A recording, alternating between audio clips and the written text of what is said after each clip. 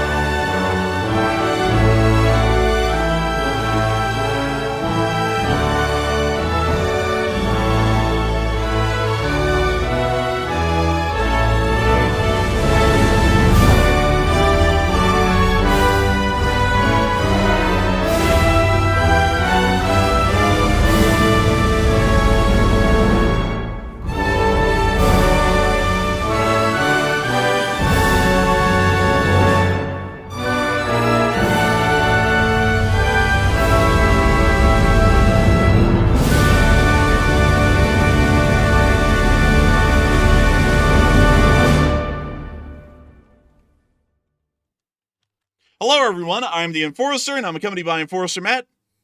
And good evening, folks. It's Enforcer Matt, and welcome back to day 1288 of the War News stream. And today we've gotten some wild news, and the headline is accurate. It's not clickbait, it is real. The U.S. president's ordered preparations for war with Russia and China. Also, Moscow is now being hit with the gas shortage as the crisis is worsening, and Iran has been exposed building nuclear weapons yet again to their own demise. And it's good to see you all once again. And of course, we're going to be covering the past 24 hours of news from around the world, as we have been able to hear significant developments from the orders of the Office of the President of the United States, as well as significant news coming out from the capital of the Russian Federation, Moscow. We have been able to hear that the President of the United States has ordered the U.S. Secretary of Defense, Pete Hegseth, to prepare for an upcoming conflict with the Russian Federation and the People's Republic of China at immediate speed, which means as fast as physically possible, as a precaution, but nevertheless showing that the foreign policy and global diplomacy situation is incredibly strenuous and greatly frayed at the moment, as it does appear that the United States is now openly war planning in preparation for a larger war with China and Russia directly. In short, a world war.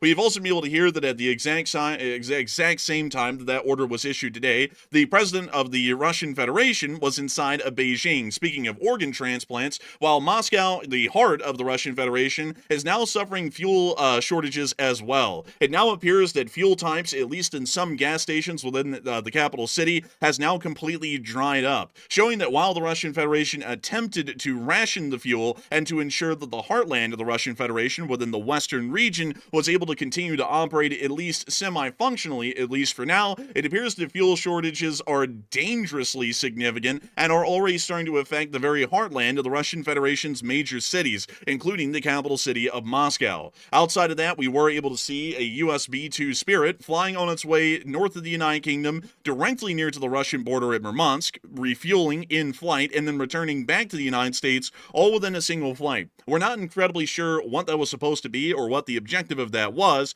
as it appears that the B-2 bomber's transponder was on the entire time, but whatever its objective was, it was to be seen since the transponder was on. Outside of that, we also were able to hear in the People's Republic of China, speaking on something that was touched on just a moment ago in greater detail, that a live mic moment accidentally happened on Chinese state TV, where Xi Jinping and Putin were speaking about organ transplants that are able to prolong their lives and possibly, and a quote according to Putin, make them immortal. Fairly interesting sort of a statement to make, and once again generally showing the kind of mindset that Xi Jinping and Vladimir Putin both have. In the meantime, the Republic of India is leaning heavily back into its roots in the BRICS alliance, as they are now purchasing more S-400 missile systems, with the Islamic Republic of Iran also rapidly ramping up its enriched uranium production. At the exact same time, significant construction projects are now underway inside the state of Israel, as it appears that the Negev nuclear research facility is now being expanded, possibly for the production and development of MIRV warheads on board Israeli nuclear missiles. We've also been able to hear that hostile actions have continued inside of southern Lebanon, the Gaza Strip, and the West Bank against proxy forces that have continued to attack Israel in the past. Moving into South America, we have also been able to hear other significant news that the USS Lake Erie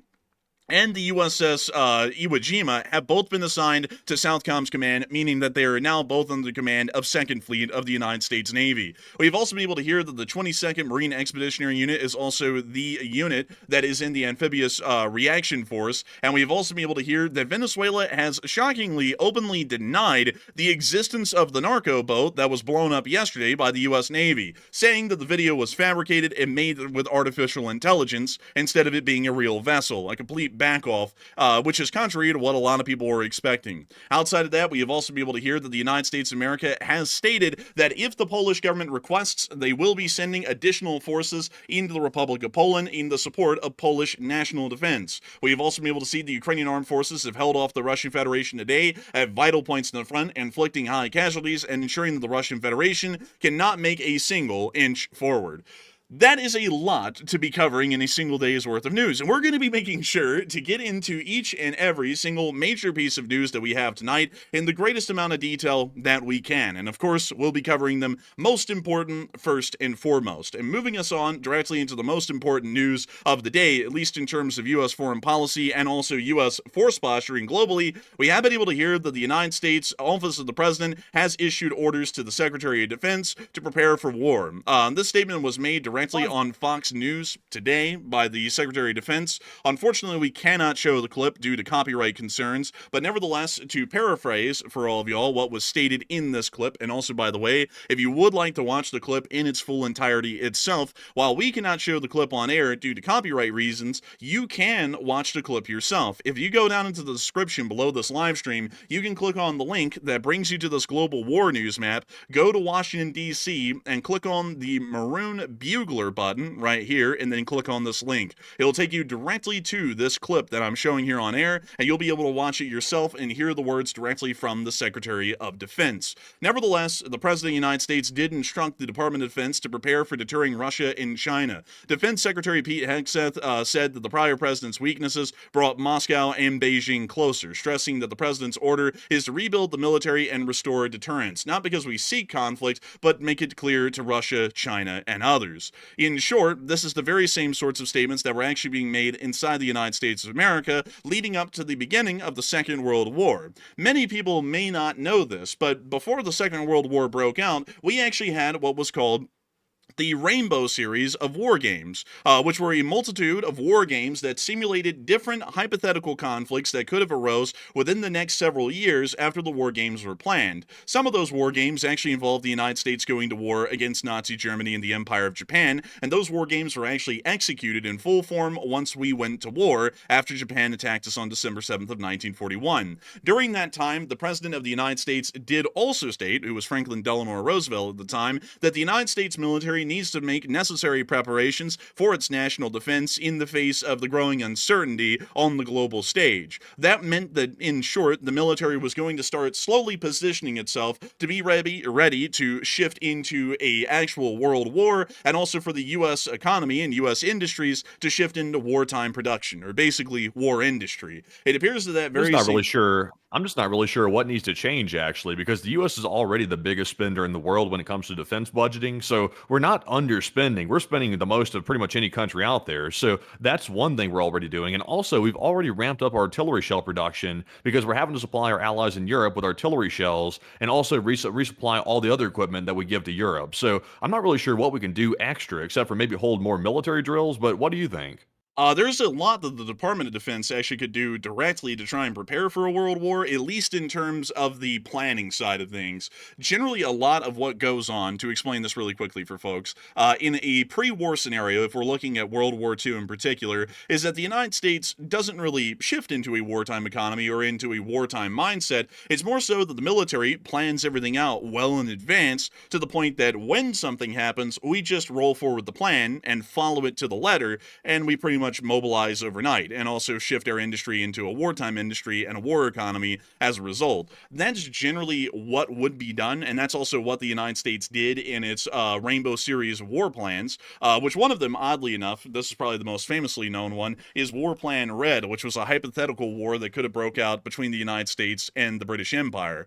But outside of that, that's generally what the current Department of Defense is going to be doing. We're most likely going to see that given down to the commanders of different theaters like EUCOM and INDOPACOM, they are most likely going to be given orders to start conducting war games, which aren't war games conducted in the field. These are more so war games that are conducted inside of a giant gym with a map laid out on the floor, or these can be done in a computer simulation these days, where we start to figure out what exactly we would need to do, and also with a hand tie behind our back, that's usually the rule, to be able to defend our common interest inside of Europe and to also defend our forces inside of East Asia while we prepare for a mobilization and an eventual counterattack after the fact. That's most likely But don't we already do that already? Like when it comes to like war gaming and war mapping, it seems like that's something we're doing already on the regular. So that was my main question. What are we really doing different? Because right now, as it stands, the U.S. military is supposed to be able to handle a two-front war at least. That's what we're supposed to be handling right now. So I'm not really sure if maybe it's just posturing or maybe it's just making statements that they're going to change something just to make it seem like we're getting ready, because the U.S. is already like ready to go right now, in my opinion.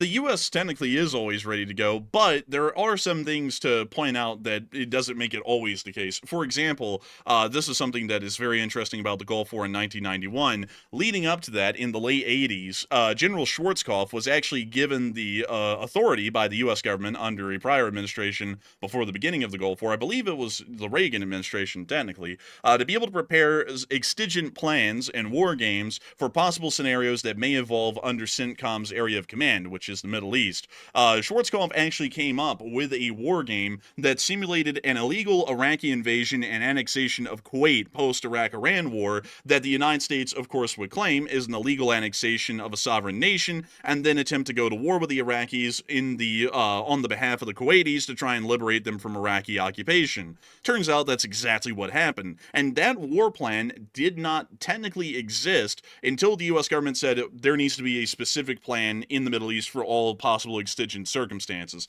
And so while we do war game, the order is most likely being given at this moment, and this is what we would generally take, that the U.S. Department of Defense needs to start war gaming off of the future hypothetical scenarios that could happen, not the ones in the present. So instead of it being a possible war of China attempting to invade Taiwan, they may actually be saying that we are going to war game direct Chinese attacks against the United States territories within the Pacific, like Guam, the U.S. bases at Okinawa, and also the U.S. bases that are in Hawaii, along with others. Those sorts of war games are the ones that most likely would be prepared at the moment, and while there generally is some planning that surrounds that, usually there isn't a lot of in-depth planning about future occurrences unless they're specifically ordered. Usually they're just trying to refine and formulate better plans based off of prior war games that were conducted several years ago that said this is what we'll be seeing in the next 3 or 4 years, and this is what the military needs to be prepared for.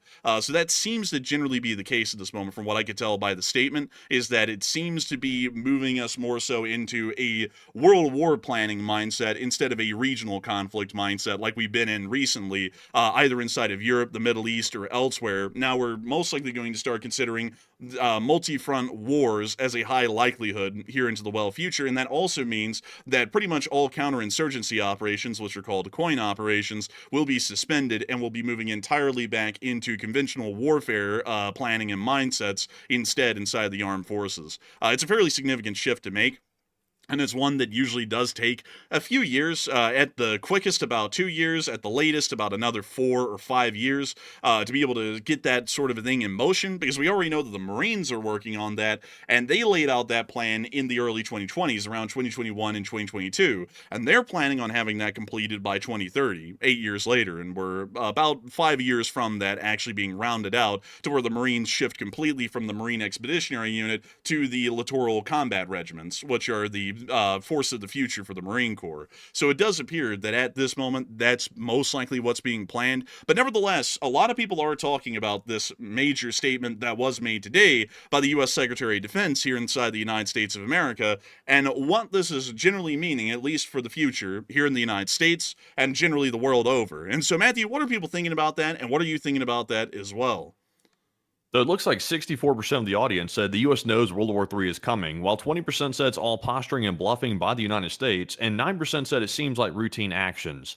And I would say this, I personally believe the U.S. always war games for situations like this. There's probably nothing changing on that front, at least in my personal opinion, but what it sounds like the U.S. is going to do is it's going to start flexing its muscles a little bit more and maybe conducting more like physical war games, like in real life, like exercises, so that way China and Russia can see our might on display. But the only problem with that is, though, while it's good to do that, it's better than doing nothing, I guess you could say, it's really not showing them anything, because China and Russia already know how strong we are as a military. The whole world knows it. The U.S. is the biggest military power in the world and the strongest, so it's really not showing anything new, but I guess it's better than nothing. So I'm going to say this. I think the U.S. knows that something major is coming. I'm not really ready to say it's World War III necessarily. It could be the start of a larger conflict in Europe, but I would say right now it's posturing, but I think the U.S. knows that something is coming. That's pretty big. But Enforcer, what say you? I would have to say that while I would like to be one that's on the positive side and say that things will turn around, I'll be honest with you all, the current developing situation over the past few months are showing that things are more so moving towards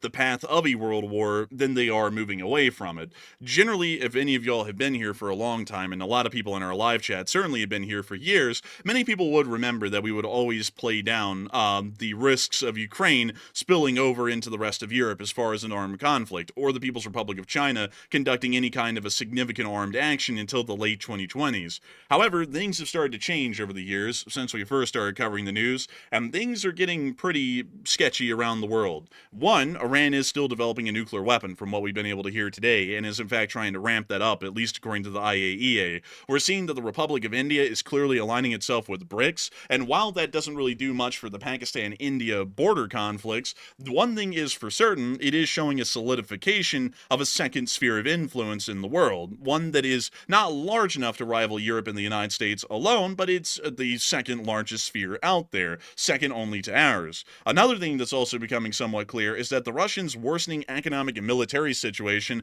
along with Russia's insistence to continue the war in Ukraine at all costs, is making it clear that they are in an all-or-nothing mindset, meaning that it is likely at this point that the Russian Federation may try and spill the conflict out of Russia and Ukraine and into the rest of Eastern Europe at large, including Finland, the Baltics, and Poland. We could also see that the People's Republic of China may consider a military action against Taiwan here within the next 2 years at a minimum, and also may attack U.S. forces in the meantime as an extension of that, considering that U.S. responses would most likely be highly likely at that point. We also are seeing on the foreign policy side of things that everyone is already responding and reacting, at least behind the curtains, like it is a beginning of a world war. The United States isn't moving forces out of Europe. We're actually saying that we are going to be moving more forces into Europe, something that usually is done in a prelude to a war.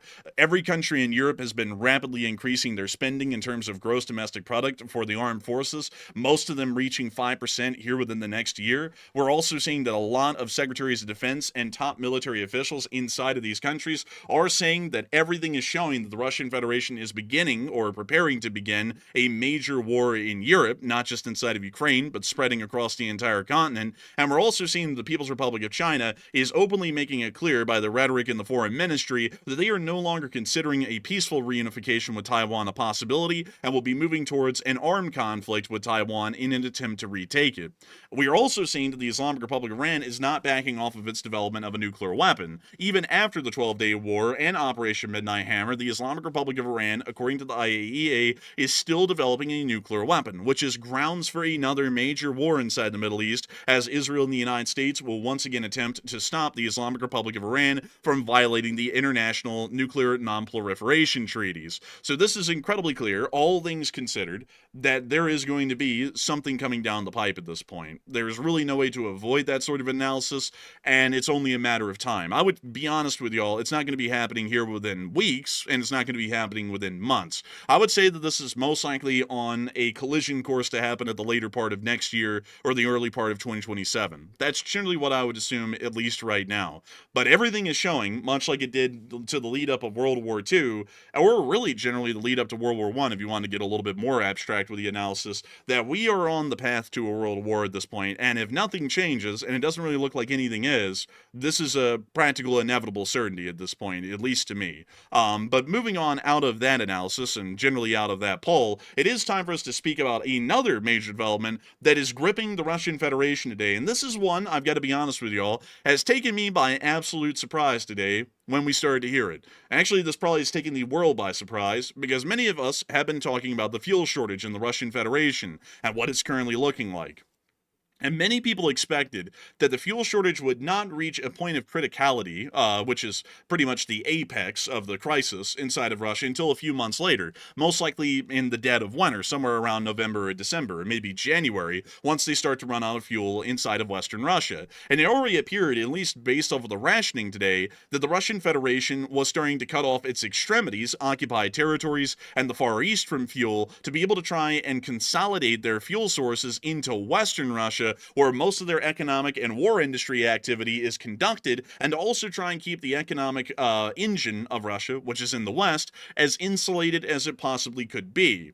For that reason, we were expecting that it's going to be months before we started to hear of fuel shortages within the heartland of Western Russia. But just yesterday, we already were starting to hear that the Saratov Oblast was being affected by fuel shortages. Fuel was quite literally running out already, with some of the fringe areas of the Saratov Oblast, the first oblast showing signs of any kind of dismay or fuel supply collapse within Western Russia. Today, in shocking news, the fuel shortage has now reached Moscow, and this is probably the most significant development that we could see. This is showing us, this video right here, that fuel supplies are critically low even inside of Western Russia at this moment, and the fuel supply's logistical capacity is at its absolute breaking limit. Even with the Russians trying to conserve fuel resources, it doesn't appear that they rationed them properly, and they waited until the very last minute to start cutting off the extremities of their country and occupied territories from fuel consumption, but it was pretty much too late. Too little and too late. The fuel shortage has now reached Moscow. We can already see large queues here at this gas station within the city as citizens wait for fuel, and it doesn't appear that there is any available whatsoever. We can also see this person here stating that there doesn't really seem to be any gas. And we can also see the citizen here inside their car waiting in the line to be able to try and get some fuel. That's crazy. It's expanded to Moscow. You would think that Moscow would have been protected from it, or at least would have been prioritized in some way or another. But even if they're trying to prioritize Moscow, with it hitting, and that obviously the capital city now, it's like that shows you it's getting pretty damn bad. It's getting extremely bad. At this point, it's best to be described as a fuel crisis. It's not even a fuel, I guess you could say, emergency. It's a fuel crisis at this point, and it appears that it's going to be rapidly spreading even through the heartland of Russia just within the next 2 weeks, highly likely. It does appear, and also to describe really quickly why this is important that it hit Moscow. Moscow is not just the seat of power of the Russian Federation's central government. It also is the home to around 10% of the Russian people. Around 10 million million people live inside of the city of Moscow and its metropolitan area. There are only 111 million people living inside the Russian Federation, meaning that Moscow is quite literally 10% of the entire country. You don't really find that kind of population density in most countries worldwide. It's actually a little bit rare to see that their capital city holds that many people and is that large of a part of their nation, except for some European countries like Paris and the United Kingdom, where that is still the case. Nonetheless, however, if Moscow is running out of fuel, that means that 10% of the entire gross domestic product of the Russian Federation, if we were to count the population as a direct comparison to gross domestic product, is now at threat of losing their fuel supplies. And not only that, that means that the civilian populace nationwide will most likely be losing access to most types of publicly available fuel products, most likely within the next few weeks, with some areas possibly holding out for another month or two before their fuel supplies also completely run out. This is all coming in the midst, by the way, of the war in Ukraine still rolling on, and the Russian Federation preparing for another major offensive in the Donbass, although their fuel supplies are dwindling. Offensives are generally considered to be incredibly fuel consumptive due to the supply demands of keeping an offensive running and making sure that supply vehicles such as trains and trucks are able to have enough fuel to be able to get more munitions and supplies to the frontline fighting troops, but it also is fuel consumptive due to the fact that Russia is most likely amassing a large number of the remaining armored personnel carriers and main battle tanks to conduct this offensive. And considering that those vehicles are very consumptive in terms of fuel, that also will mean, in an extension, that will be adding to the siphoning of fuel from the Russian civilian industries and economy and back into the Russian military, in a situation where we're already looking at an absolute fuel crisis throughout the entirety of the Russian Federation, now including the capital of Russia. And a lot of people are wondering what is going to be coming here in the future as a result of this fuel crisis. It is devolving faster than we could have ever expected at this moment, and a fuel shortage inside the capital city, home to 10% of the population, is the thing that we would have expected the absolute least. But nevertheless, Matthew, what are people thinking about that, and what are you thinking about that as well? So it looks like 55% of the audience said no, the military will remain fueled in Russia, while 28% said yes, the military will run out next, and 13% said I'm 50-50 on this one, it could happen or might not happen.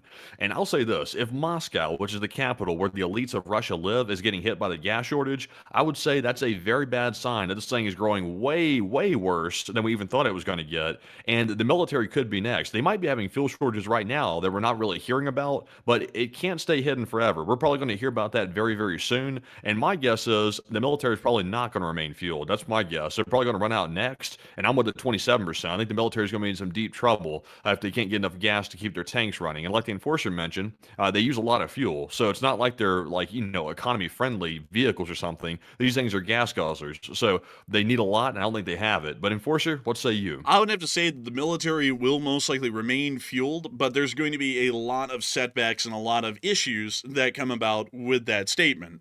One, the military always will be prioritized for fuel. That is always a guaranteed certainty. In any kind of a conflict anywhere in the world, in any historical situation, especially in the industrial era, like we've seen for World War I and World War II, the military is always going to be prioritized in every nation for fuels. That's just a guarantee. The problem is, however, is that countries like Nazi Germany, which also appeared, didn't appear, they quite literally statistically were running out of fuel by the end of the Second World War, started to run into some considerable issues because of that. For one, having a spare surplus of fuel that you can just consume at whim is a very important thing. It allows for orders to be issued faster if radios fail. It allows for troops to be highly maneuverable due to the fact that they can conduct unnecessary maneuvers in terms of fuel consumption. You can also allow for a greater supply capacity due to being able to run more frequent trains, aircraft, or trucks. Generally, if you are running out of fuel, you are not allowed any of those liberties to be able to conduct those sorts of resource consumptive actions.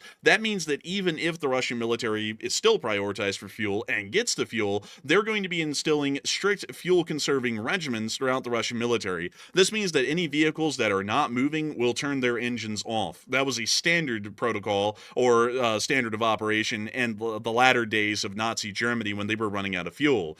Unnecessary maneuvers will be completely cut out. If a maneuver does not need to happen and it seems like something that is generally more a precautionary action than a necessary one, the maneuver will not happen. happen due to consuming too much fuel. Units will most likely be rationed specific amounts of fuel that they will be able to use month to month or week to week, which means that those brigade or regimental level commanders will have to make the decision on what maneuvers they take, and when sometimes they're just going to have to hold their ground and take the brunt of a Ukrainian attack whenever they have to, because they cannot maneuver otherwise without fuel. These sorts of things are going to start causing major problems for Russia. On top of that, it could cause a major problem for this upcoming possible offensive, which is going to be happening in Donetsk. If the Russians go forward with that, they can prioritize the fuel resources for now for those vehicles. But that does not mean that they're going to have enough fuel to be able to keep the war going like it has been for 3.5 years after the fact. This offensive may end up becoming their Ardennes offensive, as some people would know it, the Battle of the Bulge here in America. And that may be the one that eats up the remaining amount of fuel resources and also vehicles that the Russians have left militarily, and pretty much leave the Russians up the creek without a paddle after this offensive has concluded. On top of that, another thing that has to be considered is that while the military will be prioritized for fuel, at least for now, and this won't have a direct impact on them, possibly for several more months, most likely until the beginning of next year, the civilian population is in a totally different window. Fuel is insanely expensive if it's even available at all, and in some places, fuel just simply isn't even present to be purchased. A lot of people are not able to get to their jobs any longer for that reason, and a lot of commercial undertakings, commercial industries, are also not able to be operated at any level of efficiency any longer for that reason, due to a lack of their workers not showing up to work because they can't get to work, and also due to the additional fact that they may not be able to operate their vehicles either, and supplies might not even be able to come into their war industries and factories to keep them running. Also, agricultural industries will be greatly affected by this as well, as all modern agriculture, at least in most developed countries, is industrial in form.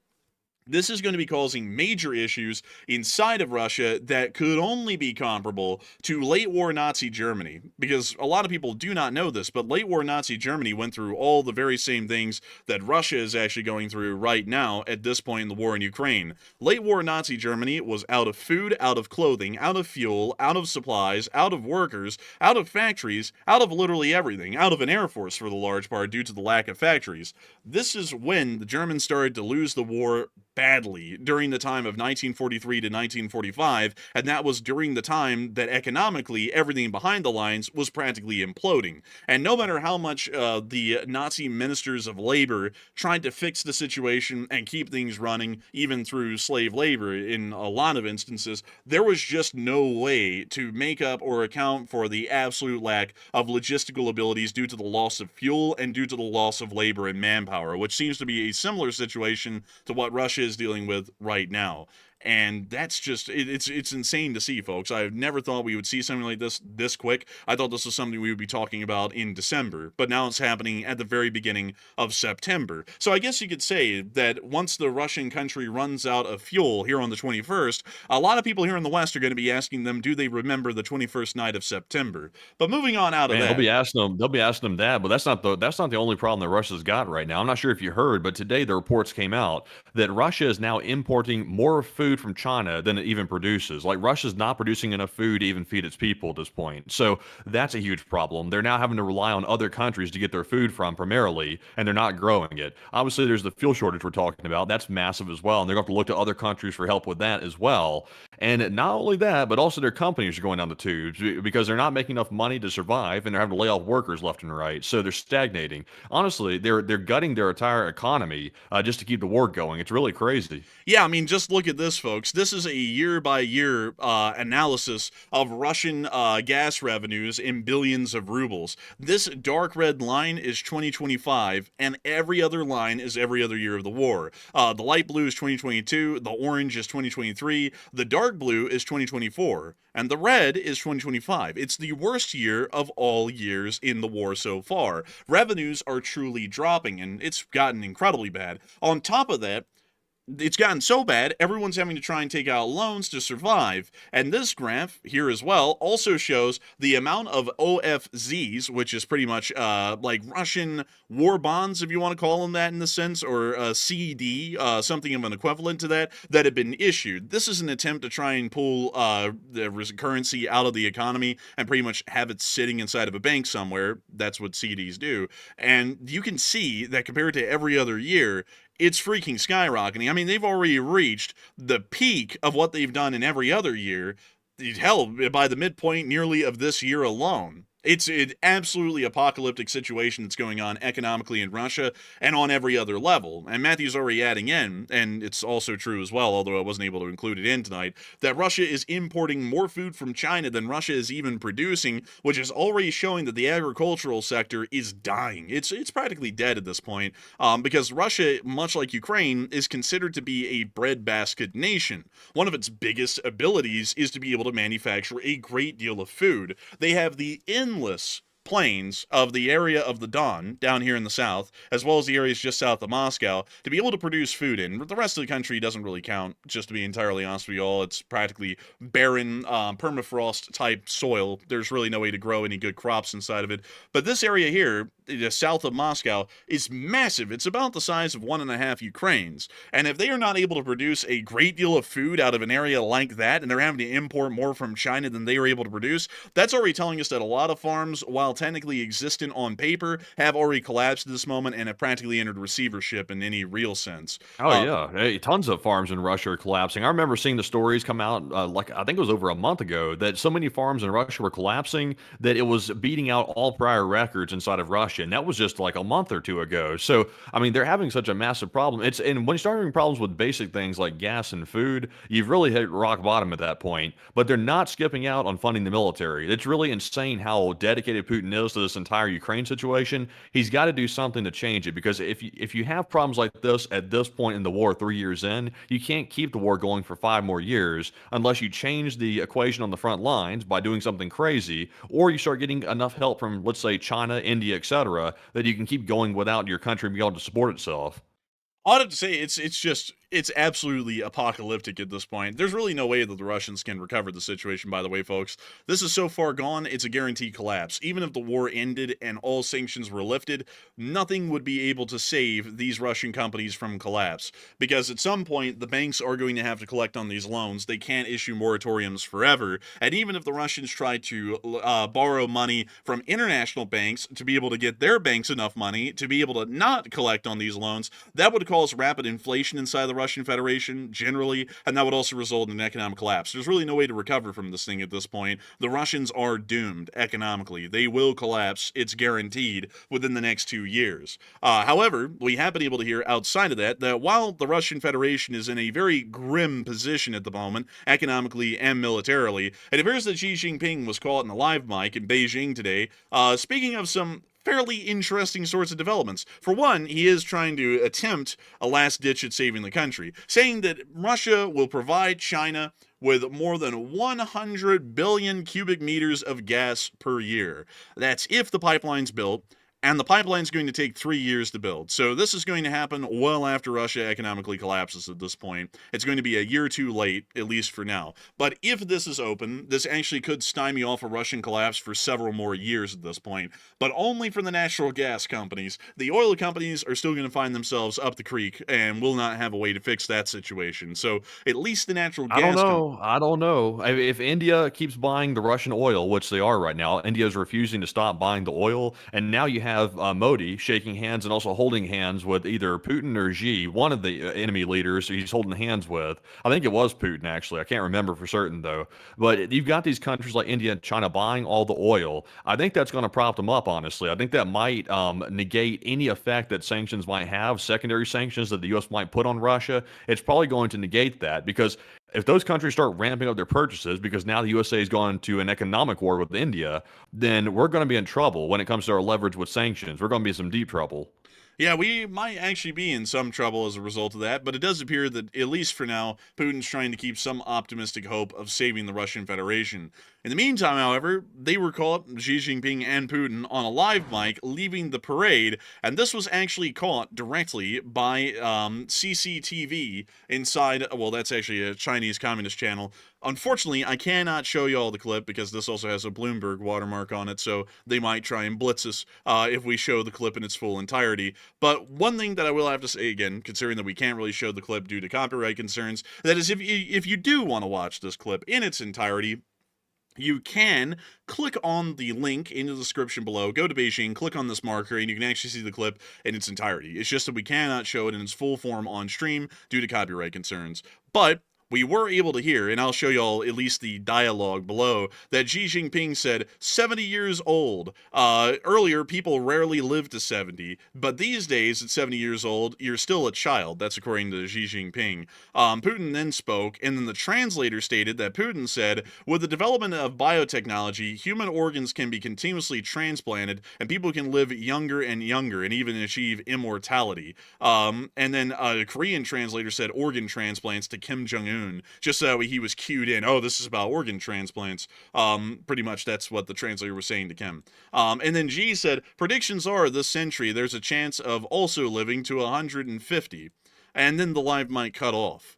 But this is probably one of the craziest things that I've ever heard, because everyone knows that the Chinese have always been claimed to be human organ harvesters, usually in an illegal form, and this pretty much verifies that in every single way that you could imagine. This is Xi Jinping himself bringing up the conversation about, hey, it's a great thing that we can just take organs from people, plop them in ourselves like a brand new engine, and just keep running for a little bit longer. It's just absolutely bizarre kind of stuff. Yeah, and then It's Putin, it's so sick. It's like also like you're saying, it's like you mentioned, the allegations have been lobbed around for decades, and for a while people were saying it was a conspiracy theory. They were saying there's no way the Chinese government's harvesting organs. Well, it's like where is Xi getting these organs from? Is if he's talking about you can be immortal by transplanting new organs in your body, then where's he getting them from? Because you can't just get those from random people unless you obviously the person passes on or something. So I don't know. I mean, that sounds pretty bad. I've heard reports, and hopefully, can we go into this, Enforcer? Or is this something that YouTube's going to be weird about if we talk about it? YouTube probably wouldn't be weird about it. You're going to speak about what the Speaker of the House said today? Now, I was going to mention some allegations against China about these vans that go around, sort of getting people off the street, and they put them in the van, and they dispatch them, and then they take their organs. Oh, the execution vans, yeah.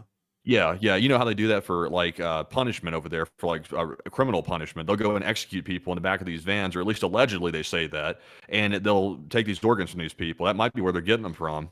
Well, generally, there's actually another idea of where they're getting them from, and it's actually in Xinjiang province in far west China, and I think a lot of people know where this is going. But I'll Yeah, that explain one's it. sketchy. I'll explain it though really quickly, because the Speaker of the House did speak on it today, and this is something that we probably might want to bring up to kind of let folks know what the United States is up against in the world, or at least the kind of evils that exist in the world today. Now, that one right there might be something that might be a huge YouTube red flag. I know that one is. That one's been one for a long time. Well, I mean, I think the winds might be changing on YouTube a good bit about that sort of a thing, because I've seen that the Speaker of the House was speaking about it, and a lot of videos were published on YouTube about it today, and it appears that they got a lot of traction. So I generally don't think. I'll shy away from that one. That one's usually gotten people in trouble. Beyond that, however, folks, it appears that at least within the western area of China, there's a fairly significant compulsory organ harvesting sort of an operation, to put it that way, at least from what we're believing and what's being said. Of course, a lot like the reports on concentration camps in Germany before the United States was able to liberate a concentration camp, at this point, it's largely rumor. But considering that we had a pretty decent knowledge by 1940 of what was going on inside of German concentration camps, with some decent accuracy, the reports coming out of Western China are most likely accurate about that sort of an ongoing situation.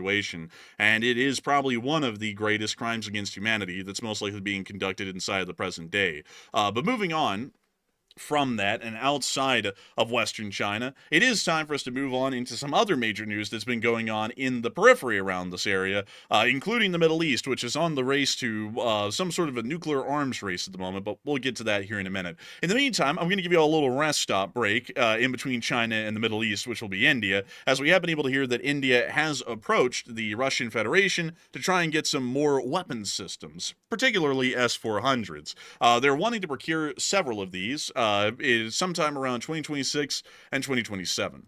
Outside of that, however, it does appear that a lot of people are also talking about the ongoing situation between the Russian Federation and the People's Republic of China. And so, Matthew, what are people thinking about that, and what are you thinking about that as well? All right. So, like I mentioned earlier, the reports are now saying that Russia is importing more food from China and overseas than Russia can even produce domestically, which is appalling to say the least. And will China keep helping to supply Russia with food and also supply them with other essentials at this point as well? So, 69%, nice, said yes, China wants to help, while 14% said it's too early to tell, and 11% said no, China will stop very soon. And me personally, here's my new hunch. I think China is more than happy to help because I doubt that this is coming without strings attached with it. Now, remember, the thing that China usually does through their Belt and Road Initiative is they'll come into countries that are in dire need of help. They will provide that help in exchange for basically making that country a slave to China. It's basically economic slavery that China does around the world, and I think they're eyeballing Russia as their next economic slave. I think they're going to try to do that, and I think that's why China wants to help so desperately because they see a chance here to get Russia permanently under their wing, and they know they're in a desperate spot, and China is more than happy to take advantage while they're in that position. So I think China will do it for two reasons, mainly that one, and also secondarily, they need a military ally, and Russia is much better cohesive than collapsed. So, Enforcer, what say you? I would have to say that China certainly does want to help. This would be a way to get Russia into economic servitude, in a sense, much like the Chinese have done with multiple other countries through the One Belt, One Road initiative. And also considering that the Russians are a major natural resources or raw materials exporter, this would be a massive benefit for the People's Republic of China to have that kind of ace up their sleeve. Pretty much a resource colony for the larger sense. And so for that reason, I would say that it's highly likely that the Chinese do want to help the Russian Federation and are actively helping them right now at the moment. But with that, I hope that does address that well, at least in my opinion. I would have to agree with the 69%. Nice. And moving on from that and on into the Middle East, it's now time for us to get on into all of the juice that's coming out of the Middle East. Because if you all thought that today was a slow day in the Middle East, you'd be mistaken. We were able to hear that according to the International Agency or the International Atomic Energy Agency, the IAEA, that Iran is accelerating production of highly enriched uranium, which is weapons-grade uranium, at a 90% enrichment. This means that the Iranians still have intact enrichment facilities and are still working towards a nuclear weapon, meaning that the United States and Israel must take action immediately to be able to try and mitigate the situation and also stop Iran from actually developing and using a nuclear weapon. We have also been able to hear at the same time inside of Israel, it appears that the Israelis are kind of racing in a nuclear arms sense in their own way. We can actually see here from a satellite picture taken in the Negev desert of the Negev Nuclear Research Center, or the full name, the Shimon Peres Negev Nuclear Research Center, that it appears that they are constructing some sort of a new site right behind the research reactor. To show you all this facility really quickly, it's actually pretty interesting. It's in the middle of the desert, right here, and they have this nice patch of green grass here in the middle of a desert, the Negev desert, technically. Literally in the middle of nowhere. But outside of that, this little reactor here is a lot like the IR-40 reactor that the Israelis had at Iraq. It is a research reactor, and through the use of this research reactor, which uses heavy water, they are able to produce plutonium, which is able to create nuclear warheads. You can create nuclear warheads out of plutonium.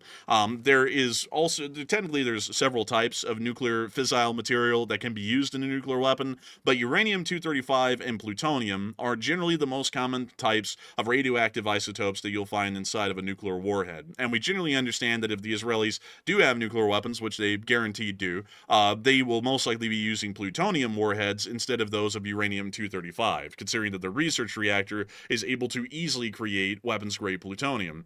However, we can see here that there is new construction happening at the facility, and it's believed by some analysis that's far beyond my pay grade, to be entirely honest with y'all, as I don't really know a lot about this side of nuclear weapons infrastructure. Experts say it may be a new heavy water reactor or facility to assemble warheads, but nobody really knows for sure. But it does appear that the facility is being expanded a great deal with the construction of this new hall, and it's a little bit unknown what the intentions are, but either way, it will be helping them to further create more weapons-grade plutonium, or it will allow them to produce more heavy water, which can be used to facilitate a more continuous operation of this research reactor, or a second research reactor which may be built at this facility, further increasing the amount of available plutonium.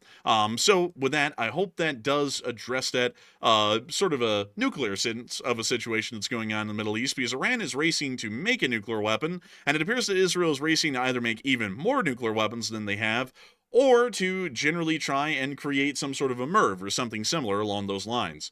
Outside of that, we were able to see that the Israelis are continuing their hostile actions inside of southern Lebanon against Hezbollah in these airstrikes. And we were also able to see that in this clip as well. Moving on out of that, we also were able to hear that the President of the United States has demanded the following from Hamas. Tell Hamas to immediately give back all 20 hostages, not 2 or 5 or 7, and things will change rapidly. It will end. I've got to be honest with you. How many times have they said that at this point? I mean, hasn't the U.S. said that like 30 times or something? Like this feels like Groundhog Day. It does feel like Groundhog Day. This has been going on the entire time the president has been the president, and they are not giving them up. I'll be honest with you all. The truth is, and this is a bit of a morbid one, but this is most likely the truth, Hamas isn't giving up the remaining 20 hostages because they most likely have died in Hamas captivity, is the high likelihood of the truth. We've already seen that the IDF has found several of the hostages dead inside the Gaza Strip, meaning that it's likely that the remaining 20 are also dead as well, and that's why Hamas is not willing to release them. They've quite literally released every single other hostage out of the hundreds that they had after the October 7th attack in 2023, except for these 20. And it's like, why in the world are they so insistent on keeping those 20 when they've released every other? It's because they can't release them. If they release them, they're releasing their remains. And at that point, the Israelis are going to be just beating the hell out of them in pretty much payback for what they did to those hostages. That's the truth of it. Well, and also, even if the hostages, and hopefully the hostages still are alive, I hope that's the best case scenario right there, is they still are alive. But even if they are alive, the Hamas fighters can't even let them out, because if they do, well, it's going to remove all leverage that those terrorist forces have, and the terrorists are going to try to survive at all costs. So they're not going to give up their only leverage. They're going to keep those hostages to make sure that they have an insurance policy. But I'm kind of with you. I believe, unfortunately, I think the hostages might be unfortunately a lost cause, and of course that's very sad to say that, but they're so deep in Hamas territory. It's just a bad situation. Even if they're alive to like mount a rescue operation, it is next to impossible to get through all those defenses, find those hostages, and then get them out. It is nearly impossible. I would have to say it's most likely going to be impossible, but I also would have to say, folks, that the high likelihood is that a lot of these hostages have died inside of captivity. And a lot of people would like to say they're probably alive, and that would be a great thing to think, but they've released every other one. Why not these 20? We've been demanding the release of these remaining 20 hostages for months. Over the prior examples that Hamas laid out, they would release several hostages every month or two, and until it got down to these last 20. So why in the world are the last 20 not being given over? It's not like the Israelis' offensive is stopping because they have 20 hostages. It's still going on, and they're looking for these hostages actively at the moment. If they are not able to find these hostages, they're most likely have already passed away at this point, and Hamas doesn't want the public to know that these that 20 hostages died inside of their custody. And also on top of that, if they release them to Israel, do you think that the Israelis would back off? No, they're going to go even harder on Hamas at that point. So it'd be better for Hamas to make sure that that's a best-kept secret for as long as possible until the IDF finds out on the ground inside of the Strip, which most likely will be coming sooner rather than later. But moving on from that and into the UAE, we were able to hear that for one of the rare times ever, the UAE has actually warned the U.S. that Israeli annexations in the West Bank would harm the Abraham Accords and undermine the president's hopes of expanding them. One of the first times the UAE has ever made an official comment, at least recently, on the situation going on inside of Israel, the West Bank, and the Gaza Strip. So a fairly interesting sort of a thing to see, and I just wanted to point out that the UAE made a statement at all, which was very shocking in its own right. But moving on out of the Middle East, it's now time for us to move all the way over and into the Americas. Crazily enough, this is now a news segment. Did I ever expect this to be a news segment? No. But it's a one hell of a segment. It's an interesting one, to say the least. So, where should we begin? Or better yet, should we begin right now? Because right now at the moment, folks, in the first hour of the stream, 90,000 people have watched, and we also have 18.7 thousand people here at the moment, which is quite a huge amount, I have to say. And I have to give a huge thanks to everyone who has been watching tonight. And if you've been enjoying so far, please do make sure to subscribe. We covered this news each and every single day, like clockwork, literally every single day, except for Mondays, and every single night that we run the show. Every night but Monday, we run these streams at 10 p.m. Eastern Time. time. So if you do enjoy this news and you would like to see more of it, make sure to subscribe and hit the bell button, because you will be able to get notifications, hopefully from YouTube, when these streams go live, to be able to be here and listen to the news every single night. But before we move on into all of the news from the Americas, or generally the shocking statement that was made by the Venezuelan government today, I want to make sure that we get at least a couple of questions before we move on into this segment and the rest of the news that we have coming out of Europe, which is quite a lot. So, Matthew, what do we got? All right, so jumping into our first super chat segment of the night, we're going to grab 3 and then jump right back to our live chat, or our live news, actually. And also, by the way, I want to say this up front, folks. Apologies if the audio is not up to par tonight, because I'm still on my traveling trip trying to find our new place in Utah. So if the audio sounds a little bit lower, that's why it is the case. But anyways, jumping right into our first super chat, this one goes to LC39A. And of course, he is a channel legend and throws in a $153 donation. Absolutely massive support, by the way. And thank you very much, LC39A, for that support. He said, World War III, while I lived a long life. Well, what about the rest of us? What about us, though?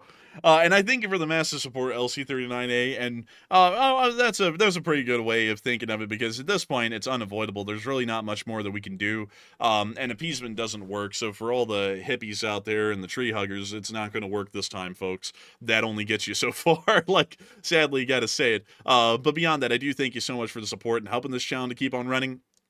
Because it is folks like you who have helped this channel and made it possible so that way we can keep covering the news up until this moment. This channel started covering the war in Ukraine. Now it's gotten into covering the beginning of what appears to be a third world war. So a little bit of an interesting escalation of events that's happened over nearly 1,300 days. And I gotta say, quite a bizarre one. I didn't really expect for the whole thing to go this way back then. Like, I'll be honest with y'all, folks, this was the least likely thing that I ever expected was going to be coming down the pipe, was a third world war. I thought that the war in Ukraine was big, but I didn't think it would ever start to create a catalyst for the whole world to start descending into something like we're seeing right now. And 1,300 days later, totally different sort of a scenario. But still, a massive thanks to you so much once again for the support and helping this channel to keep on running. Because if it wasn't for folks like you, we wouldn't be able to keep this channel running, and we wouldn't be able to make it possible. So a massive, huge thanks to you so much once again. And also, really quickly, folks, I thought I'd take a little bit of a laugh here, because I just started thinking about that to show y'all how much things have changed from when we first started covering the news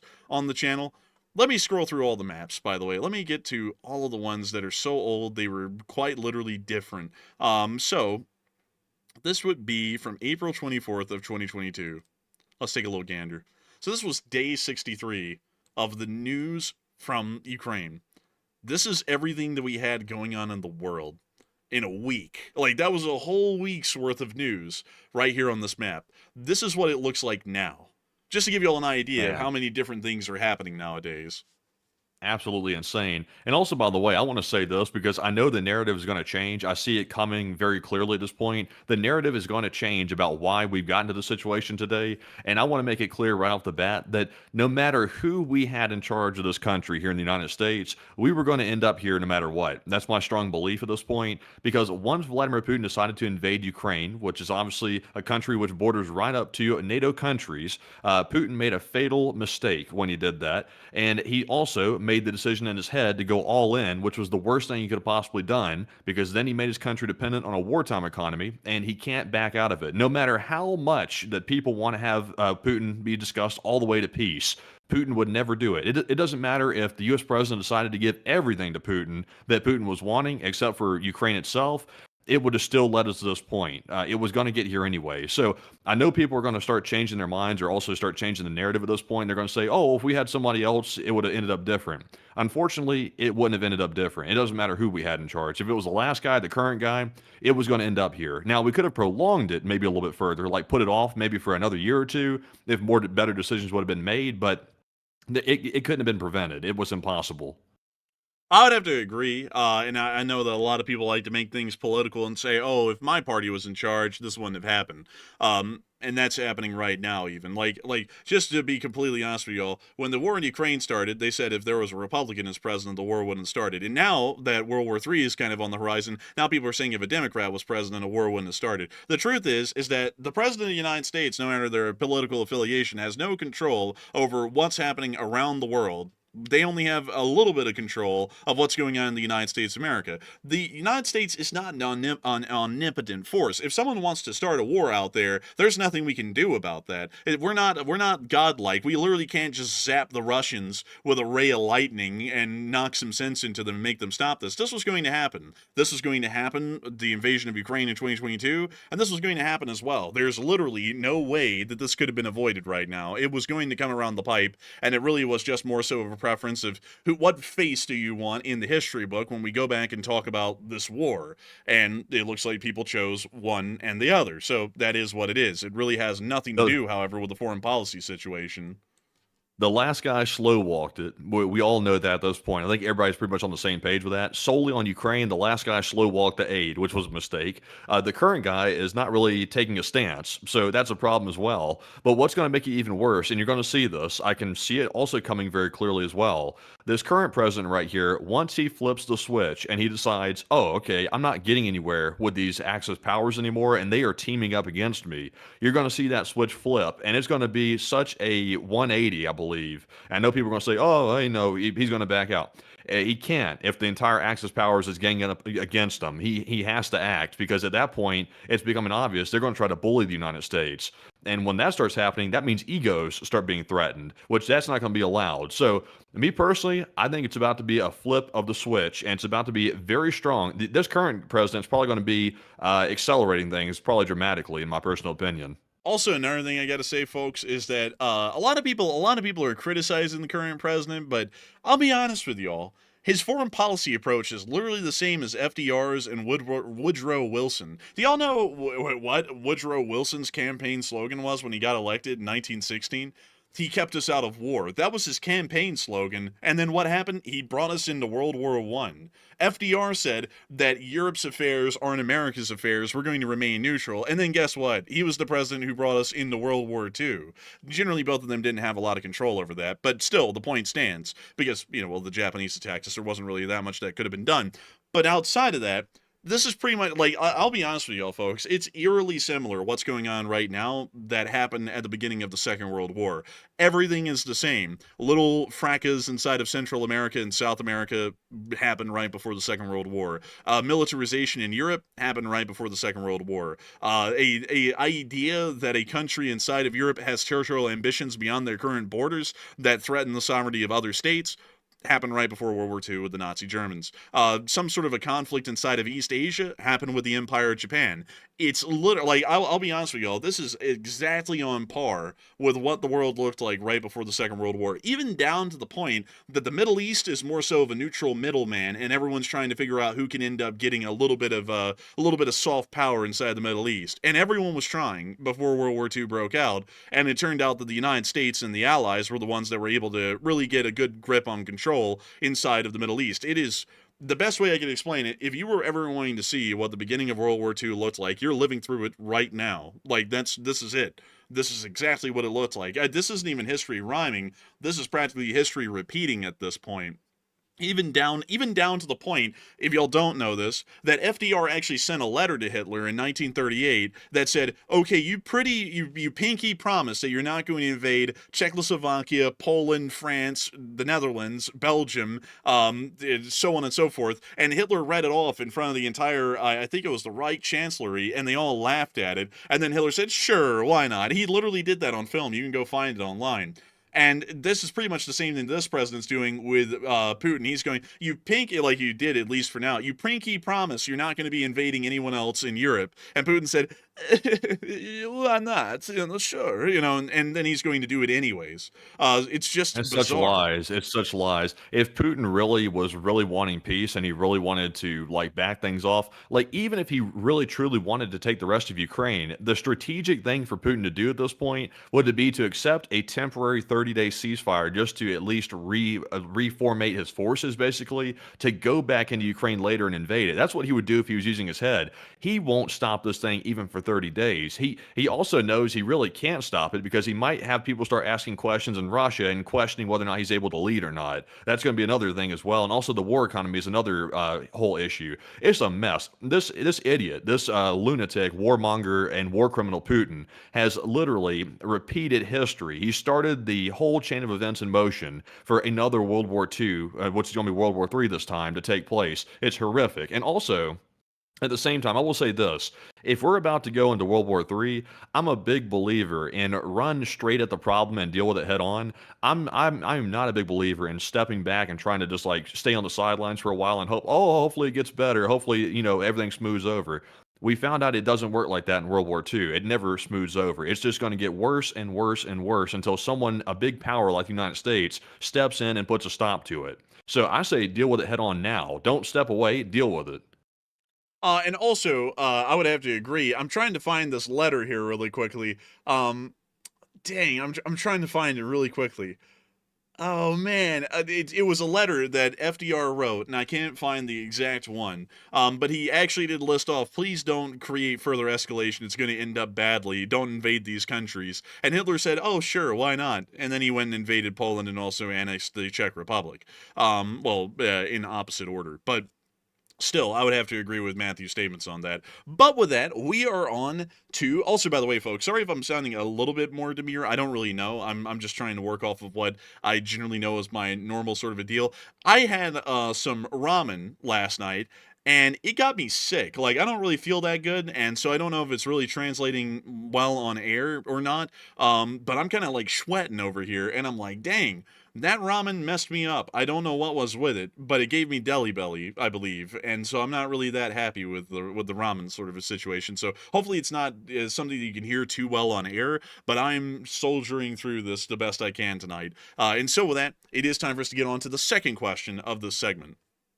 All right, so our second super chat goes to Up Zulu, who puts in a $120 donation, and thank you very much, Up Zulu, for that support, and we do appreciate that. He said, hello, enforcers, and thank you for the news you bring, and I've been watching for about 2 years now, and haven't been able to donate until now, and I hope this helps. And my question is, what do you think the likelihood is of entering World War III by 2030? Is it likely or unlikely? I would have to say thank you so much, Up Zulu, for the massive, humongous support. We're greatly appreciative of it, and we got to thank you so much for helping this channel to keep on running and making this thing possible. It's an absolutely incredible and wonderful thing to know that folks like you enjoy this channel so much that you would like to support it and help us to keep this thing rolling. And also, on top of that, I'd have to say, Up Zulu, that my prediction of a third world war happening by 2030 at this going rate, and once again I want to say that it's entirely dependent on today. It may change completely tomorrow or the next week or even in the next years, but I would say that right now my prediction of a world war happening by 2030 would be around 60% probability. It's more so on the majority side than it is on the minority side of happening.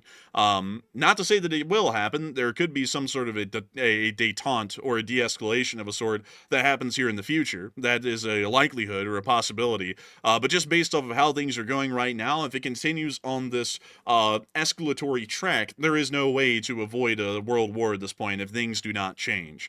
So I would say that the odds have increased, at least by 2030, in my opinion. I would say that it's somewhere around 60%. And so with that, I hope that does address it the best I can, Up Zulu, and a massive, humongous thanks to you so much for the support and helping this channel to keep on running, because if it wasn't for folks like you, we wouldn't be able to make this channel possible, and we wouldn't be able to keep it running. So a massive, humongous thanks to you once again. And with that, we are on into the last question in the segment, and then we're going to be moving on into the news. And also, Samyam in the live chat said, is this insider info? I swear this guy's got insider info right here. These guys have connections.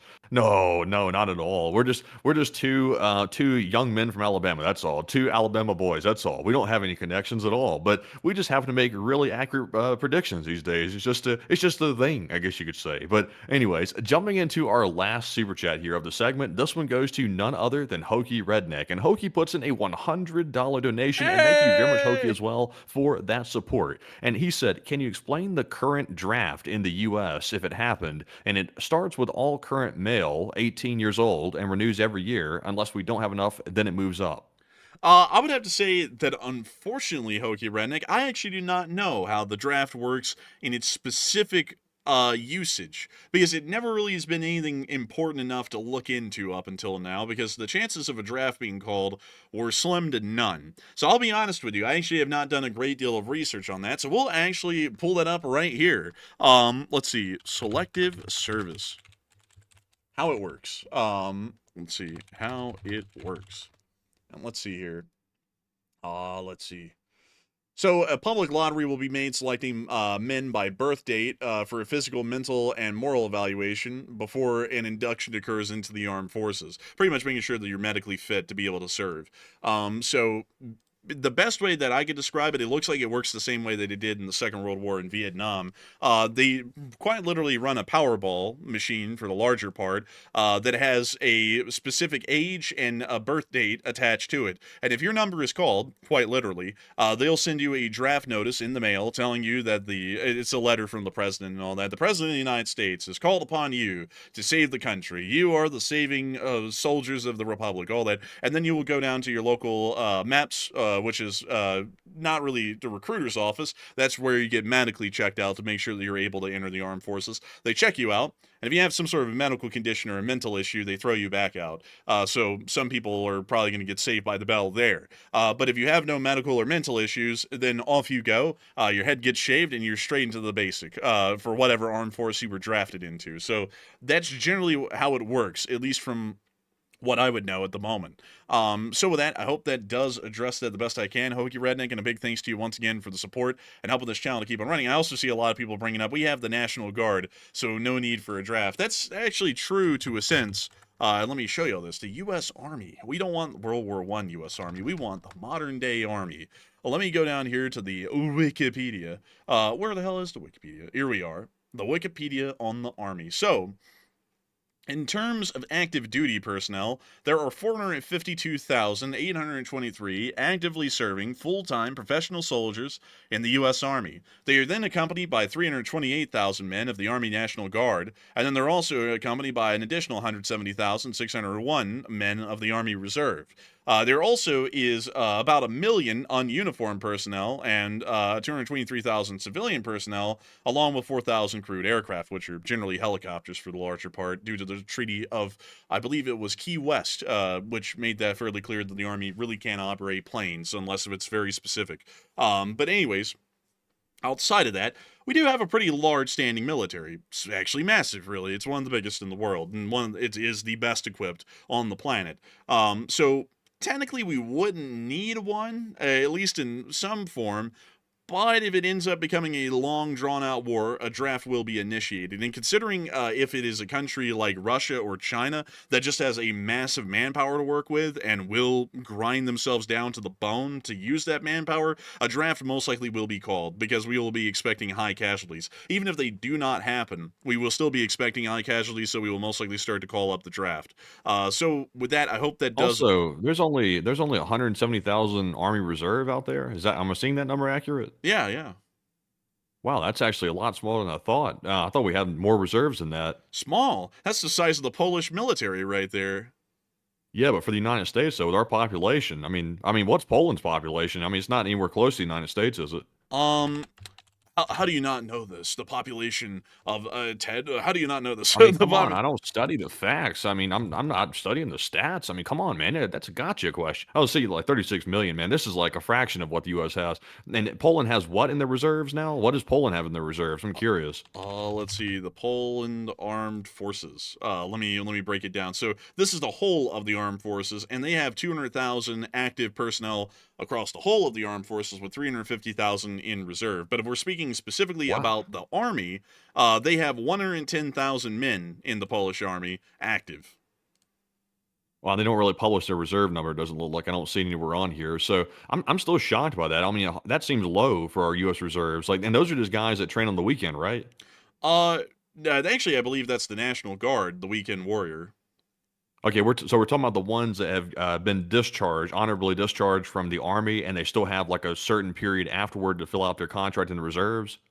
I believe so. I think that would technically be correct. I would actually be honest with y'all folks. I don't really look too much into the Army Reserve because it's the Army Reserve. Generally, you want to look at the regular Army because they're the ones who are going to be used for most everything, and also the National Guard to some extent. But I don't really know exactly, Matthew, how the the Army Reserve will work. I know the Army National Guard is the weekend warrior sort of thing where you show up for a weekend every month, and do some training or some sort of an exercise, or just generally show up. But I think that might be the same for the Army Reserve, but I don't really know. Interesting. I see some people saying that I'm right, and some people are saying I'm lost. So I'm not really sure who's right at this point. I'm not sure if anybody really is on the same page with this one. I thought I'd be honest with you. I've never seen the chat, so yeah, there's some more opinions. Honestly, I'm not sure if anybody knows the right answer to this. If someone in the chat though has served in the military and you know that for a fact, like just put it, like tag me and let me know because I'd be curious to know. And also, I see some people saying you were confused. Well, I thank you for saying that, but can you explain how we are confused? Like, I would like to know. We would like to know because any information that we can be provided that helps us to talk about stuff on the show, we would be more than happy to hear it. So, Okay. I got it right here. Jacob, who's apparently active duty U.S. Air Force, said Army Reserves are the more formal version of the National Guard and fully federal. So I know the National Guard are weekend warriors. They show up on the weekend, they do their training, they put their time in on the weekend. But the Army Reserves must be, I guess, more than that. I guess it's more than just the weekend, but I'm not really sure exactly what their schedule would look like. let me go down and look at their organizational structure if they have it here. That ought to tell us a lot. So, they don't have it. So, like, damn it, they don't have it. So I can't. Wait, well, hold up. Maybe they do. Maybe it's on another page. Um, let's see. Officer rank, list of ranks, Army medical. We don't want to know about the medical department specifically. We don't want to know about the spec ops either.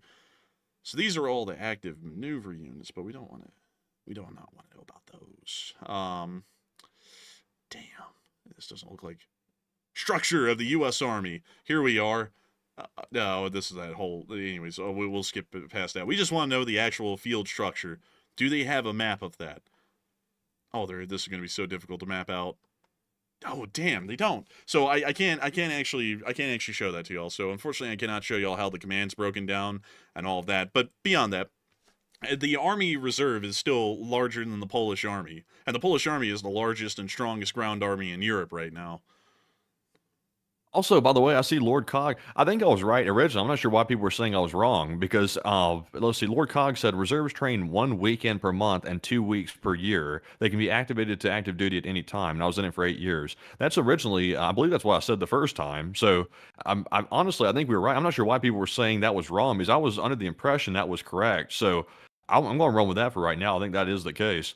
Yeah, I think that is the case. But anyways, with that, I hope we addressed that the best we can, Okie Redneck, and a massive thanks to you once again for the support and helping this channel to keep on running. And with that, folks, it's time for us to get on through the rest of the news that we have for the night. And moving on from that and on into Venezuela, we were able to hear an official statement by the Venezuelan government. They've outright denied that the attack on the narco boat even happened. The Venezuelan's communications minister alleges that the U.S. strike on a drug boat is fake news, that the video was generated by AI. So the Venezuelans are the first country on the planet that have whipped out the "no, that's AI" move ever in the foreign policy playbook. I've never seen that before, and I think that's the first of many times that that'll be used. But they completely denied that the attack even happened at all. Although 11 guys are claimed to have been killed in that strike.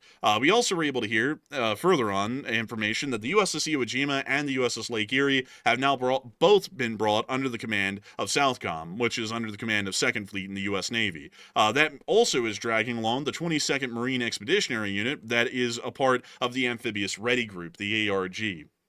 The 22nd MEU is a somewhat older unit in design, close to a regimental-sized unit. That's what an MEU generally is. It's similar in form to the Littoral Combat Regiment, but different in some extent, and that this can be deployed globally. A Littoral Combat Regiment is specifically designed for Pacific island-hopping warfare. That's kind of the difference between the two. But outside of that, this is the unit, the MEU, that is inside of the 22nd, actually the Amphibious Ready Group that's in the area of the Caribbean, but it is the 22nd MEU. Sorry, folks, I was getting confused with the numbering conventions there. We also were able to hear that apparently some satellite photography came out of the vessels underway. We were able to see USS San Antonio, well, actually the Fort Lauderdale, as well as Well, actually, sorry, correction, everyone. I was getting so confused there. I thought I was going crazy, but it says it's either the USS Fort Lauderdale or it's the USS San Antonio on both of these. I was like, am I losing my mind here, or am I seeing Fort Lauderdale twice? And I was seeing it twice, so I'm not losing my mind.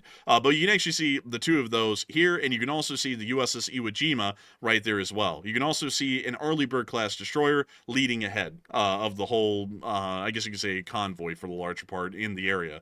So it is quite clear that there is a significant naval presence within the Caribbean at the moment. But moving on out of the Caribbean Sea and on up into the U.S. Government for a moment in Washington, D.C., we were able to hear that they are vowing that further strikes against drug vessels will be happening again soon. We also were able to hear that the United States did state that if the Polish government requests more U.S. troops to be deployed to Poland, they will deploy them without further delay. We have also been able to hear on top of that, like we were saying earlier, that the United States Office of the President has ordered the Secretary of Defense to prepare for war with the People's Republic of China and the Russian Federation.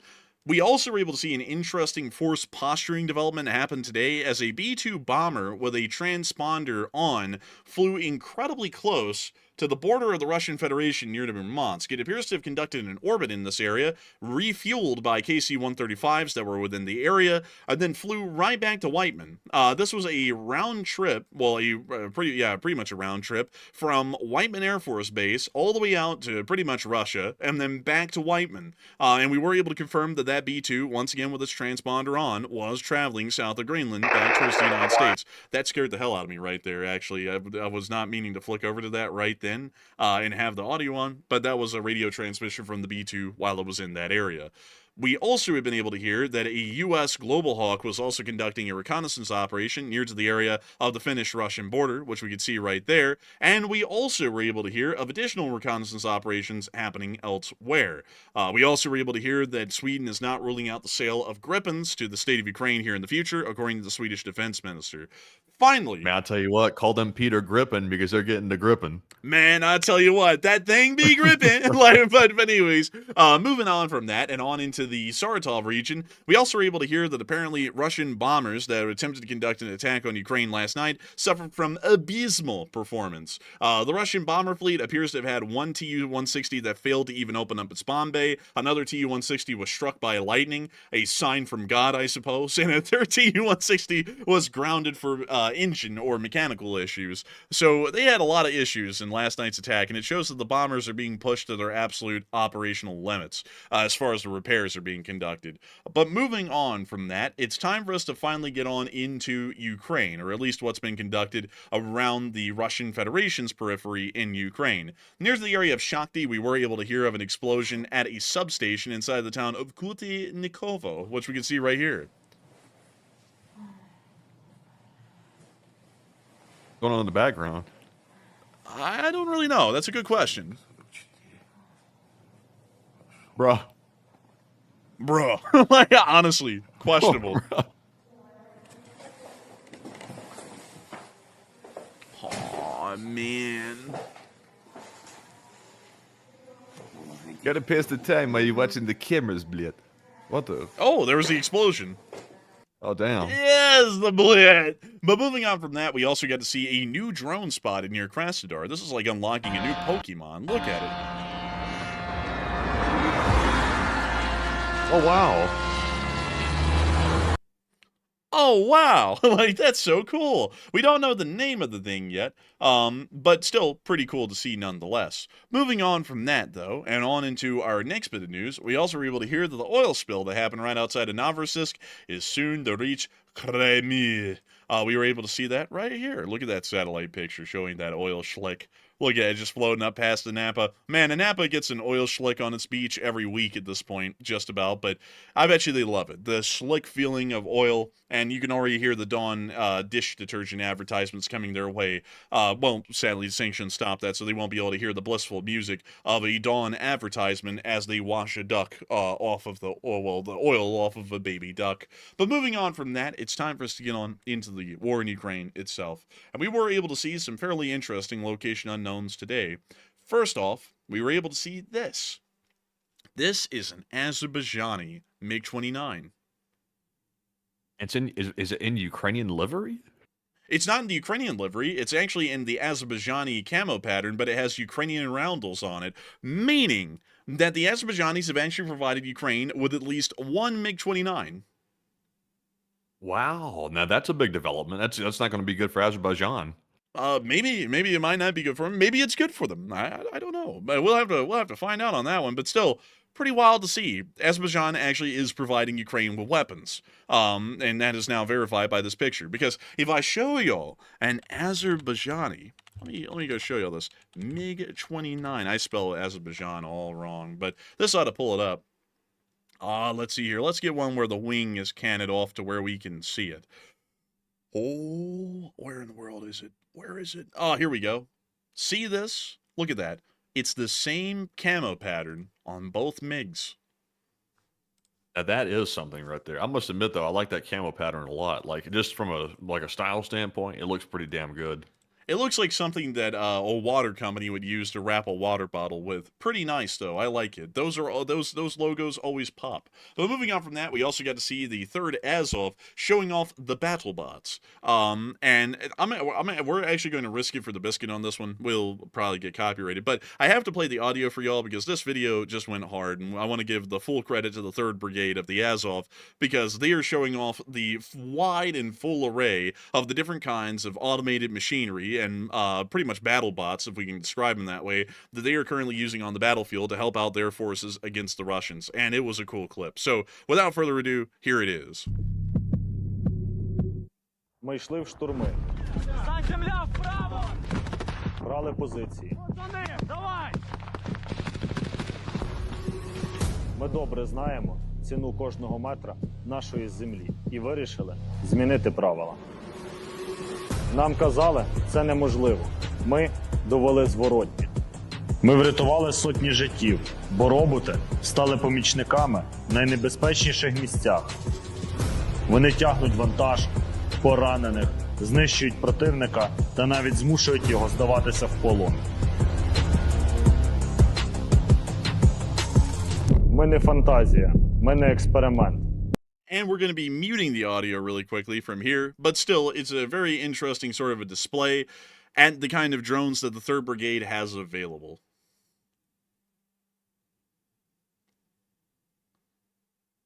And of course, they're showing off the mobility and the abilities of this sort of a vehicle. Pretty impressive stuff.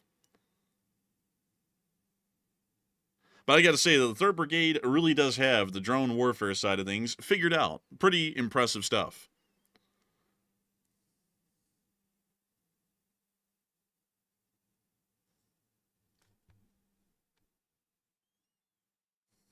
But that's the end of the clip, and really neat stuff to see. Moving on from that, we also got the Russian casualty report for the past 24 hours, and we were able to see that 4 Bobcat skid steers were Oh, destroyed. damn. That's a hell of a lot right there. Very rare for, like Mistisa said, that is rare at this point. That's very good. And I'd have to say that is, of course, an amazing thing to see. And according to Miss Disa, keeper of the records, 338 drones is the 3rd highest daily loss. Troop losses drop below 800 at levels of early 2024. Tanks and APCs are down again, and a very rare 4 Bobcat skid steers, which is, of course, great to see. Over the past 24 hours, we were able to confirm that 780 Russian soldiers were wounded and killed over the past 24 hours, along with 4 APCs, 112 supply trucks, 1 main battle tank, 41 artillery pieces, 338 drones, and 4 Bobcat skid steers. Today was an incredibly good day, all things considered. Moving on from that and on into the area of Belgorod, we also were able to hear of a drone swarm hitting Belgorod, but we weren't able to get any confirmation of it. Moving on from that and into Kupiansk, we also were able to see the Ukrainians targeting and hitting Russian equipment. We see them slamming it on down into an artillery piece, and then a lot. Well, actually, I don't know if that's a lot. That could have been a gremlin or a pacer. But we did get to see them hit it. We can also see them hitting an artillery piece, and another one.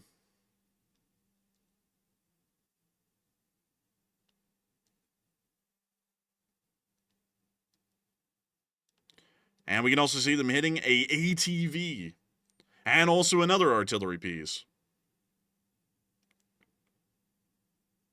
Also, by the way, I see a lot of people saying that the original explanation of the reserves was accurate. I'm glad to know it was accurate. 'Cause that was gonna like make me question the entire like understanding I had of the reserves at that point. So good to know. I think maybe people were confused about what we were saying. That's why they started saying we were wrong about it. I'm not sure though. I thought it was clear the first time, but I guess maybe not. Well, there's a lot of people out there who know a great deal, and then they don't. So, like honestly, like folks, I can give out top tier analysis, and there will always be three people in the live chat saying that I'm stupid and I don't know what I'm talking about, and they probably wear tinfoil hats and stuff. So, I don't really take too much stock into that kind of a thing. But anyways, moving on from that and on down the line and into the area of Torsk and Lehman, we also were able to hear and see some Russian forces getting hit by the Signum Battalion inside of the woods, which we can see right here.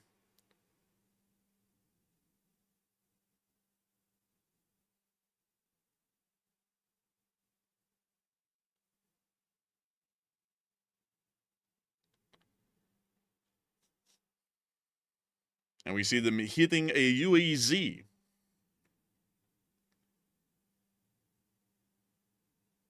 And we can also see them hitting another vehicle as well. Oh, look, this one right here has got its brights on. That's not wise on the battlefield right there. Oh. And we can also Look, see an animal. Oh, look, it's a It's Wendigo. a dog or something. Well, you see them actually trying to make sure. Actually, they flew past the position. I don't know what this drone is doing, but it's wrapping around the trees. I'm surprised the dog's not barking at it. Yeah, oddly enough, the dog wandered off right there. So I guess the Ukrainians gave it time to get away. The dog really wasn't too loyal to the Russian comrades, it doesn't look like. Man, that dog took a vacation right there. It called in off work. It called in sick. We can also see this Russian assault once again attempting to reach the city of, 1 second, folks. Let me make sure that I get the city name correct. I believe it's Seversk, but I want to make incredibly sure on that one that it is. Well, there's Luhansk, Severodonetsk. It is Seversk. This was another assault near to the Seversk area, which was thwarted by Ukrainian drone forces today. Also, people were saying that was a deer. Man, I tell you, that didn't look like a deer. I don't know what it is. Some people, everybody saying, wasn't that a deer? I mean, that thing was stretching like a dog. I mean, I've never seen a deer stretch like that. No, that was 100% a dog, folks. We've seen plenty of deer growing up. That was not a deer. Let me know when a deer gets that flexible. Like, do you know how skinny like the deer's legs are? Like extremely skinny. If it was stretching like that, it would have snapped those like twig legs right off. Man, honestly, man, snap, bruh, it would have been like some delicious tonkatsu ramen that'll make you sick. Not good stuff. Man, don't ever get that ramen again. I'll tell you what, that's done you bad wrong. Yeah, it's done me pretty bad. I'm hanging in. But we can see them continuing to hit the Russian forces out here in the field. We can see that some of the APCs have been knocked out. It appears that one of the main battle tanks is trying to make a run for it back the other way, but it doesn't look like it's going to make it. Someone got sent over the cliff by the deer or dog comment. Someone said, these people here were nuts. I was like, yep, but you think that was the craziest statement right there? Stick around a little longer. Man. Somebody saying a jackalope. Oh, come on now. Come on, that's a stretch. Not a jackalope. Come on. Okay, folks, we're gonna give this video a second look here once this one's done. Is it a deer or a dog? It's a dog. It's 100% a dog. Deer very particular looking, and that was sure as hell not a deer.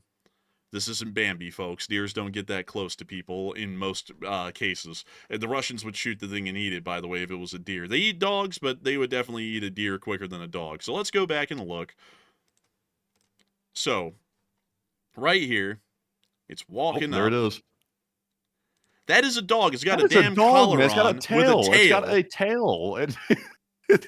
Look at that. That is a dog. That is a dog. 100%. That is a dog. No deer right there, man. That is no deer. It's literally, look at that. That is a dog. I gotta say, some folks in the woods, they're gonna be in some trouble. If they think that a dog is a deer, folks, do not let your hunting dogs out in the woods near those folks. They're gonna blast their asses off, and you're gonna be down a dog. So make sure you don't have those folks around you. That is 100% a dog. I gotta tell y'all, folks, this is something that I think is crazy. People will 100% call us stupid because they get something wrong. Like, people were going off on us in the chat. Oh my God, y'all are so stupid. It's obviously a deer. That is 100% a dog. Like, there's no other way to look at that. And like, I gotta be honest with y'all, folks. It gets a little bit tiring to run a show and do analysis, and then see some people come in who don't have Uh-oh. any sense that they're born with, and then they'll sit there and say something like it's 100% a deer and you're stupid when it's obviously a dog. That's a dog. Like, I think most people were just mistaken. I don't think they were taking it that far. I think most people just thought they saw a deer. I saw some people getting feral about it, and I was like, I can't believe. That's why I was willing to go back and review it, because I'm like, I'm not gonna have this kind of it's a deer slander going on against this channel. Like, some people can't even see what's in front of them, quite literally, and that's an example of the people who are getting enraging fits about a pointless fact of whether it's a deer or a dog, and it's obviously a dog. But moving on from that, it is time for us to get on into the rest of the news that we have around Pokrovsk, because we were able to see some Russian forces getting hit by the 3rd SOF of the Ukrainian Armed Forces.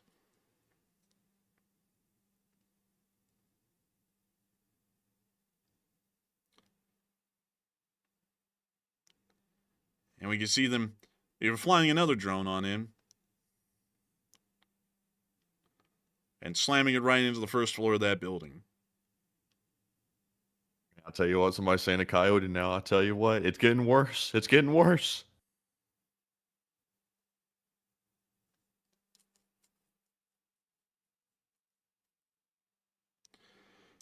We see them continuing to hit the Russian positions.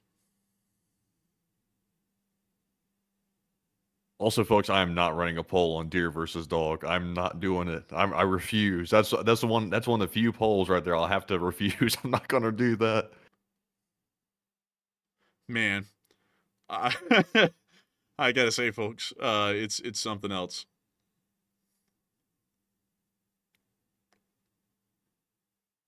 The hell is this? It's like a whole like mound of slag or something. It's debris of a destroyed building. It's like a delicacy in some occupied parts of Ukraine for the Russians. They like to hide in these buildings, so that way they can have the wall cave in on them, like this one will. Yep, see, it just caved in, took out the whole floor with it. Damn.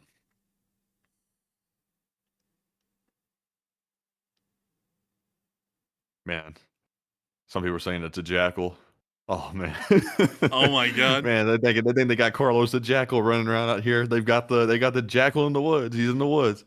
You know, honestly, man, with what the North Koreans brought for food rations to the Battle of Kursk, if a North Korean was out there in the Severonsky Forest, you would have seen that dog being followed by a North Korean as he was like turning a little meat grinder in his hand, saying they're following behind the dog. Man, because they brought like, Yeah. if y'all saw what happened in Kursk, they brought the largest amount of dog meat possible. It was so much they started handing it out to the Russians as presents. I've never seen that in my life. They harvest them, by the way, folks, in North Korea as an actual protein source like meat. But anyways, moving on from that and on into the area of Pokrovsk, we did get to see them also hitting some Russian forces in this area as a part of Magyar's birds.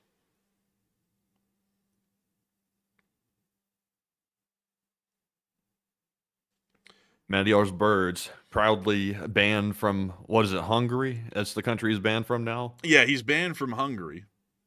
Yeah, that's a damn shame. I know Magyar was just dying to go to Hungary. I'm sure that that GRU has really gotten some real satisfaction out of banning Magyar. I thought Hungary was in NATO. I thought, what happened to that? They're one of those odd NATO members. A little odd. Also, their leader sounds like GRU from Despicable Me. Yeah, honestly, I just don't understand it. These countries which are like lukewarm NATO, I just don't get it. Like Hungary's one of them, Turkey's another one. They really work against American and also NATO interests, but yet at the same time they get the privileges of having NATO protection. It seems a little bit unfair. Man, honestly, it does seem kind of unfair. We see them continuing to hit the Russian forces, slamming them.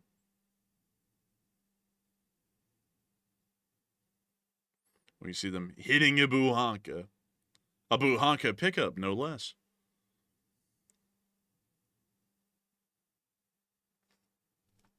And that's the end of the clip. But of course, wonderful stuff to see.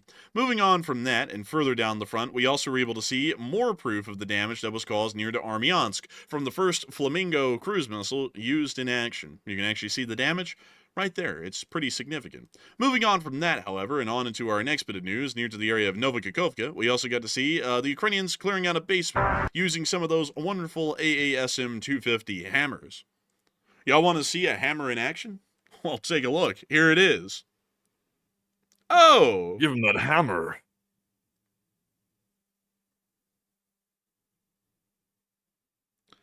And they are giving them the hammer. Man, I am down to my last 4 gigabytes right now on this hotspot, man. I'll tell you what, I'm like coming down to the wire here. Man, those mobile setups, like those mobile setups, they last a long time. Oh, a night and a half, folks. A night and a half. That's just because of my phone plan that I've got, but I could change that if it became a routine thing. But honestly, I'll tell you all this, folks, it is a bit tricky doing the mobile setup because also I'm trying not to be loud because I'm in a hotel at the same time, so it's a bit of a hassle to sort of balance that, to be honest. Yeah, it's a little bit of a hassle. But nevertheless, it is time for us to move on into the second segment of this stream where we get to talk to all of y'all. And some of y'all are like, where's the speech? There was not one today that I could find at least. So we are going to be moving on from the speech that usually would happen at this point and straight into the second segment of the stream where we get to talk to each and every single one of y'all. And boy, howdy, what a fun segment that is. We get to talk about all kinds of stuff in this segment, literally anything and everything except for religion, politics, if the A-10 is good in combat, and climate change. Those are the 4 topics that are off of the table, but everything else is on the table, literally anything and everything. And so with that, Matthew, I understand that we have one final poll that we ran for the audience, and what were people thinking about it, and what were you thinking about it as well? All right, so jumping into our final poll of the night, this one says U.S. officials claim that China can't fight the United States even if they tried, and is the U.S. underestimating China? Well, 52% said yes, the U.S. is being 100% arrogant with that. 28% said no, China would get a big defeat, and 14% said I'm on the fence about it. And the U.S. officials, I don't even know what the hell they're saying this for. This is delusional. We should at least recognize China as a formidable foe and not pretend like they're just like peewees that can be taken down in a heartbeat. They are way, way more powerful than we're trying to make them out to be right there. I'm not even sure who's buying that statement the U.S. is making right there. It would be much more realistic to simply come out and say, look, China is armed to the teeth, but we can beat them, but it's going to be almost a fair fight. They could at least say that, but it's like, who the hell is buying this idea that China's just like, let's say Pakistan. It's like China is way more powerful than Pakistan, obviously. So, you know, as an old boxer used to say, you got to prepare for every fight like the heavyweight champion to make sure you can win the fight. Honestly, it was words of wisdom from that guy. You should always prepare for every fight like you're about to fight the heavyweight champ. You don't prepare for a fight and pretend like it's Pee Wee Herman over there that's in the other corner of the ring. You're going to lose the fight because the other guy might be more trained than you and he could end up whooping your ass. So I think the USA is being 100% arrogant with that. Hopefully people are taking that threat a lot more seriously from China because the threat is real. But Enforcer, what say you? I'd have to say that the U.S. is being fairly arrogant with that sort of a statement. We have to treat every single nation like they are a pure power to actually beat them. You can't treat them like they're incompetent or stupid, and they are incompetent, and their technology is not what they claim it is. But at the same time, we can't say that and then work off of that because that's not how we've ever done things. We always expect that we're fighting a power that is on our level or greater than us. We always assume that we're either on par with them or we're the underdog, and that allows us to be able to get enough overkill in a war or in a situation to be able to deal with them properly. So I would have to say that the U.S. is being a little bit arrogant with that sort of a statement, and we need to operate with the mindset that the United States might actually be in for a run for its money, and we need to prepare for that sort of a situation. It's always better to do that than to go in thinking that it'll be a breeze and then get your ass beat as a result. So with that, I hope that does address that the best I can, at least in my opinion. And with that, it's time for us to move on into the second segment of this stream, where we get to talk to all of y'all. And boy, howdy, folks, it's going to be a blast. So Matthew, what do we got? All right, so jumping into our super chat segment here first, and our live chats, and then our Morse code decoders proper. We are jumping right back into our first super chat here, which goes to none other than Richard Ager. And Richard put in a $100 donation, and a huge shout to you, good sir, for being a channel legend and also supporting the channel once again with that massive support, and we do appreciate that. And Richard said, thanks for the video, gents, and I'm sad to hear it is clear what is happening to the world at the moment, and have you seen the news with the ex-Australian politician in a photo with Putin, Xi, and Kim, and others, and the world's a tad insane at the moment. I gotta thank you for the support, Richard Agur, and I actually did see that, and a lot of people were like, what the hell is he doing there? I was like, I have no clue, but apparently he's gone to the dark side, somehow. But beyond that, The world is a pretty wild place at this point. Our only option is to continue to just push through, though, and try and do the best we can, and react to every situation in our best interests. But it is incredibly a strenuous time out there, and a tough one for sure. And it's an interesting one. I like to try and stay positive on the foreign policy sort of situation, but this is an uphill battle if I've ever seen one, at least in my opinion. So a big thanks to you so much once again for the support. I hope that does address it the best I can, and a huge thanks to you for the massive and incredible support, because folks like you help us to keep this channel running and help us to make this thing possible. And so with that, we are on to the next one. All right, so our next super chat here goes to Trism666, who puts in a 100 as well, and a huge shout out to Trism for also matching Richard and also throwing in 100 as well, and we do appreciate that. And Trism said it was obviously an aardvark. Oh my god, come on Trism, don't do it to us. But they said keep up the good work and LSA.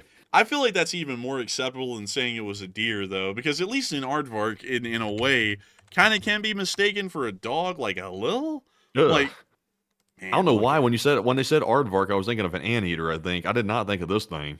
But I mean, even an honestly, anteaters are way cuter than these things. Like, look at the Aardvark, ugly as hell. Yeah, that's that thing right there that put its snout down the Pringles can, wasn't it? In that meme, what was that? You remember that meme that was going around? I think so. Also, this thing has a very uncanny similarity to the bourgeois, which is that dog that's in that meme that goes, "Let me do it for you," and then like the snout goes like around the world. But but beyond that, this is what Matthew was thinking of. This is what a real aardvark looks like. This little creature. Look. It's like a rat kangaroo. Nah, man, that's not him. And that's not an aardvark. Bruh, what's up? Is that a tooth right there? Snaggletooth ass. This thing is nasty, man. It's got the tail of a rat. It's got the fur of like a deer. It's got the head of a boar or something. Very skinny boar, and it's got like clawed feet. This thing is tough. Like honestly, right here, like this thing is tough. This one looks like it's got the mange. Really, it's mangy. Man, mangy indeed, I have to say. Damn! But beyond that, I do thank you so much for the support, Trism, and I think this is even more acceptable, honestly, at least in a thermal view, than saying it was a deer. Because any deer, anywhere in the world, they all look very similar. Like, let me go get a doe. Let me go. That doesn't even look close to what we saw. Like, for someone to say that was a deer. Up. What the hell? Like, what the hell? Bro, just a joke. Come on, man. Don't make it weird like that. But these do not look at all like that dog that we saw. They don't have that dog in them. They got that deer in them. Man, pull up the mule deer. You know which ones I'm talking about? It's the ones with like the really like bulbous snout or whatever. Like the one that it's also like the meme deer. Where's my effing mom? Yeah, that one. Like, yeah, that one. Let's see. Oh, here it is. Where's my effing mom? Yeah, there it is. I like those right there. Like, that's a lot different than the deer I'm familiar with. We're used to whitetail, which are the skinny snout ones that you just saw a minute ago. These right here look a lot more, like, these things look homey right here for some reason. And then we have the roe deer, and then we also have the antelope deer. This one's honestly my favorite, because it looks, actually this is technically, I think, a pronghorn. Yeah, it's a pronghorn. Sorry, it's not an antelope deer, it's a pronghorn. But a lot of people call it the antelope deer, and I think this one is really cool. I think these things are neat, because they look so different than every other deer in America. And I'm like, wow, look at that. It honestly looks like something you would see in like the savannah in Africa. It's close to like an American zebra, at least to me, or something like it. So, you know, I think these things are incredible. These things have like the fluff like a corgi, like on the butt, like in the back. You see that in the picture? Man, it was like a corgi. Man, look at that. Honestly, this thing looks like it'd be great to pet. It also looks like it could probably like take you out if it wanted to with those horns. Like those things are probably sharp. Nah, man. I just grab onto that thing, twist the head to the left, and then, you know, body slam it. It'd be easy, like a piece of cake. It would learn its place, and then I pet it very gently and very nicely. But it's not going to be able to avoid the pet. But let me go see really quickly, because I bet you Wikipedia has a list of deer in the world. Speaking of deer, and we might as well take a little gander at some of them. Also, what is the global distribution of deer? Deer live in a variety of biomes. They practically live on every single continent.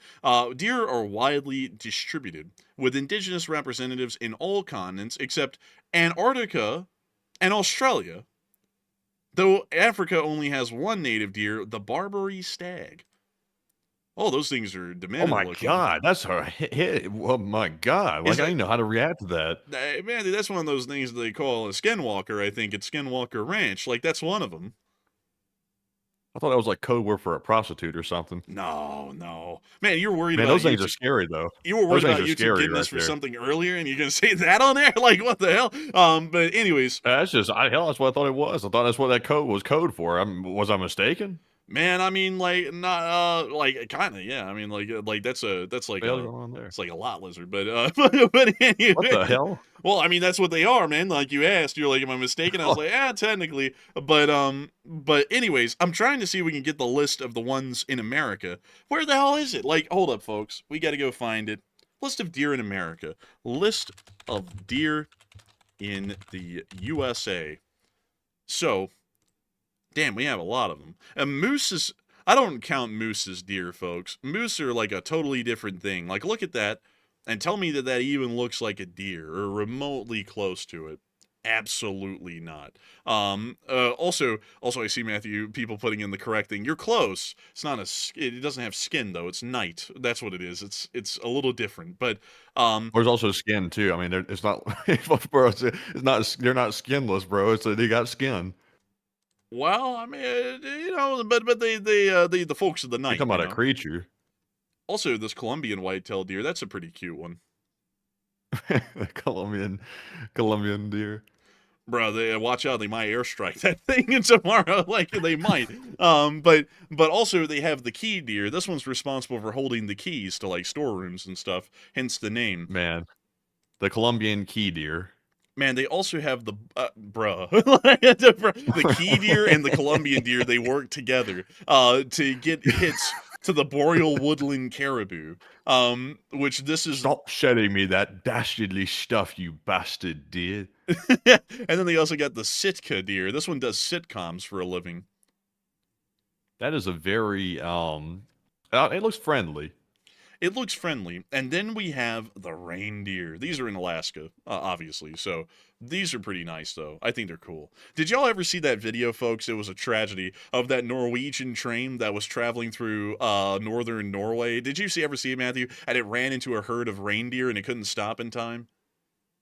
I think so. Yeah. Dude, that was absolutely terrible. You just heard thump, thump, thump, thump, thump, like for like hundreds of yards. It was carnage. Like it was actual carnage. But also there's the elk. This one's a classic, majestic looking creature. And then they also have the this one. I don't even know how to pronounce that. But apparently it means hollow tooth, and that head is absurdly small for the body size. Man, I tell you, it really is right there. That's what happens when your teeth don't form right. Then we have the moose, which I guess is different than the American moose. And then we also have the mule deer right here. And then the one that we're the most commonly known for down here in the southeast, the white-tailed deer, which is like a plague on the south. They're everywhere. I don't even know why they have a hunting season. It should be open season on these things because they're damn near everywhere. You can't get away from them. They're literally in every single corner of the woods. Like you can walk maybe several hundred feet, you'll find one of them. At least from where we were, there was millions of these things. It was like the bison back in the day before they got wiped out nearly. It was insane. But beyond that, those are all of the deer of America. And considering that we grew up around the white-tailed deer, which was the deer of the South, pretty much. When I saw that dog, I could promise you that it was not a deer. Like, it was not a deer for sure. But anyways, with that, I thank you so much for the massive support, Trism666, and helping this channel to keep on running, because if it was not for folks like you, we wouldn't be able to make this channel possible and keep it rolling. And so with that, we are on to the next one. All right, and our next one here goes to Deminoac, who puts in a 70. And thank you very much, Deminoac, as well for that support. And he said, a month ago, I said we should hire Mossad. Someone needs to do the deed. The only problem, Deminoac, is Mossad does not allow themselves to get hired. That's the only problem. They're a very proud bunch, proud to a fault, I would personally say. So Mossad hires people, but nobody can hire Mossad, unfortunately. And also, I really don't think the Mossad even does favors for the United States. They may share intelligence, but they really don't do favors or, calling in a favor type deal like that, at least to my knowledge. But, my knowledge is limited because I don't have access to that kind of stuff. But Enforcer, what say you? Listen, we're not insiders. No one's feeding us all that kind kind of hoopla and information. That's ridiculous. But I do have to say, a massive thanks to you for the support, Dimino. I can maybe there is a possibility that they could be higher, but it's small. It's very small. But a huge thanks to you so much once again for support and helping this channel to keep on running. Because if it wasn't for folks like you, we wouldn't be able to make this channel possible and keep it running. So a huge thanks to you so much once again. And also, I see some people talking about different kinds of deer.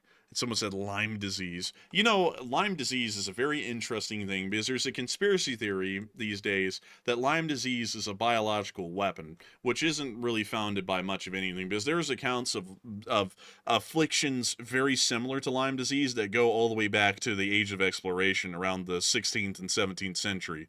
And it's a fairly commonly observed sort of a thing. So I don't know why people say that because I guess it's something about Lyme disease distribution. And let me see if I can show that to y'all here on a map, at least where it is in America. This is the distribution of Lyme disease across the United States as of 2023.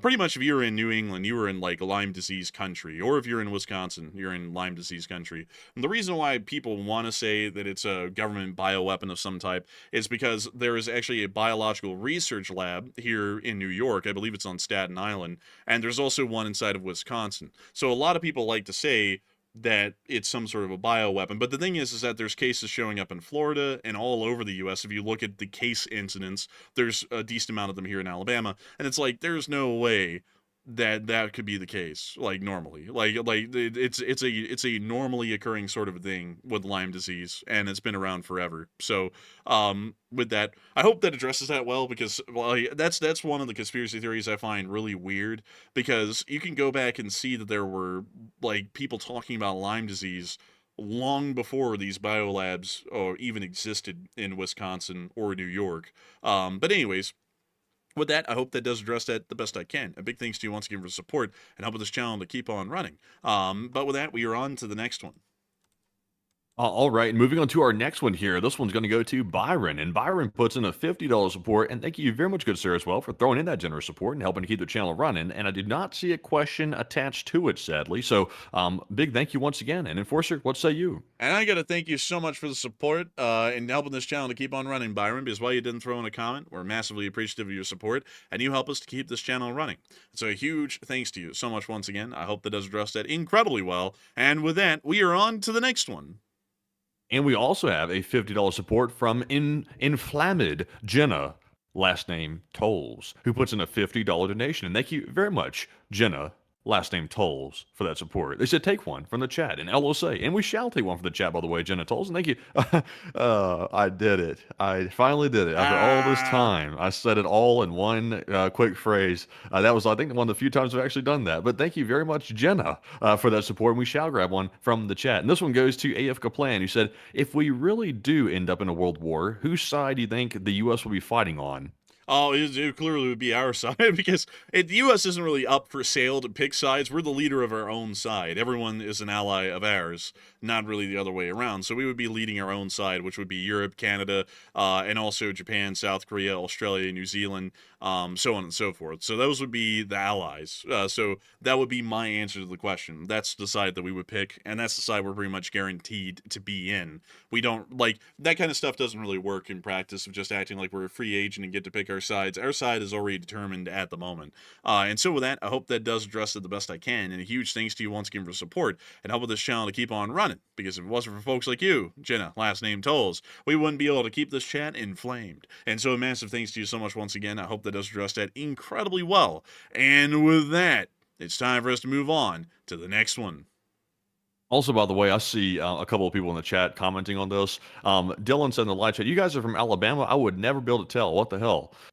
I guess that's a good thing. I'm not really sure. I guess that's a good thing. But, you know, all my time out here, I've been out here in Salt Lake City yesterday and also today, checking out the place. Also going around and touring a whole bunch of different places to possibly live, to check them out. And I've been going around to all these places. Every single time people ask me, where are you from? I'm like, Alabama. They're like, really? That's shocking. I didn't know that. I wouldn't have expected that. I was like, huh. I still don't know what people mean by that. I can only make assumptions about what people mean about it. But Also, like people ask about Alabama, and I tell them like about Birmingham's crime rate and stuff like that, and also that's one of the like the murder capitals of the country.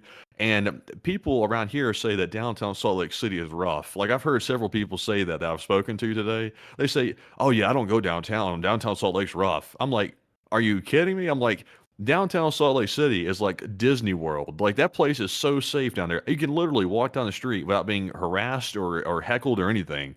And also you don't feel like in fear of your life, like when you're walking down the street. I was telling them, I said, no, no, no. Like downtown Salt Lake City is super, super safe.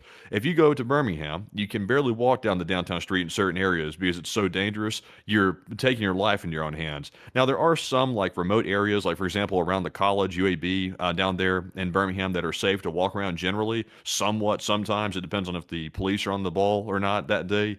But it's a whole different ball game. I think when people good, excuse me, by the way. But I think when people's perspective changes when they go to different places, they'll see what I'm talking about with that. But I mean, it's shocking, man, to hear all the people out here say how dangerous the thing Salt Lake City downtown is. It's wild.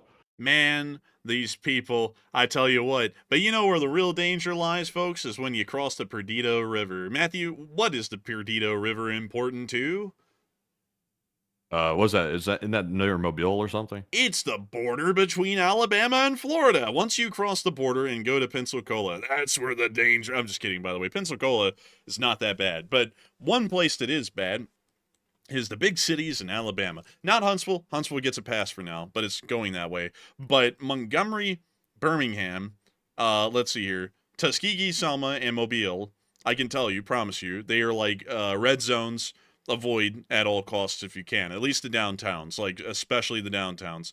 They're very dangerous and really sketch. And usually insanely crime ridden. It's nuts, like the amount of crime that'll happen in those places. But it is a little bit crazy, folks, because I hear a lot of things from other folks, like LA is dangerous or Seattle is very dangerous. And I'll be honest with y'all, it just doesn't carry the same kind of danger that that the cities in Alabama do. It's not to say like our place gets a bragging right. It's not really a bragging right, but at the same time though, coming from here and seeing what it's like here and then going elsewhere, it is a lot more calm and a lot more collected, even in places that get like national news for just being off the rails. Like, I'll be honest with y'all, I think if Matthew and me went to Chicago, we'd probably be shocked with how nice Chicago is. And it gets a bad rap nationwide for being crime ridden. And compared to Alabama, it probably isn't that bad off, really. Actually, as a matter of fact, it really isn't that bad off because Birmingham and Bessemer beat out Chicago in terms of the violent crime rate. So it actually is statistically better than here. You know what's weird is people that live in Salt Lake City apparently make it a routine thing to go down to Las Vegas, which I didn't even know that because I was like, huh, it seems to go contrary to what I know about Salt Lake City, but I guess they go down there anyway to Las Vegas, which is also known as Sin City, which is a little bit weird. But it's only 5 hours away. I didn't even know that. It's 5 hours from Salt Lake City. I thought it was a lot farther away than that. But it's a 5 hour drive down there. It's about a 1 hour flight. And most of the people I spoke to that just mentioned that on their own accord, now they were acting like Las Vegas was just like the cesspool. Like, and honestly, that matches up to what I've heard before about Las Vegas, with it being kind of a cesspool for like all kinds of like really tough activities happening there and bad activities. But they were acting like it was just terrible. Like, one day, I'm not personally like dead set on going to Las Vegas. I really have no desire to go there, but I would like to see it one day just to see what people were talking about with it, to see if it really is as bad as people were saying. Also, by the way, I can't agree with this. I see a lot of people bringing up the candidate. Memphis, Tennessee is a verified shithole. Like, that is actually a very bad city. Of like that, by the way, that is a city in Tennessee, I can promise you all. Avoid at all costs. Do not travel through Memphis. It is a terrible place. It is horrendous. The crime is unreal. It even makes Birmingham look weak in comparison to what it's like in Memphis. It is a terrible place. Terrible place. But outside of that, Birmingham is rough, like very much rougher than Salt Lake. And it's always interesting, folks, to see people from different mindsets and also different upbringings talk about places and how dangerous they are, because people will say stuff like downtown Salt Lake's dangerous or downtown Seattle's dangerous or something like that. And it doesn't even pale in comparison to what it is growing up in a bigger city here in Alabama. It's just not even close.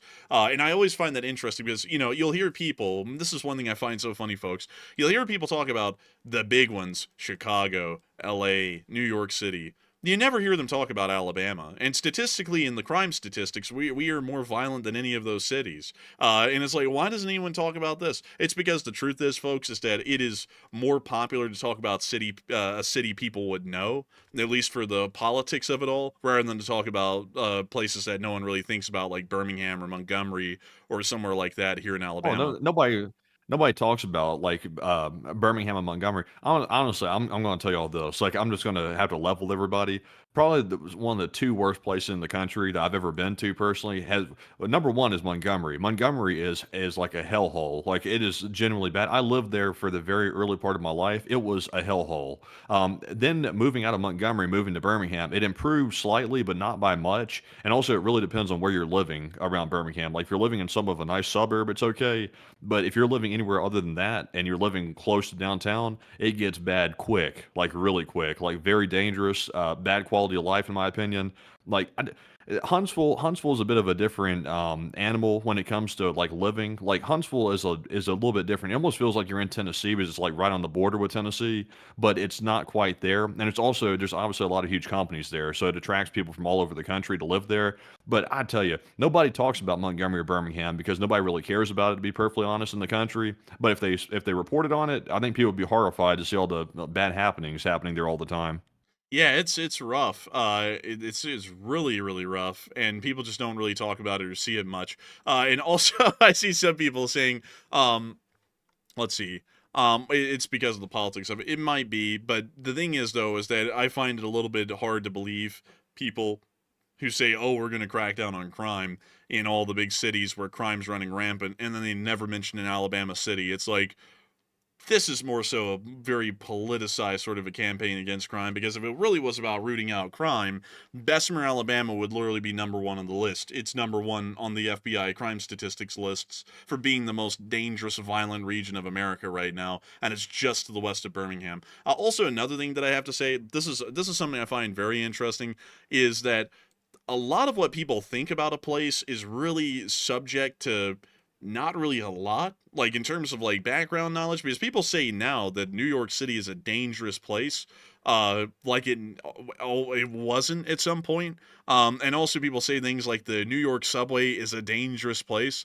like it never wasn't. It's always been dangerous. Like, I don't think people kind of get that about cities, but cities are going to be more dangerous than a countryside town because there's just more people. So more people result in more crazy people. More crazy people result in crazy things happening, meaning there's more crime. That's always going to be the case with a city. And that's something that I find interesting because a lot of people are still talking about the New York City subways. And I don't know if anyone ever saw this back in the day, but let me go pull up what the New York City subways looked like in 1970. Because it's worse than what it is now, and people don't know that. Let me go show it to y'all. This is what the New York City subway looked like in the year of 1970, right there. Man, that's kind of rough. It was so bad they would have cops in the subway cars riding the trains so that way people wouldn't get robbed or mugged or anything like that on the trains. Also, I don't know why they were wearing all leather. These guys look like they're about to like bust out and start stripping instead of like actually policing. Tripping. Yeah, I mean, like that's what that is. Like that's the stereotype, like the whole leather thing, like all that. But anyways, Is this really like a real picture, or is this some type of like movie set? this is real. This is what it used to look like. Huh, that's weird. That's crazy. And what year was this? 1970s? This was back in the year of 1970. 1970. Is that Yes. right? Oh yes. Look, there's another cop. Look at all the graffiti. I mean, like people don't think about that, but it was worse at a time in the New York City subway. I mean, and then people always talk about stuff like, oh, people are getting robbed down there. They were getting robbed back then bad. Like, it was insane. It was so bad people started to avoid the subway. That's why they had to start putting the police on there to try and instill some sort of faith in the public that there was some at least modicum of safety. It came a long way since then, especially in the 2000s. It was a somewhat safer system, and it's kind of backsliding a little bit now. Not a lot, though. It's not getting even close to what it used to be.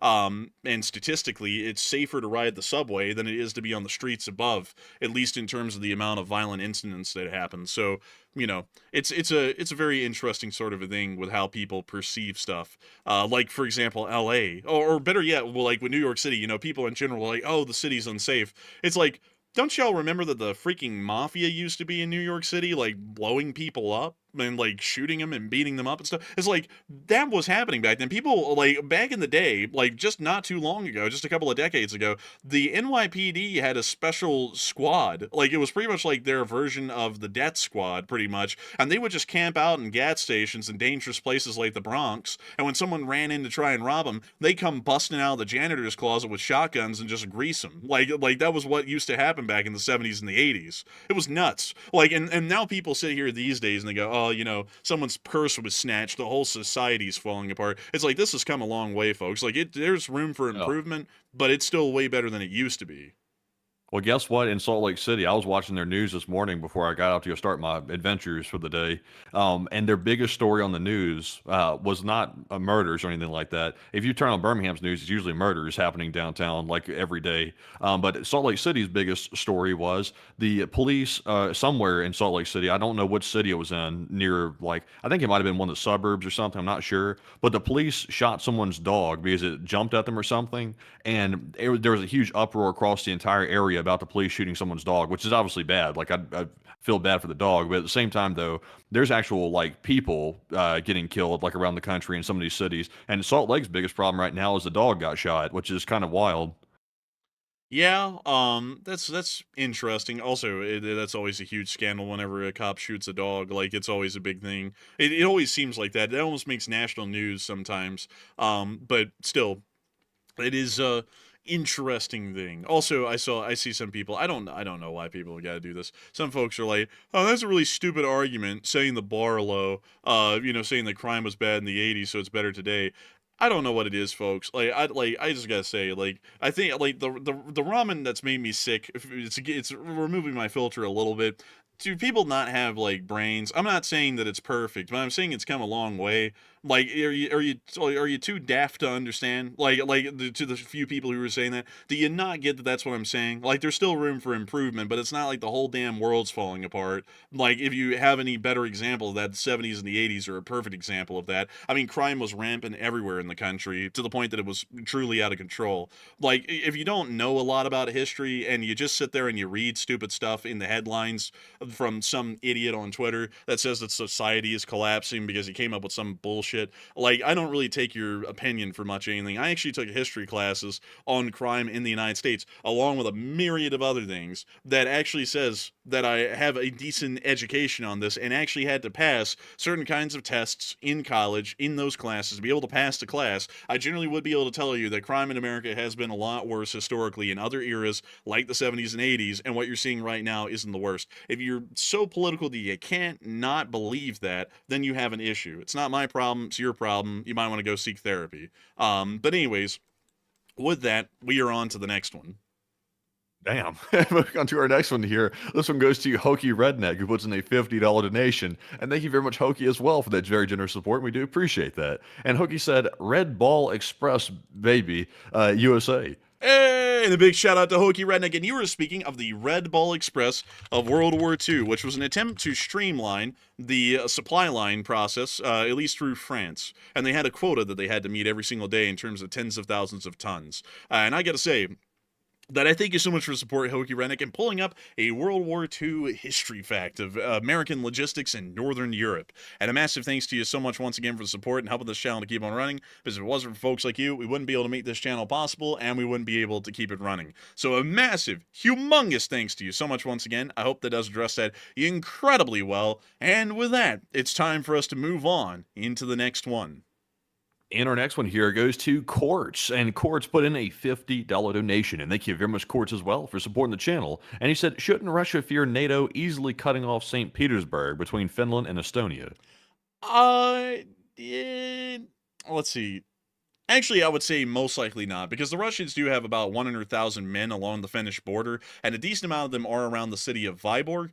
So it wouldn't be easy for the Finns to make it through this area, and it's also very marshy, meaning that there's bottlenecks through here that the Russians could use defensively. So St. Petersburg being encircled, at least from Vyborg, in a one-pronged defensive would be a little bit more difficult to pull off. But if NATO was somehow able to conduct a counteroffensive at Narva, and near Vyborg, they actually could overwhelm Russian defenders and besiege St. Petersburg pretty easily at that point. And so with that, I hope that does address it the best I can. A big thanks to you so much once again for support and helping this channel keep on running. And with that, we are on to the next one. All right, so jumping into our next one here, this one goes to BC Skyman, of course, the channel legend, and thank you very much, BC, for that $50 support as well. And I do not see a comment attached. I was trying to double check real quick to make sure, though, and I do not see a comment attached to this one. So thank you very much, BC, and for the super sticker, by the way, you said super effective, and I'm glad to hear that you think we're super effective, and thank you very much. And Enforcer, what say you? Hey, and I gotta thank you for the massive support, BC Scamming, and thank you for saying that was super effective. We try our best, and if it wasn't for folks like you, we wouldn't be able to keep this channel running, and we wouldn't be able to make this show possible every night. So a humongous thanks to you so much once again. I hope that does address that well. And with that, we are on to the next one.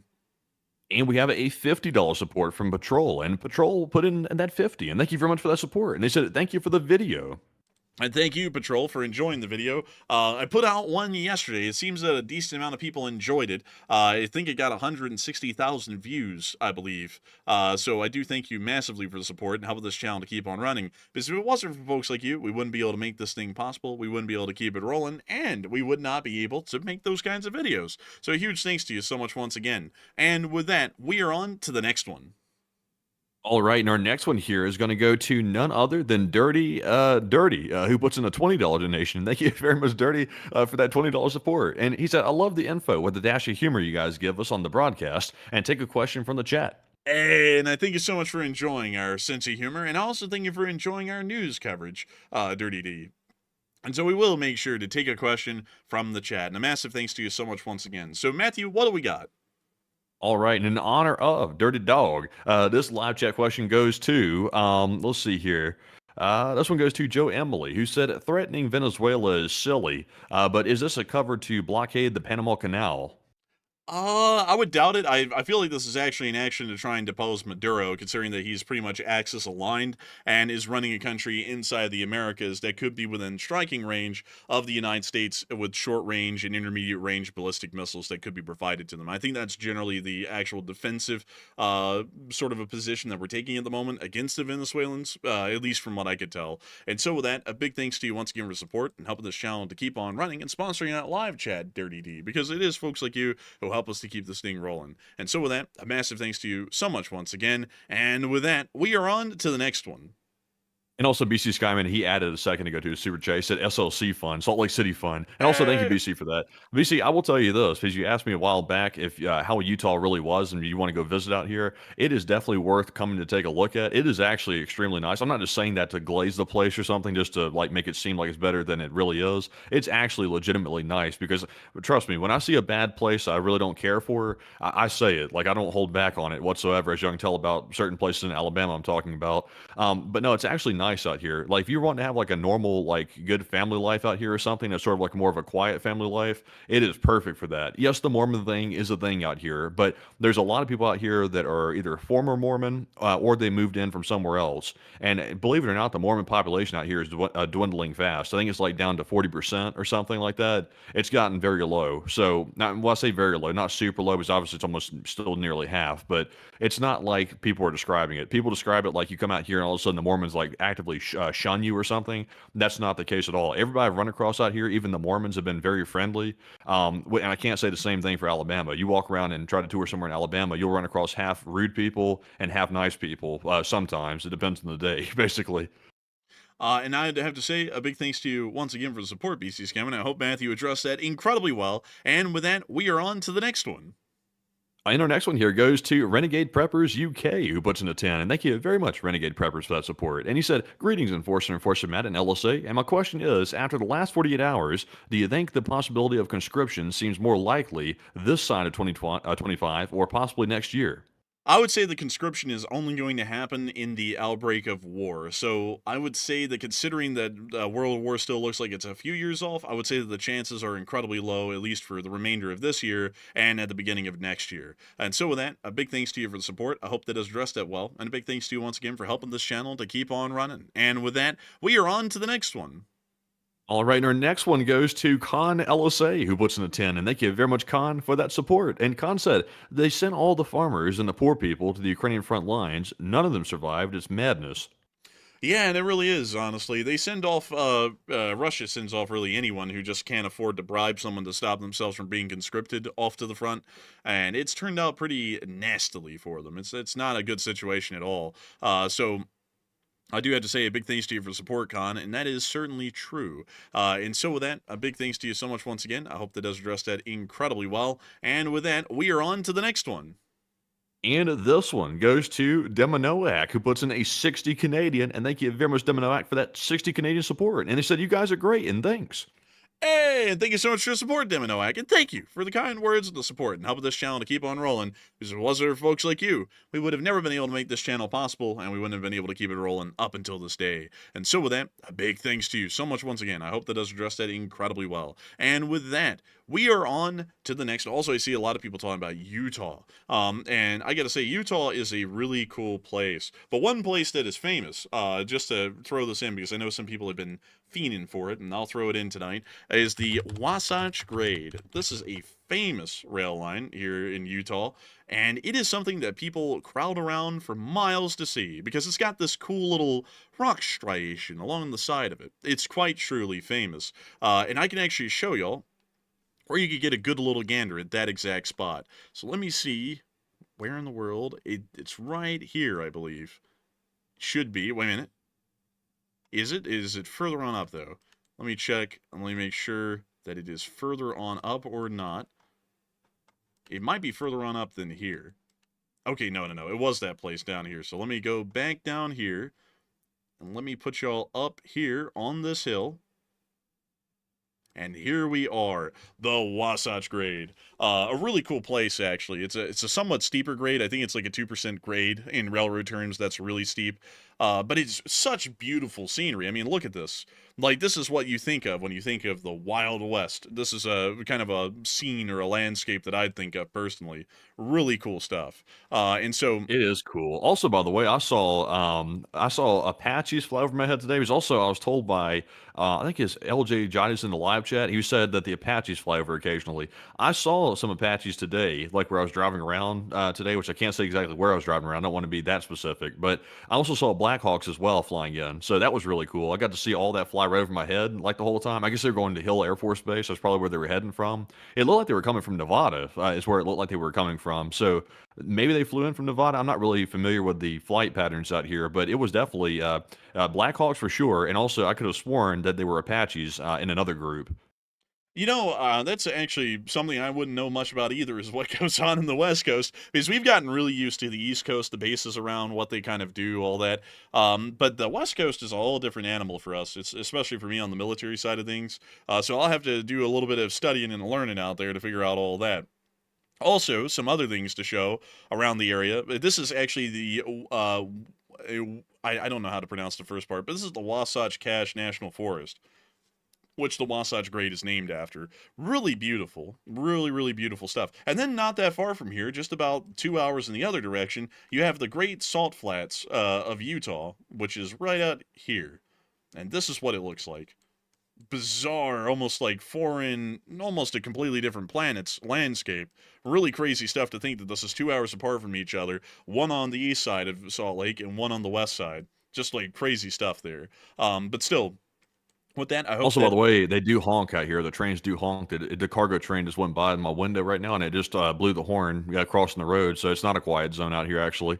oh, that's interesting. Very, very interesting. They're not Um, quiet, and it's also on the same track the front runner's on. By the way, I see it going out the window right now. The front runner passed by earlier, and now there's a freight train right behind it blowing its horn. it's the main line through the city. But it's a freaking main line. And there is funnily enough, folks, there's actually a lot of railroads that are scattered out through Salt Lake City, like right in the middle of the city.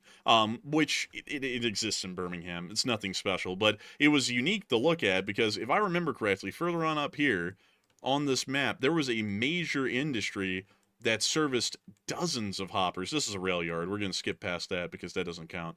But there was a huge industry up here. Oh, right here. Look at this. You can actually see one of them, and I'll drop y'all down on Street View to take a look. It's actual local jobs. Look at that. They have flat cars sitting out there being loaded with beams and girders. And then over here, you have some other industries that are also serviced on the same spur. Really cool stuff, actually. Really, really neat. And since this does not have a railroad crossing, I believe what would happen, especially considering that this is in an industrial area, I think the conductor or the brakeman would have to get off the engine. The folks who actually are engineers or conductors can correct me. And you have to get off and stand here and pretty much like kind of like wave a flag to show people that the engine's crossing, and then it just slowly cross over and to the other side. I think that's usually how they would do it, but I'm not exactly certain. But it's just crazy cool to look at it because it's like, wow, this is an industrial city. There's a giant steel mill out here, actually. Right down. Where is it? Where is it? It's right here. This is a steel mill. I was I like, saw it. wow. Oh, really? Yeah, I saw this at one point while I was doing some driving. I saw this out here. I also saw there's a big mine up there in these mountains, like off to the left Bingham. here. Yeah, I saw this as well. This was interesting. It's just a big open pit mine. And also, I was told by some people that there's also underground mines, not just the pit mines, but there's also ones that actually go under the ground. Like they're actually like with those excavators underneath the area, like in pitch black, and they're blowing stuff up under there, apparently. Yeah, that's actually fairly normal from where we're at. Like a lot of our mines in Alabama are actually like mine shaft type mines instead of open pits. Like all of the mines west of Birmingham near to Tuscaloosa, like it looks like they're open air mines, like open pit mines, but they're not actually. All of the mines are actually underground inside of mine shafts. Interesting. I didn't know that person. I knew we had mining companies in Birmingham. I didn't know they were actually like doing real mining operations, like big ones there. Oh yeah, it's huge. Like, a lot of those coal cars, if you ever see them pass through here, they're actually coming from either the mines up north in Tennessee and Kentucky, or they're coming from our coal fields, which are west of Birmingham. Oh, interesting. I didn't know that at all. Yeah, it's very important, folks, to me that I know the local industries because it's important to gauge if the local economy is good or not based off of what kind of business they have. And part of Birmingham's business in Tuscaloosa is coal. And let me see if I can actually show you all some of the Alabama coal mines because they're actually really cool to look at. I actually knew a guy at a time who worked in a Kentucky coal mine. And he actually worked in a mine shaft, and it was bizarre stuff. Look at that. That's what it looks like down in there. Dang. Well, Salt Lake City's got like every major industry here. They have a huge tech industry that's here. They have a huge industrial industry. They've got defense. I think they've got every industry here. Like any industry I can think of, they've got it. They've even got train manufacturing. I believe they have plane manufacturing in some place around here. It's really wild. And they've obviously got a bunch of service based industries. So yeah, they've got a ton. Now, something that's really interesting, a little fun fact to share for all of y'all, is that a lot of our coal mining in America actually moved from the East Coast to the West. Because back in the day, when we first were became an industrialized power, all of our coal mining was actually done in the Appalachians. And so there was two types of coal that we would use heavily here in this country. Anthracite, which burns slow but cleanly, and it's also incredibly hot, or bituminous coal, which burns very quickly, but it's dirtier. It's what generally produces the black smoke that everyone's knows as coal smoke, and also it burns a little bit less hot than anthracite, but also faster. So you get more heat output, at least in the period of time, than you would from anthracite. But anyways, beyond that, around the time of the 50s and the 60s, this started to actually shift towards the West Coast because the coal out in Wyoming and the coal seams out there is actually softer. So it's easier to be able to extract than it is here in the Appalachians.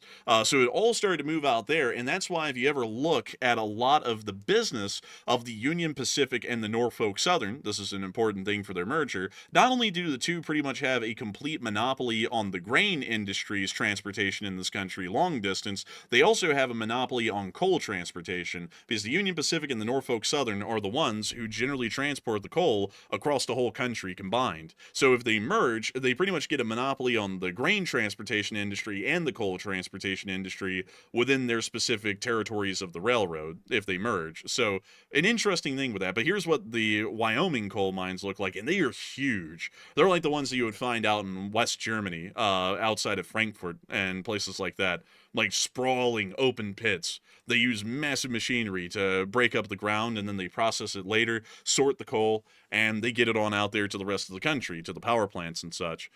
Pretty cool stuff, really. But anyways, Pretty neat. yeah, with that, I hope that does address that rabbit hole somewhat well. And with that, we are on to the next one. And our next one here is going to go to none other than Duncan VR, another channel legend. And thank you very much, Duncan, for that $15 support. And he said, Wolf Quack. He said, had time to have a decent burger there yet, Matt? If not, get one tomorrow. Honestly, I haven't really had like a decent burger. The two things I've eaten while I was here is I had McDonald's for lunch one day, which is obviously nothing crazy. I had a Mexican place called Costa Vida one other time. And I can't remember what I had the other day, or today actually. I can't remember what I even had today, to be honest with you, for lunch. In fact, I don't think I ate lunch. I think I got like a fruit bowl from 7-Eleven or something like that, a little fruit cup or something like that. I was just trying to get to my next showing, basically, to see where it was at, because I didn't know where I was going. So sadly, I hadn't really had time to enjoy the cuisine out here, but I've seen a lot of interesting restaurants around. But Enforcer, what say you?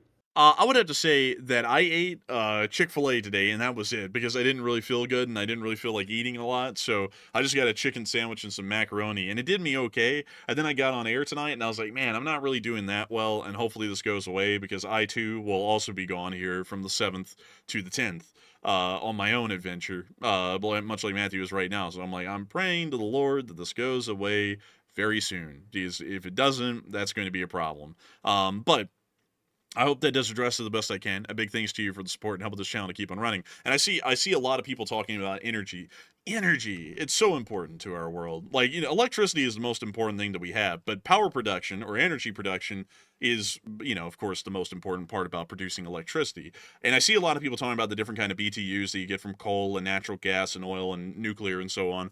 And I would have to say that coal is not as big as it used to be, but coal is still quite important. Coal's very cheap. It's the easiest thing to get in process. You don't have to refine it. You literally can dig it out of the ground, sort the coal off of its grade, and it's done. It's immediately usable. And especially with how we use coal nowadays, it's such an advanced process. It's not even really like coal anymore, like the chunks of coal people famously know that you take with a shovel and shovel it into a boiler. Nowadays, we pretty much atomize the stuff. We pulverize it until it's a fine dust. And then that's what we feed our boilers and power plants these days. So in a sense, because we've atomized the stuff, it's fairly similar to at least sort of using natural gas or some sort of an oil to operate a power plant with. So it's not lost its effectiveness completely, because modern technology has made it comparable to a gas or an oil plant, and it is, of course, cheaper to run. So that's kind of where the effectiveness comes in. But I'll be honest, coal's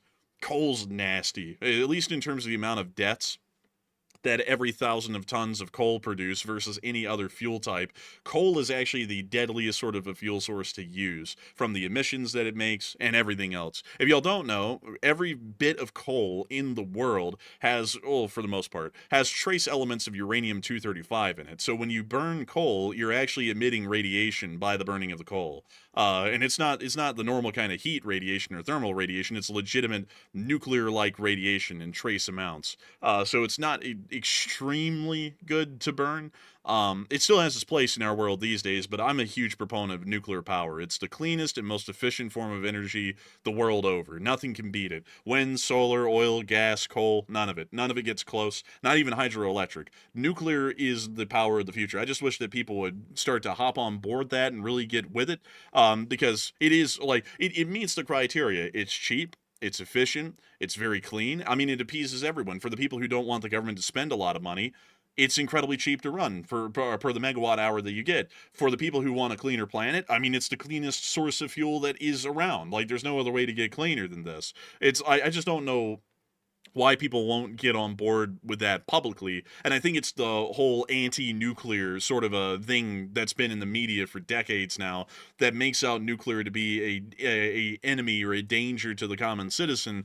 But it's the biggest and massive, most largest improvement that we've ever made in terms of energy production is nuclear. And not a lot of people are on board with it. It's a real tragedy. But anyways, with that, we are on to the next one. All right, and our next one here is going to go to none other than Trezzy, who puts in a $20 donation. And thank you very much, Trezzy, for that $20 support. And he said, why does Russia say that Ukraine is full of allegedly Nazis? And is there any truth to it? And I've heard of a brigade that's kind of sketchy. And keep it up in LSA. And that's a good question, actually, Trezzy. And the Russians claim that Ukraine is full of Nazis because it is the move these days. Generally, the best way to describe it is that in the world, Hitler and the Nazi Party is viewed as the absolute epitome of evil. If you compare someone to Hitler, it's pretty much like saying they are of the devil in a non-religious way. That's basically the best way I can describe it. So anyone who hates anyone is going to say that they're quite literally like Hitler or close to it, or they're Nazis or something along those lines, because that's what people do. And they want to make it clear that it's the absolute epitome of evil if they just dislike anything at all. So the Russians justify their war in Ukraine by saying that the Ukrainians are Nazis, or they're some sort of fascists, or, very much Hitler lovers of some kind, and that they conducted atrocities against the people in the Donbass as a result of that, because according to the Ukrainians, the Russians weren't ethnically pure like them, so they genocided them. None of that's true. Like, there's no facts or anything to support the idea that the Ukrainians were genociding ethnic Russians in the Donbass. And also, the other thing to add to that, to the next part of your question, and let me make sure to read it again. The Azov Brigade did start off as a nationalist, almost fascist sort of unit. The best way to describe them is that they were hyper-nationalist, which usually hyper-nationalism starts to lean into fascism, but they weren't straight-up fascist. It was a little bit of a divide. And also, there's a lot of things that, honestly, this is a whole can of worms in itself. It's a really deep one, because in World War II, well, even before World War II, I'm trying to think of how to even explain this. Before World War II, there was this thing that happened in Ukraine called the Holodomor, which is where Stalin pretty much starved to death about 6 to 8 million Ukrainians. So in terms of number, Stalin killed as many Ukrainians as Hitler killed of Jews in the Holocaust in terms of raw numbers. So the Ukrainians absolutely hated Stalin and the Soviet government by the point that World War II started. So when the Nazis rolled through, the Ukrainians were actually more a fan of the Nazis than they were of the Soviets, because the Nazis hadn't just killed 6 to 8 million of their people. The Soviets did. But it's kind of like a which of the two evils was Ukraine going to pick? So a guy in World War II, who was a Ukrainian, his name was Stefan Bandera, actually went and joined the SS, so this was later in the war, to fight against the Soviet Union in support of Ukraine, or the Ukrainian people, to try and stop the Soviet Union from taking them back over, and in the Ukrainians' minds, conducting another Holodomor. Of course, Bandera would end up losing, along with the Nazis, but Bandera would continue to lead the partisans of his group in Ukraine up until 1949, until they were all caught and pretty much killed. So a lot of people in Ukraine, because of what the Soviets did to the Ukrainians, look at Bandera as a hero, not because he was a Nazi, or not because he affiliated with the Nazi government, but because he was trying to save the Ukrainians from the Soviets, which had just killed several million of them in the Holodomor. So this is where the whole thing gets incredibly difficult, because some people are like, well, how in the world, or how in the hell can anyone look at Bandera as a hero and, say that that guy was better than the Soviets? But when you look at it from a Ukrainian perspective, you have one fascist regime that is conducting genocides, and then you have a Soviet regime, which is communist, which is also conducting genocides directly against them. So in the Ukrainians' mind, the best thing that they could pick, because they don't have the kind of options we have here in the West, was the better of two evils, in a sense, for whoever wasn't killing them the most, which ended up being the Germans, weirdly enough. So that's generally why the Russians have some sort of a claim that they were fascist, but the modern Ukrainian state doesn't really lean into that much at all.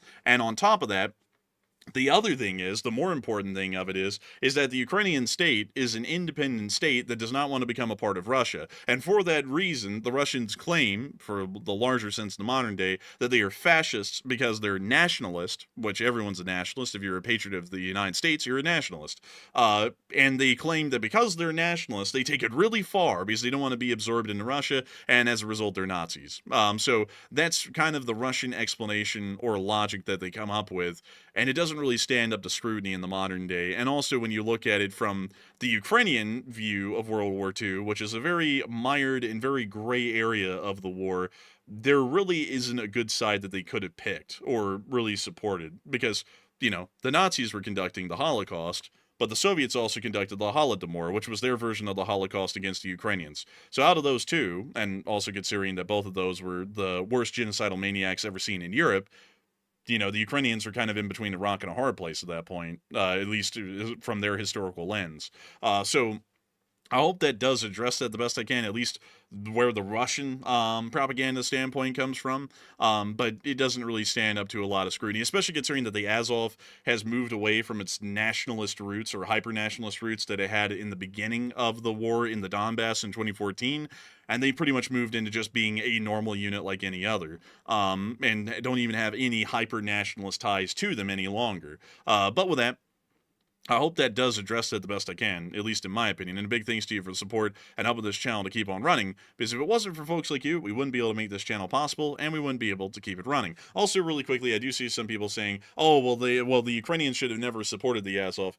At the beginning of the Donbass conflict, every whacker extremist from every side was there. You had Russian imperialists fighting in the DPR and the LPR. You also had Russian communists fighting in the DPR and the LPR. You had death squads in the DPR and the LPR. And then on the Ukrainian side, you generally had either communists, some groups that were hyper-nationalists leaning into fascism, and then you had a whole bunch of other myriads of people that were joining in. Like, it was literally the hodgepodge of the world's extremists that came together on the Ukrainian side and on the Russian side to duel that thing out at the beginning of the conflict in 2014. So sitting there and, like, trying to say, oh, look at the Ukrainian groups, it's like, well, look at the Russian groups. I mean, they were, like, genocidal death squad communists, as well as other groups, like imperialists. It's like, was that any better of a group? Like, it's like, no. It's like, it was just the groups of the extremists that went out there and started to fight. And extremists generally are prone to violence, so it would align that the extremists would be the ones to come out of the woodworks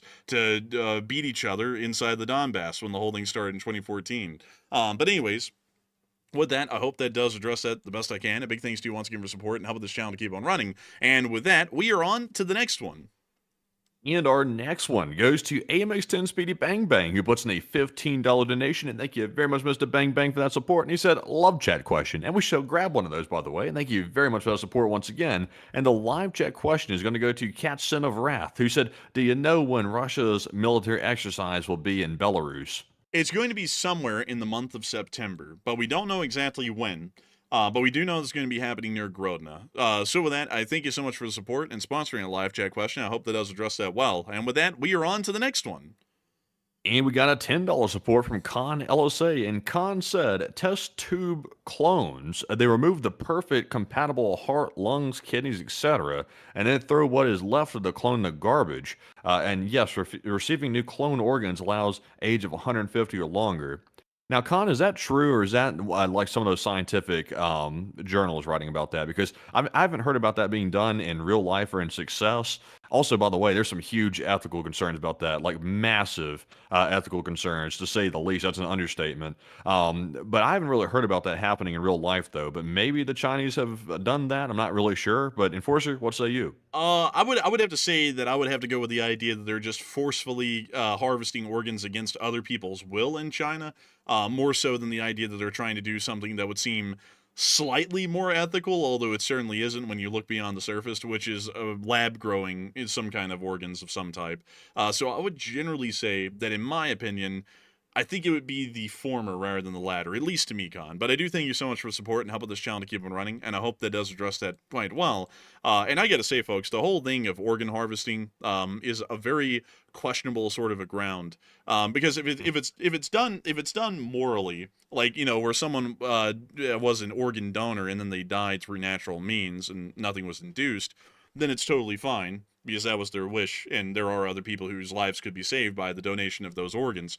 However, when people start getting into things like executing people by orders of the state and then harvesting their organs post-execution, or taking folks in particular groups that are not favored by the government and then pretty much, killing them to harvest their organs or anything along those lines, or growing a clone to harvest organs, all that starts to become extremely immoral. I would say that all of that is a definitely a crime against humanity, in my opinion, and should be barred by future international law. Although that doesn't really mean much anything, it should be just for the moral standpoint that is reprehensibly immoral.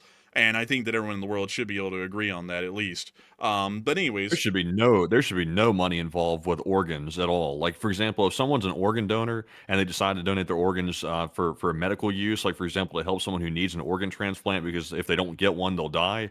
There should be no money involved in that whatsoever. It's simply that organ gets that person that needs it. The doctor does their procedure on their end, and nothing happens money wise with the organ. Now, when people start like trying to create like a market out of that, that starts getting extremely wrong. And at least in my opinion, it gets evil, like straight up evil. Like when people start doing things like that. If China is doing what they allege they're doing, which it sounds like they probably are, with the whole organ thing, that is like beyond your wildest nightmares type stuff that China's doing. And to hear the leaders, Putin and also Xi, talking about that openly, talking about how they're going to try to be immortal by taking other people's organs so they can be immortal, those guys are walking demons, like they really are. yeah, I gotta say it's a really wild sort of a thing. And also, folks, I gotta be honest with y'all. I don't like on my personal level. Other people can do what they wish, and I think as long as it's moral, it's totally fine. People can make up their mind. But me personally, I never want to receive anyone else's organs. If my organs are failing to the point that I'm dying, I'm just gonna die. Like I'm just gonna be completely frank because I think it's just weird that for you to generally get an organ rather than a kidney or any organ that isn't a set of two, which generally your kidneys are the only one, or maybe an intestine, which some people can, well, people can easily live without a stomach or an upper or a lower intestine, just one of the three.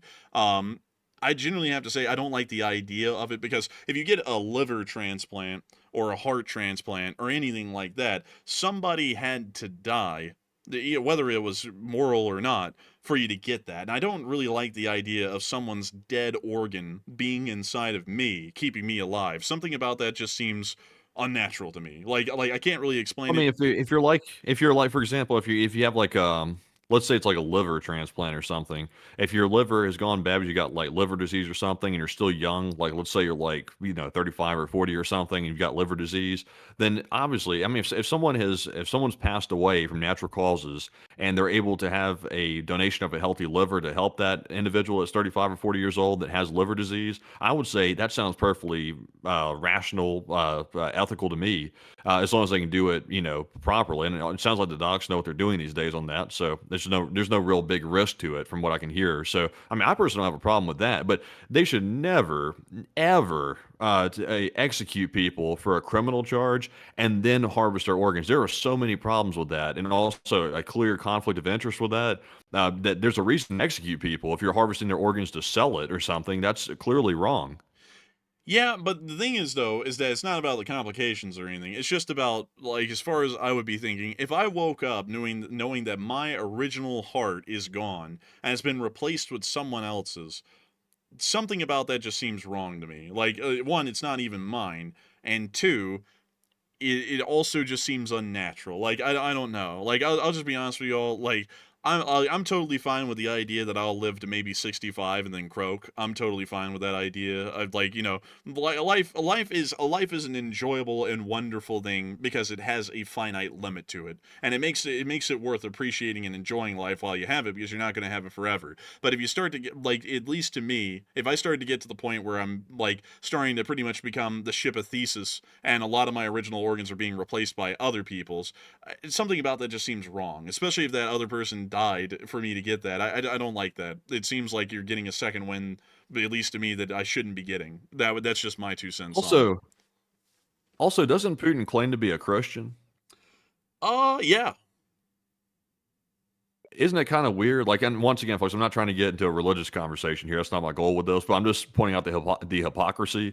He's wanting to be immortal, which to me suggests that he believes that once he dies, he's over with. Like that's what that suggests to me. Because if he's truly a Christian and he truly believes what he's saying, which I think is pretty obvious he doesn't, then he wouldn't really be so adverse to running his natural course of life and passing away to normal ripe age of like 80 or something like that. He wouldn't have a problem with that. For him to want to be immortal, to me, that suggests all of it's just a bunch of BS because he doesn't believe it.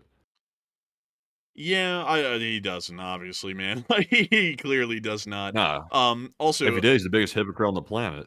it's someone's getting really triggered. They're like, I'm 66. Like, well, good for you that you lived that long. I'm generally not expecting to live that long. Like, like I'm expecting that I'll probably die at 65, most likely. That seems to be kind of like a running trend for most of our folks. So, that's my personal 2 cents. And, I appreciate that you disagree with me, but bashing me because you disagree with me is a little bit goofy. Like, obviously, if I'm not dying and I'm like 20 something, I'm going to fight to live if I'm in a situation like that. But if I'm 65 and they're like, your heart's failing, I'm not going to be like, okay, let's see if we can get a clone and rip its heart out to put it in me, or, go get it from someone else. I'll be honest with you. Like, I'm totally fine with one day knowing that it's the end. Like, I'm not someone who's kidding myself. Like, one day I am going to die. It's a fact. Everyone is going to die at some point. And if I die at 70 or 65 or whenever, in my opinion, it was a pretty good life. It was a pretty good run, and that was it. No point in trying to extend it. It just seems weird. Like, the time you got's the time you got, in my opinion. Other people can live their life differently, but to me, once your time's out, it's out. I don't really like the idea of getting a second wind to the whole thing. But Well, with you that, say that. You say that until you end up on your, one day you might end up on the deathbed in the hospital, and you might have a change of heart. but That's what I find with a lot of people. A lot of people always say, "Oh, when it's my time, it's my time." But when people come around to actually facing that and facing down death's doorstep, basically, even people. I'm not making a comment about people, their religion, by the way, but even people that are like Christians, they all of a sudden start having these massive fears about, "Oh my God, I can't die." It's natural. Like, even if you believe, like, if you're a Christian, even if you believe, it's still natural to fear death. Like, when you end up on your deathbed, it's against human nature to die. Like, you have the ability or the natural instinct to live. So you're naturally going to want to hang on. That's just the way it works. yeah, but I mean, like, you naturally want to hang on, but at the same time, though, like, facing the music, you're not going to hang on forever. Like, like it's an illogical fallacy. Like, yes, everyone wants to live forever, but you're not. Like, you're going to die one day. Like, we're all going to die one day. So, I just like, I honestly find more. I'll be honest with y'all. I find more solace in the fact that I just accept that one day I am going to die instead of pretending like I'm going to live forever. Like, I find more solace in that fact than I would denying that and thinking, oh, I could prolong maybe another 10, 20 years. Like, if I got called into a war, it's going to be scary as hell, and of course I'd be scared to get killed. But at that point, it's like, whatever happens happens. Like, life is life. Some people get unlucky and they don't live long. Some people live longer. But when my time is up, it's just up. Like, it's terrifying, sure, but that's what it is. Like, that's how I look at it. Also, Connor said this is a sad topic. Honestly, I'll be honest with you, Connor. I don't really find it. I know it, like most people, it's morbid, kind of a little bit, but at the same time, though, like there's like this weird thing about it, like the finality of it. I'm not going to get too deep into it. I'm not trying to get too morbid with it, so I'll move on. I'm not going to get too deep, because you're right. It's getting a little bit morbid. But anyways, moving on to our next super chat here. This one goes to Deminoac once again, who puts in a $33 donation. And thank you very much, Deminoac, for that support. I think that's the third one of the night, and we do appreciate that. And he said, "Why do you guys think Putin is being so stupid?" And I would say simply this on my part. I would say his wartime economy has brought Russia to its knees. That's number one. He can't just leave the war without breaking the entire economy. Number two, he's gotten too deep in Ukraine to back out. If he backs out now, he's going to look like a weak. He's going to look like a weak punk, and his people are going to start questioning whether or not he can lead the country or not. And number three, his pride's getting out in the way. He is so hell bent on taking Ukraine at this point, for whatever reasons in the back of his head, that he's like the new Russian czar or something. He's going to keep going for it. So for all those reasons, he's not backing out. That's why he's being so stupid. But Enforcer, what say you? And I would have to say a big thanks to you for the support and helping this channel to keep on running. And I'd have to say that is a good question. I think he's being stupid because he's just stupid. I think that's the best way to explain it. Because we could try and get into all of the deep logic or the reasons as to why stupid people are stupid because they are. Like, that's the best way to say it. And I think he's just one of them. He happens to be the leader of Russia, unfortunately. And so with that, I hope that does address it the best I can. A big thanks to you once again for the support and helping this channel to keep on running. And with that, we are on to the next one. And our next one here goes to KG, and KG puts in a 20, and thank you very much, KG, as well, for that support. And he said, "I'm worried that we are slow marching to the unthinkable conflict, and why can't these dictators understand what that means?" They know what it means, but they're thinking that they might stand to gain something out of the whole deal, and that's why they're more than happy to keep pushing the envelope like they are. So that's really what they're thinking. These people are quite sick. They do think on the level of, if I start a war, this many of my people might die, but that's fine because I'll stand to gain this. And that's what he'll get, and that's what he knows, and that's what he's working off of, just like Xi Jinping is working off of that as well in China. And so with that, I hope that does address that the best I can. A big thanks to you for the support, KG, and helping this channel to keep on running. And with that, we are on to the next one. And also, by the way, I got to address this comment real quick. Chris in the live chat said Putin didn't get where he is by being stupid. That's actually not true, Chris, because the way it works in Russia is very reminiscent of the way it worked in the USSR. You didn't have to be smart to climb the ranks in the USSR. They had people that were like shoemakers. They had in charge of like regional government positions that you really needed expertise to be able to sit in those positions. And they just threw people in there that weren't qualified. That's why you see, for example, in the military, Shoigu was a bricklayer. The current guy who's in charge of the military was the crypto bro, I believe. They're not even qualified for their positions. All you have to be in Russia is at the right place at the right time to get put into a position. You can be dumb as a rock. As long as you're in the right place at the right time, and like Chris said, the bribes do help in Russia. That's a big thing there too. You can get ahead. Like it happens. So don't think just because Putin's at the top that it works like the United States system, that you have to have some merit to get there. It doesn't work like that. Well, you don't even really have to have merit to get to the top of the American system. Yeah, I know. I kind of ate my foot on that one. Like, you don't really have to have merit to make it to anything, like, folks, like, the honest truth, like, like us. Like, there are people out there who could be well more qualified than we are to talk on the topic, and yet we're here, like, just to be entirely honest on that.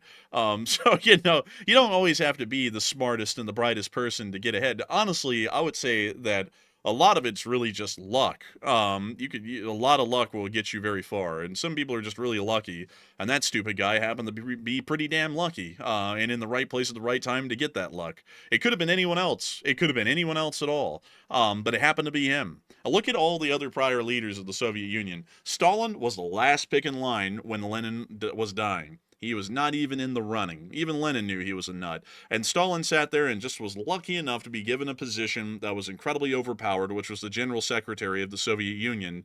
And because he was the General Secretary, he was pretty much able to stack his cards, due to his great luck of being in that position, to be at the top of the Soviet Union. When you look at the leaders who came after him, like Khrushchev was just very lucky. He ended up making the right friends at the right time and moving against the right people at the perfect moment. There were a lot of moments, to be honest, in Khrushchev's rise to power after Stalin died, that it could have absolutely failed. No amount of intelligence or intuition would have gotten him through those failures. He would have most likely been killed at that moment. But he still ended up just having enough luck to be able to do the right thing at the right time, not even knowing what the other side, which was Lavrentiy Beria's side, was doing at that moment. Huge amounts of luck. So on and so forth with all the Soviet leaders. All of them really got there with some intuition, but not a great deal, and a heavy hand of luck. Like, look at this as well. In Romania, with Nicolae Ceausescu was an absolute idiot. He was very stupid, the dictator of a whole country, and was through the whole Cold War until the Romanian people executed him in 1989. And yet the guy still was the one running the country, and he was dumb as bricks. The guy was so stupid, it was unbelievable. He sat there with all of his knowing knowledge, and him and his wife designed a metro system that followed the river in Bucharest. That is the worst idea ever. Anyone in the world could tell you, you don't build a metro line down the bottom of a riverbank. It will flood all the time. There will always be issues with leakage and stuff. And yet the idiot did it because he thought he knew more than everyone else. The guy was so overconfident and so arrogant in himself. He thought he knew everything, to the point that he was pretty much lulling himself into a sense of stupidity. Doesn't that give people hope, though? It gives people hope. Like, even listen, folks, even if you're feeling down, you're like, I'm just dumb, I can't make it. One day you could be the president of the country, of the United States, if you really try hard enough, if you're in the right place at the right time, or if you want to, go to a different country. Well, that's right. In a different country, you're not going to be able to, because most places you have to be a citizen there or born there to be the president or the leader of it. But at least there's hope. I mean, look at all the stupid people in the Congress, folks. I mean, you don't even have to look that far to find them. Like, you know, I know a lot of people are going to take a moment to take a political jab at the people they don't like, but I can name off the top of my head three representatives in the House, from the Republicans and the Democrats simultaneously. I'm not going to do it, but I could, that are dumb as bricks. Like, I don't even know why in the world they're in those positions. They don't even know a damn thing, and yet they're there, and they're getting a paycheck. They're getting, what is it, Matthew? $120-something thousand a year right now to sit in that seat, as dumb as they are. And there's no That's just a starting point. Yeah, That's I just mean, a starting point right there. That's just a little morsel to get them started these days. They get a lot more than that. In fact, that's the smallest amount of money they're receiving out of everything they get. That's probably the smallest. oh yeah, the speaking arrangements, the shadow books or the ghost Books. books, yeah, all that deal. It's endless. But beyond that, still they make bank an incredulous amount of money, and they're stupid. There's no sense in their brains whatsoever. Like, and there, I will say though, to the credit of some representatives and senators to both sides, they are quite intelligent and sharp people. Some of them, but others are just the, at least in my opinion, the intellectual despots of the country. I don't know how they got there, but it was absolute luck. And it's an insane sort of a thing to see. But it is to say though that some people can just be carried by luck alone. Yeah. And also, Cookie said most politicians are dumb. Honestly, Cookie, I think you're right. I think you have to be, and this isn't necessarily an insult because obviously we need politicians. You have to have them to run a government. But to go into politics, you have to be a little slightly off your rocker a little bit because you're willingly walking into a situation where at least half the people are going to hate your guts and want to take you down, like in a very bad way. That's what you're walking into. So for someone to say, oh, yeah, I want that. You gotta have like a little bit of patriotism. You gotta have a little bit of being off your rocker. You gotta have a little bit of pride. Honestly, and people aren't gonna like to hear this. Politicians that are successful have to have a little bit of narcissism. If they don't have that, and they don't have that really strong, confident belief in themselves, even to a fault, then you really can't withstand all of that hatred. It's really hard to. And you have to have some of that in you. That's why you see certain leaders. People say, "Why are all of our leaders like, as people like to say, malignant narcissists?" And that's because those positions attract those type people. Because you have to have that crazy belief in your head to be able to withstand it all. Because that is a hell of a lot of pressure coming down on somebody. Like for example, if you're the U.S. president and you have people on a daily basis trying to like take you down and take you out and stuff like that, that's a lot of pressure. I mean, that's a lot of serious pressure on somebody, and you got to have basically that iron in you, as they say, to be able to withstand it. Like it's something to say, folks, that it's not. Like I'm trying to figure out how to even quantify this in a way that can be said. There have been stupid people in this country since it was founded. Like, no joke, I'm not even kidding. Because after, like, I would say, folks, as far as I'm working, the United States existed from 1787 on. I know that a lot of people say 1776, but we declared independence in 1776. That wasn't recognized until we won the war in 1783, and then we were not the Federal Republic of the United States of America until 1787. So America technically started in its modern form in 1787. And right after that, in 1794, I was listening to a documentary about this today, Matthew, on the formation of Alabama's state borders. There was a land scandal that went on where the state of Georgia sold land as a part of the Georgia state area inside of northern Alabama, near to like the areas between Gadsden and Huntsville. And it was this huge scam that happened. And it happened because some stupid guy who was the governor of Georgia didn't even realize that by the statute, Georgia didn't actually control that area as a part of their state. It was a part of the Mississippi territory. So they started selling land to it and they didn't even know. And it's like, stupid people have existed since the beginning of the country. And also there was a decent amount of corruption back then already. And it's like, people don't really know that, and people don't really recognize that. People think it's really bad now, but it's always like that. But also the other thing is that people have to understand that in a democratic society, democracy is not the failure. It is the voters that are the failure. Everything comes back at the end of the day, whether people like to hear it or not. And most people won't say this because they're wanting to con you for your vote. It comes back to you, the voter. If there is a stupid representative in the Congress, it's because you voted them in there. It may not have been you in that district, but people like you in another district were dumb enough to vote that person in and are too stupid to vote them out. And that's really where the failing comes in. Like, that's kind of where I get a little bit interested in where the disconnect comes in from, because I'll say the stupidity of folks like me is what leads to the corruption and stupidity that you can see in the Congress. It's a failure of the people themselves, and it's like it's not a failing of democracy as the system, and that's where a lot of people end up getting the disconnect. It's like if citizens were more informed and more intelligent and more discerning and voted better, and there's always room for improvement. No one's ever perfect. Then we would see the democracy would work at a much higher clip than it even does right now. But it does appear that Matthew's mobile data just ran out. Matthew, can you hear me? Oh, he cannot. It appears that he's not even in the call anymore. It's unfortunate. But one thing I do want to say, folks, is while Matthew was booted off the internet, you have to make sure, folks, that if you want to say that you are proud of the Republic and that you have complaints of the government, that you must always be learning. Education is so important. People downplay it, but education is the most important thing. And we hear you, Enforcer Man. And let's see. Actually, that wouldn't make much sense. You'd be like, what? You'd be like, what the hell? That wouldn't make any sense at all, so we'll stop from saying that. But really quickly, let me go and do something really quick.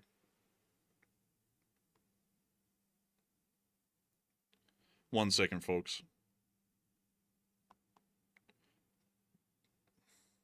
But anyways, beyond that, I think that's the end of the mobile stream setup right there. But one thing I do have to say, folks, is that education is the most important thing to a healthy democracy. People have to be educated. People have to learn about things. And I'm not meaning learn about what the parties want you to hear, like, oh, so-and-so's doing this, or the crooked so-and-so's are doing this and that, and they're saying this and they want this. No. Teach yourself about things that really matter, like how our power grid works, what your local industries are in your representative's district, or how your state government works, how everything works in the country on an actual mechanical level. Things that can be measured, not things that you feel in your emotions, but things you can actually see and measure. That's how you become a well-informed, discerning, and intelligent voter, and you can always learn more, and nobody will ever know everything, but you can still work and strive for your own personal improvement, which is the improvement of our country. That's how it works at the end of the day. So with that, I hope that does address that the best I can. And also, folks, I got to explain really quickly what's going on. Matthew ran out of mobile data, so his setup is out. So really quickly, let me see. So there we go. I did blood out of the data. But it's a fortunate thing. He ran out of data, so he's not on the show at the moment. But the show must go on. And I've got to say, we will be moving on into the next one as a result of that. And so with that, we are moving on to the next one, which is 2 hot dog guys, 1 cup of snow, who threw in a 4 and said, I just won the lotto. This is everything I want. And hey, congratulations, 2 hot dog guys, 1 cup. That's great to hear. And I got to thank you incredibly for the support and helping this channel to keep on running. And so with that, we are on to the next one, which is a 10 from Con LSA. Con LSA said, Soylent Green is people. Oh, well, it was fun while it lasted. Americans will survive one way or another. Soylent Green is people. And hopefully we will. I think we will continue to survive and persist through the modern day. But a huge thanks to you so much once again for the support. I hope that does address that incredibly well. And a big thanks to you once again for helping this channel to keep on running. And with that, we are on to the next one, which is a 10 from Elphany. And Elphany said, what do you think the odds are that a nuclear weapon will be used in an act of war from somebody somewhere in the world? While world war is getting into a higher chance of breaking out, I would have to say that the chances of a nuclear war breaking out are still somewhat low. We'll just have to see how world war goes, and then we'll have to measure the percentage chance of a nuclear action happening because after the outbreak of a world war. And so with that, I hope that does address that the best I can. A big thanks to you for the support, Elphany, and helping this channel to keep on running. And with that, we are on to the next one, which is a 10 from Con LSA. And Con LSA said, no need to make any World War III predictions. The predictions were made over 500 years ago by Nostradamus. The World War III predictions start in Quatrains 140, The False Trumpet Concealing Madness. And I thank you for the support, Con LSA, and that's quite interesting to hear. And so with that, I hope that does address that the best I can, and a big thanks to you so much once again for the support and helping this channel to keep on running. And with that, we also have a 10 from Andrea Fed without a comment. A big thanks to you for the support and helping this channel to keep on rolling even without a comment. We also were able to get a 10 from David Crowton, who said, "Thanks guys, and great skiing in Utah. Have fun there." And a big thanks to you for support, David, and we will have a great bit of fun there. So a massive thanks to you so much once again. And we also got a 10 from Andrea Fed. And Andrea Fed said, "Could that dig have been, dare I say, a marmot?" Hey, it's the marmot! And I gotta thank you so much for your support and helping this channel to keep on running. And I gotta say that if it wasn't for folks like you, we wouldn't be able to keep this thing running. But sadly, the marmot's going to have to be on a hiatus because my voice isn't feeling too well tonight, and hopefully I've disguised that well, but it's not doing that great. But still, a huge thanks to you so much once again. I hope that does address that well. And with that, we're on to the next one, which is a 10 from Silence. And Silence said, just wanted to say I appreciate the accuracy, consistency, and speed at which you deliver information. It's very useful and convenient to me and deserving of my support. 100,000 in an hour is crazy. And a huge thanks to you for the support, Silence. And I gotta say, a big thanks to you for the kind words and helping this channel to keep on running. Because if it wasn't for folks like you, we wouldn't be able to make this channel possible and keep it rolling. So a massive thanks to you so much once again. And with that, we are on to the next one, which is a 9 from Robert Krogan. And Robert Krogan did not throw in a comment, but I do thank you massively for support and helping this thing to keep on running. And so with that, we are on to the next one, which is from Robert Krogan, who also threw in another 6. And Robert said, does fuel shortage cut Zapad exercise? Any chance Russian people revolt? Revolution chances are low at the moment, but the Zapad will be pressing forward regardless. So I hope that does answer that well. A big thanks to you once again for support and helping this channel to keep on running, Robert Krogan. And with that, we are on to the next one, which is a 5 from United Kempo Martial Arts Academy. And United Kempo said, Russia is basically the version of Kazakhstan Borat portrayed LSA. And I would agree with you. And a huge thanks to you so much for the support and helping this channel to keep on running, because if it wasn't for folks like you, we wouldn't be able to make this thing possible and keep it rolling. So a massive thanks to you so much once again. And with that, we are on to the next one, which is a 5 from Plastic Pinocchio. And Plastic Pinocchio said, LSA, LSA, LSA. And a big LSA to you. And a big thanks to you once again for the support and helping this channel to keep on running. And with that, we are on to the next one, which is a 5 from a Magic. And a Magic said, do you know whatever happened to the T-14 Armada, such as if any have been deployed to Ukraine, or has that project still been a complete failure? The project has been an absolute failure. They actually canceled the Armada project due to it being cost prohibitive. So the T-14 Armada has been permanently shelved and abandoned as an actual concept at this moment. So I hope that does address that well. Thank you so much once again for support. And with that, we are on to the next one, which is a 5 from Slava Ukraine. And Slava Ukraine said, Slava Ukraine, I go in 2 months, 2 month physics. And I thank you for support, Slava Ukraine, and thank you for sharing that with us and helping this channel to keep on running. And with that, we are on to the next one, which is a $5 super chat from Mod the Wanderer. And Mod the Wanderer said, Persian here, love your work. Yes, you have Iranian followers as well. How likely is it for Israel to attack the Islamic Republic before October 7th? It's hard to say. I think that an attack is bound to happen before the end of this year, but before October 7th, I couldn't really give you a good indication of what I think the chances are. And so with that, a big thanks to you so much once again for support and helping this channel to keep on running, because if it wasn't for folks like you, we wouldn't be able to keep this thing running. And also, I saw Tanga Dabiri say, and the Enforcer takes over without a breath. Yeah, like, generally, I try and make sure the thing is seamless. I generally plan that eventually Matthew will get off air. Generally, whenever Matthew is away, not in an Enforcer HQ, I expect that his internet's going to be really splotchy. So I pretty much am running the stream while he's gone with the mental mindset of he could disappear at any moment, like he did tonight because the mobile hotspot failed. So I just make sure to keep the thing trucking without fail and try and make sure that it's about as seamless as it can be. And hopefully it was somewhat seamless tonight, right when the internet outed. On Matthew. But anyways, with that, we are on to the next one, which is a 5 from David Lawson. And David Lawson said, we'll never have a full draft again in the U.S. It'll be ruled unconstitutional. Violation of the 13th Amendment. I doubt that, because the 13th Amendment has been around for quite a while, and it's never been deemed unconstitutional since then. So the precedent has already been laid out that declaring a draft is not unconstitutional. But a big thanks to you once again for support and helping this channel to keep on running. And with that, we are on to the next one, which is a 5 from Up Zulu. And Up Zulu said, China could be likely to provide fuel to keep them propped up, and that's the case. But they don't create a lot of surplus fuel, and that would also start to dwindle Chinese strategic fuel reserves. And also, that's an incredibly expensive thing to transport is completed fuel products. So it's possible, but that would be very a cost prohibitive thing, and also be in a limited number. Most likely, not even close to Russia's daily consumption. But a big thanks to you so much for the support and helping this channel to keep on running, because it is folks like you who help to make this thing possible and keep it rolling. And so with that, we are on to the next one, which is a 5 from Inflamed Gin and Tolls. And Inflamed Gin and Tolls said, LSA equals lettuce shortage alert for the newbies. Well, it's kind of in a sense, but it's the least spring army. We all know that Jenna last name Tolls. We all know that. But a big thanks to you so much once again. Pretty funny one though. And with that, we are on to the next one, which is a $5 super chat from a Magic. And a Magic said, "Is it me or does it sound like again the fall of the Russian Empire during World War I? They keep going in a circle, it seems." And I'd have to say that it does seem to me that it is most likely some kind of a thing where they're running in a circle. I would have to agree with you there. And also, Matthew, can you hear us? Yes, I can. And can you hear me? Oh, no way. What happened? I found a way to get back on the internet right there. I found a satellite dish outside and I hooked right into it with like an Ethernet cable and it works. Are you kidding? Yeah. I was about to be like, what the hell? I was like, where the hell are you even? Like, I was like, what in the world? But I was like, where in the hell would you even hook up an Ethernet to a dish? I was like, I had so many questions. I was like, I don't think he's serious. But beyond that, Enforcer Matt is back. Hey, he's back. No I'm way. back.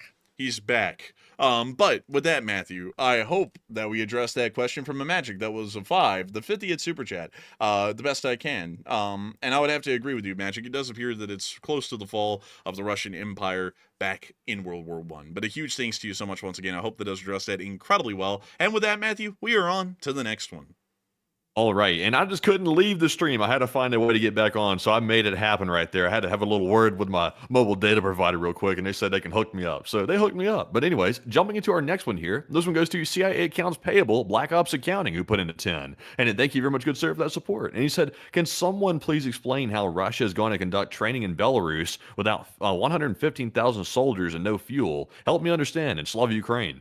They're going to divert fuel to them to make sure that that exercise can roll forward. The military will always be prioritized for fuel. So while the civilians are running out of fuel, it doesn't guarantee that the military is running out of fuel, at least right now. So I hope that does address that well, CIA Accounts Payable. A great question, by the way, and I hope that does address that the best I can. And also, CIA Accounts Payable, are you throwing that in Thai baht? That doesn't seem to be a CIA currency. Thai bot. That's interesting, but still, I'm just kidding with you. Big thanks to you, though, for the support. And with that, we are on to the next one. And our next one goes to Drew H0208, and he put in a 10. He said, great show as always, and I got some info to DM you, and what's the best method? Hey, and I thank you so much for support, Drew H. And the best way to DM us is on Twitter. But also, I do have to say a caveat: make sure to not provide us anything that's sensitive or classified information, because we do not accept sensitive or classified information from anyone. We only operate off of things that are open source and non-class.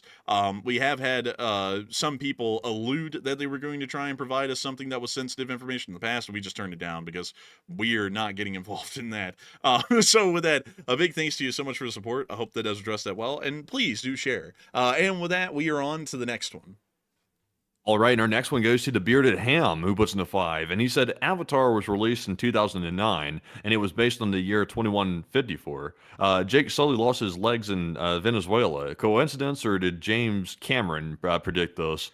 I would have to say that it's a coinkydink, because it's highly unlikely that he lost his legs in Venezuela, because there wouldn't be anything going on at that point. Maduro would have already been deposed by the time that feller would have lost his legs, I think. But still, a big thanks to you for the support and helping this channel to keep on running. I hope that does address that well. And with that, we are on to the next one.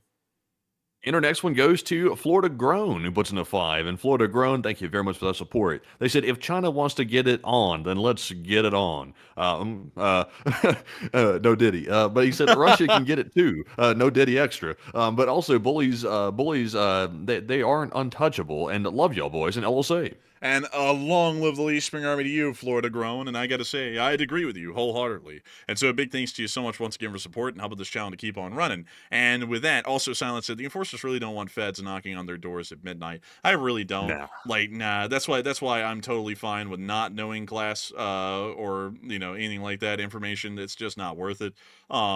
It's like, what's the point? Like, we can't do anything with that information. And on top of that, it's only going to incite the feds to come and talk to us. And like, I'm personally fine with meeting them as fans, but not at my door asking me, hey, what's this? Like, I'm like, I don't want that.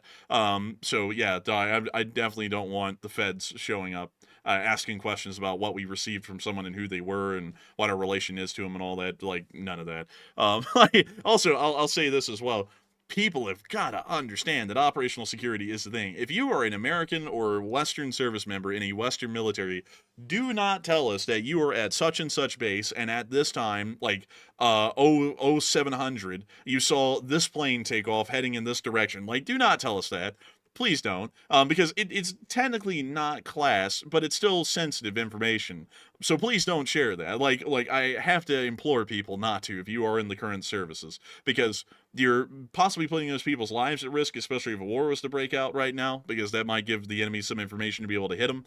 And also on top of that, operational security is something that has to be assured at every single level, from top to bottom. Even the enlisted folks can give out information that can end up killing people. So I hope that does address that the best I can. I gotta say that to folks, because national security is not just the government's duty, it's your duty as well. Don't share information with other people. At least that seems to be classified, and if you even question if it's classified, don't share it, because if it is classified, you could be giving away vital state secrets. But anyways, Also, it's a crime. it is a crime. But more importantly, beyond it being a crime, you're possibly putting people's lives at risk by disseminating that information. So, on the idea of public safety and the safety of our fellow citizenry, make sure to ensure operational security at all times and do not share anything except for something that is clearly unclassified. But with that, we are on to the next one. And our next one is another massive $154 support, this time from LC39A. And a huge shout to you, good sir, for that massive support of the way. And I think based on the number, that is number 54 super chat right there, which is crazy. And thank you very much for that massive support. You said you would not accept a transplant. Then Matt replied, you might have a change of heart. That's the funny of the day. Honestly, I didn't even realize I said that. Like, I didn't even realize that, honestly, until someone else mentioned it as well. So, yeah, that was a little bit ironic, wasn't it? Literally a change of heart. But Enforcer, what say you? I gotta say, a big, massive thanks to you for the support, LC39A. And I would have to say, that was actually something I didn't catch, and that was actually a really good one. A smart one, actually, I gotta say. But a huge thanks to you so much for the support, LC39A. I hope that does address that well.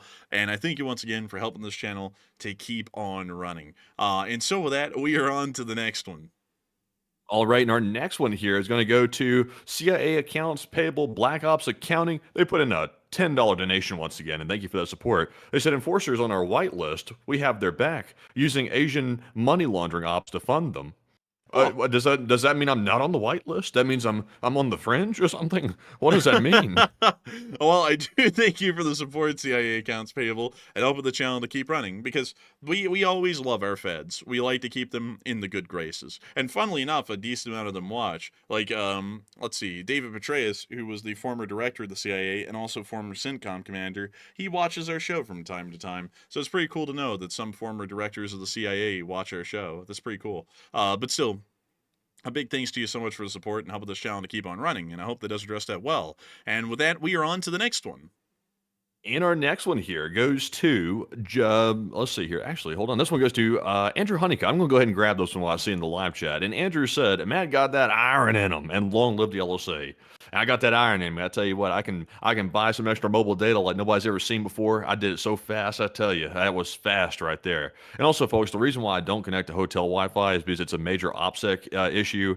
If you don't know, connecting to a public network, no matter how safe you might think it is a huge, huge, huge cybersecurity risk, which is usually not something you want to do because it compromises everything potentially. So I don't do that just to keep everything safe. But anyways, with that, thank you very much, Andrew Honeycutt, for that support once again. And we also have a 5 from JoJo, who said, "You guys don't know how the reserves work?" Actually, I did, but they said it's just like the Guard, except federal instead of state, and they deploy often and train often. You know, we actually did know how it worked, Jojo. It's just that people started saying that we didn't know how it worked, and then that confused us. But apparently, I was right when Matthew was like, "Aren't they the weekend warrior people?" I was like, "Yeah, they're the weekend warrior people." So we were right with that. But it's just that they're not the state level weekend warrior people, that they're federal weekend warrior people. A little bit different, but still, a big thanks to you for the support and helping this channel to keep on running. And with that, we are on to the next one.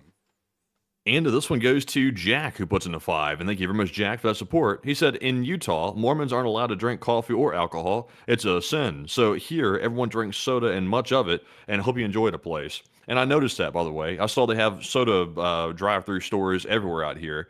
But the catch is there's Starbucks is literally everywhere, too. Like, there's coffee stores all over the place. There's coffee and bean or something like that, or beans and something. I don't know what. It's like some, like, coffee store. And they're all over the place. So there must be a big enough market out here of non-Mormons to actually support the coffee industry, because they're everywhere. Like, every corner block has a coffee store on it. So I've seen the soda stores, but also, by the way, I don't really drink alcohol. Like, I've had a little bit here and there, but I really am not a fan of it. I don't like the taste of it. I don't like what it does personally. It's just not my thing. But Enforcer, what say you? I'd have to say that I've had a little swig of alcohol here and there. I'm not really a big fan. It just tastes like other drinks, but with a lot of ammonia flavor to it. Like, it's not really my thing. So, you know, I don't really drink a lot, but one thing that is interesting to me, some people may not know this, is that the Church of the Latter-day Saints actually also did not drink soft drinks for the longest time until the Church of Latter-day Saints bought some shares of Coca-Cola, and then it became fine to drink soft drinks. That was something that happened not too long ago. It was a couple of decades ago, but that's actually a little bit of an interesting thing. So a big thing in Salt Lake City is Swig, which is a little chain of like cocktail like soda places. They really like spruce up the sodas. Let me see if I can go show y'all a Swig here. Here we are. So here's all the Swigs. You can see they're all down here. So let me pull this up. And so this is the Swig. It's really interesting stuff, actually. Like, it's a whole deal. And I just find that How's everybody out here not have diabetes? Like, it seems like those places stay packed. Like, I've seen them. There's like lines like around the block for these places. I'm like, isn't this stuff like packed with sugar? It's like, how many? Also, they sell cookies with it too. That looks like a crumble cookie. And you know, crumble cookies are full of sugar. Like, those things are like packed. Honestly, I don't know how everybody out here doesn't have diabetes. Like, more than the South.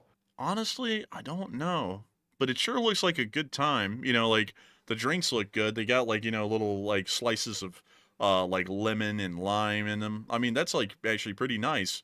And the cookies look pretty decent, too. And they even have popsicles. Like, honestly, like, this place, I have a feeling we're going to get diabetes once we move out here. But this is a really cool thing. Not me.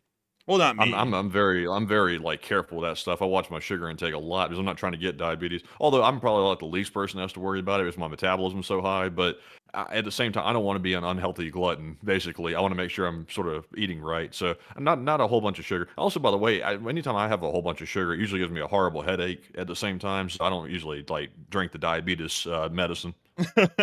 When I drink too much sugar, folks, I actually feel physically sick. So I really can't drink a lot of the stuff. And some people are going to be like, are you diabetic? No, I'm not. But for some reason, weirdly enough, if I drink anything that is, or if I eat anything that just tastes too sugary, like, it doesn't even have to really be sugary, like in terms of the amount of sugar, it can just taste insanely sugary, I'll get physically sick feeling, and I'll have to stop, like, very quickly from eating that. So generally, if I ever get something like that, that'll last me about a good 2 days, like one of those cups. I just can't drink a lot of sugar. I really can't handle sugar a lot.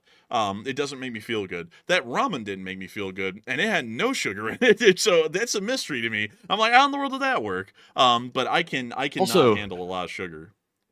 Also, UV said, "Dude, that place is for kids." No, it's not. It's not just for kids. I saw every housewife from the nearby suburbs in line at that place. There was no kids in the car. Like there was none. They were like stopping by. I saw a video on it too. They were stopping by for their morning fix of the soda. That's what they do, and then they hit it for lunch, and then they hit it for supper. That's the whole thing. There's like a soda epidemic out here, at least according to some documentary videos I've seen about it. So I think it's not just for kids. Like that's a huge mistake.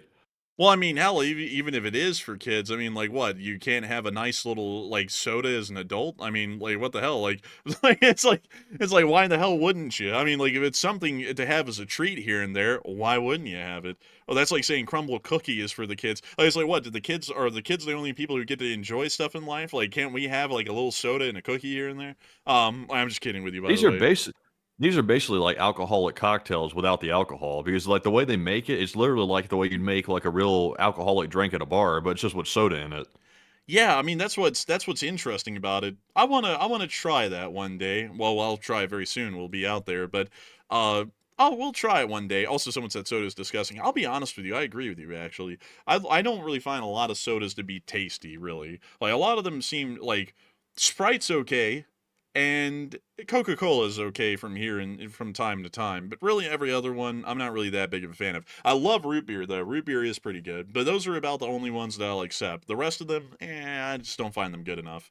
But anyways, with that, I hope that does address that the best I can, at least in my opinion. And with that, we are on to the next one. And this one goes to D Gentry. And D Gentry's put in a $20 support. And thank you very much, good sir, for that support as well. He said, if Russia loses the war, do you think they would suffer the same consequences as Germany after World War II? For example, they are separated into separate states, like after the downfall of the USSR, and this only seems fair. I would say that that would not happen. That's the least likely thing to happen because if Russia loses the war in Ukraine as a standalone war, Ukraine is not militarily occupying Russia in an unconditional surrender. They just happen to collapse. So that would be considered a Russian internal affair at that point. Ukraine would reaffirm its 1991 borders, and then whatever happens in Russia happens in Russia. Because when the Soviet Union collapsed, we didn't see that everyone started to divvy up the Soviet Union and occupy it militarily. We just let it become an internal matter and let them sort it out. So I would say that that would be the least likely thing to happen, in my opinion. But I do think you for support and helping this channel to keep on running. And with that, we are on to the next one. And we also have a $20 support from KG. And thank you very much, KG, as well, for that support. And he said, I'm building a nuclear fallout and war shelter. Damn. All right. He's taking it serious. He said, in your estimation, how long do I have to complete it? And should I make it with concrete or sand? You have about 2 years to complete it. Like if it was going to happen, it's probably about 2 years from now. It's still so you have plenty of time to complete it. And generally, you want to make it out of concrete because if you're making a survival shelter like that, the only reason I could find it to be usable would be in a nuclear attack, and at that point, you would want something kind of thick, concrete and lead. If you can get lead, but if you can't get lead, then concrete in itself would probably be fine. But with Or you that, can simply dig, or you can simply dig, as long as you can do it safely, because that's a big deal. Like a lot of people dig like these underground like tunnels and stuff, and they don't know how to put the proper like bracing, reinforcements in it, yeah. and then and then they collapse on the people, and it ends up killing people. So you got to be really careful with that. But if you do it safely, though, simply putting more space between the ground and the dirt above your head, that creates a huge barrier. Just having the ground above your head. So, but that's a huge operation. That's going to cost a lot to do something like that. Also, you would never want to make a shelter with a squared or angular sort of a roof. You're always going to want it to have an arched roof because an arch will be able to handle more weight of the soil on top of it if it's underground than a square or angular sort of a roof would. An arch distributes weight a lot better, so it can handle a lot more stress just because of its shape. That's a little tip. That's why if you ever look at bomb shelters, unless if they're a little bit odd, usually they have kind of like a little bit of a rounded structure to them, kind of like an arch. But anyways, with that, we are on to the next one. And this one is going to go to Ed, and he puts in a 13 and a $10 support. And thank you very much, Ed, for the support. And he said, Irish Ed here again, and I meant to give 13, but it said I gave $3. And it came through as 13 the first time, actually, Ed. But thank you very much for that, by the way. So he threw in a combined $23 support, and we do appreciate that. He also Hey! said in his other super chat, he said, "Hey, LSA enforcers, Irish Ed here, and my health has been going down bad." And also, I'm Oh. sorry to hear that, by the way, Ed.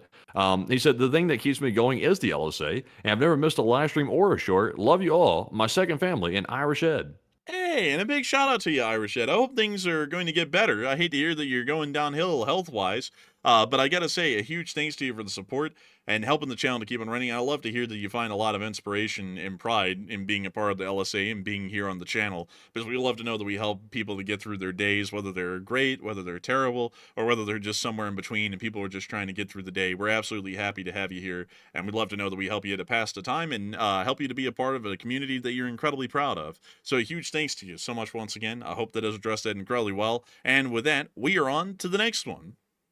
And our next one goes to Andrew Honeycutt. And thank you very much, Andrew, as well, for that support. He puts in a 5 and says, "Hyperbole aside, why make a move when global war is imminent? And why do anything for the future? To heck with nihilism and nepotism. You have hope, yes." Honestly, nihilism is the worst thing. Like, I no offense if you believe in that. That is like the most defeatist mentality I've ever heard in my life. Like, I just don't buy into that junk whatsoever. Even if you're not religious, why the hell would somebody want to buy into the concept of it doesn't matter, nothing matters? It's like, what kind of way to live is that? It's like, even if it doesn't matter, why would you convince yourself, oh, it doesn't matter? It's like, at least look at things positively, at least. That's just my take on it. But Enforcer, what say you? Well, you know what's weird about that is that nihilism actually isn't supposed to be that sort of a belief. Nihilism was made by Nietzsche, and the whole philosophy of Nietzsche was life doesn't really have any purpose or meaning. We're all just kind of here, so let's make the best of it and come up with something to do. Because we literally have nothing to do, so why not come up with our very own wonderful and wondrous ideas of what we can do? And so then people took that and completely misread it, and then they're like, "Oh, life is terrible. There's nothing to do. It's all pointless, and it's all despair." And I'm like, "Oh, that's so stupid." Like, those people don't even understand what Nietzsche was getting at. But what I'll say though is that as far as it goes with uh, uh, doing things, why stop? Like, it's like if a world war doesn't happen, there's no point in sitting on our laurels for 2 years for no reason, just doing nothing. I mean, there's plenty to do. I mean, we still have a lot to work for as individuals. Things to aspire to, dreams and ambitions.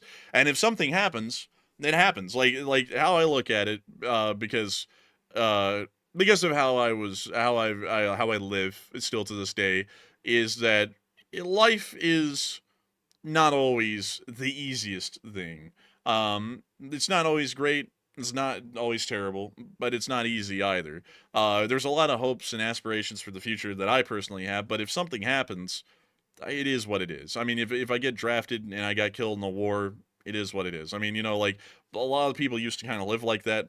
It was pretty much the feeling of the time. Every day is a blessing. If it gets taken from you early, well, at least you had a good life up until then. Like that's how a lot of people looked at it. That's how I personally look at it because, I've got a lot of dreams and aspirations of what I'm going to do in the future, what I'm going to be doing just next year and the next year after that. And if it all came to an end or a grinding halt, it's just what it was. It was unfortunate, but it's how it was going to end up anyways. But still, Honestly, if you can be 70% productive, 30% enjoying your life in whichever way you tend to like to enjoy your life, then that's pretty good to me. And also a bonus is if you can somehow find meaning in it in the meantime, then you've really done something there. That's at least what I think is like generally pretty good. Some people put way too much emphasis on they want to take it easy like in their life. There's nothing necessarily wrong with that, but at the same time though, I don't personally find that to be a fulfilling way to live a life. Because if you don't have something to look back on and say, oh, well, I did this, even if it's something, you don't have to be the US president to say you did something. It could be something on a smaller level. Even if you served in the military, did something like that, or even just worked a normal job, at least you could say, oh, I did this, I did that, or something like that. You have something to be proud of and not just say, oh, I just goofed off the whole time or something like that. yeah, I mean I would agree with that. And also, I saw Greg O'Cafe put it in a great way. If you're here, even if you have no say in what's happening, you might as well try to enjoy the ride. That's what I believe. Like, why not?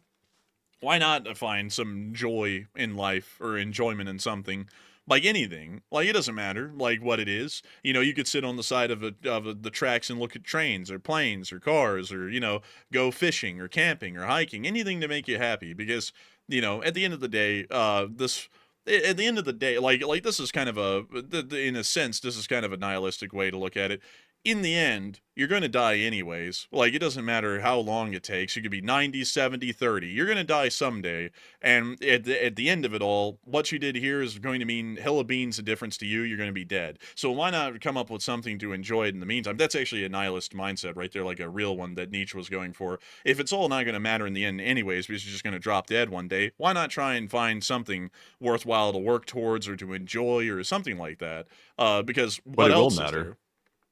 It will matter in the end because what you do right now and what you do down here, it's going to be remembered, and also it's going to be probably judged at some point as well. So it matters. Well, that's for people like us, but for everyone in general, speaking from a more neutral standpoint, you know, if you're going to die anyways, no matter what you believe, whether you believe or don't believe on anything, you're going to die someday. So, you know, why not do something to make life a little bit better for someone else down here or something like that? That would generally be something that I would say would be worthwhile at pursuing. But still, a big thanks to you once again for support and helping this channel to keep on running. I hope that does address that well. And with that, we are on to the next one.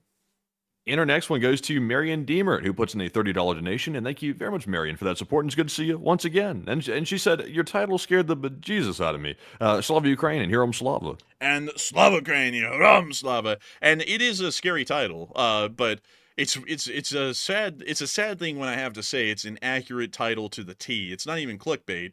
It's actually like those were the headliner titles of the day, and it's just really weird to think that that's the case. But I'll be honest, I've gotten desensitized to it a lot. It's a crazy world out there these days. So when I write a title up like that, I'm like, oh, well, that accurately describes what's going on.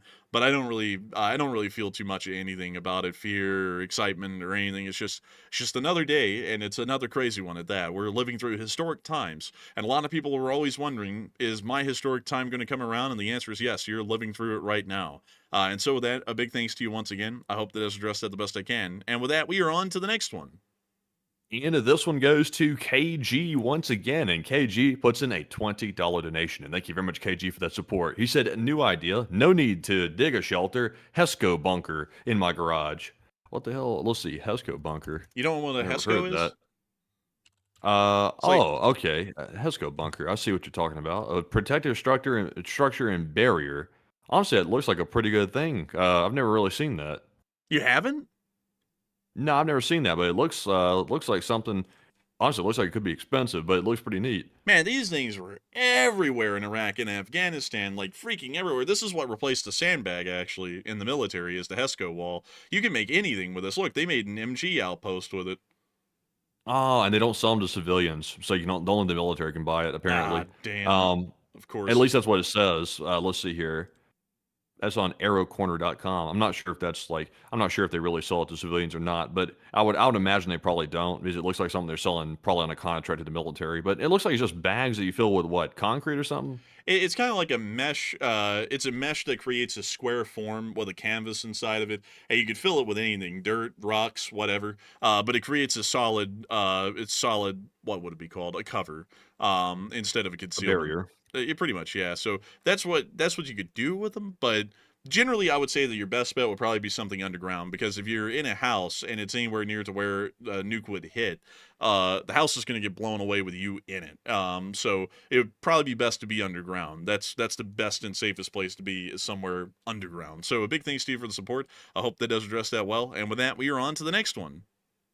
All right, and our next one here is going to go to none other than, it is going to be KG. Oh, actually, I just read that one off, but thank you very much, KG, for that support once again. Actually, I forgot to put a red check on it. But moving on from KG Super Chat, and on to our next one. This one goes to Swish Corona, who puts in a 5. He said, I used to work as a security guard in Utah for the steel area by the railroad tracks, where I saw some paranormal activity, which made me quit. Now, you know, Swiss Corona, here's my thing about that. Here's my thing. And I get that. If it was something out there you saw that spooked you, like, I mean, it's free country, like, I totally get it.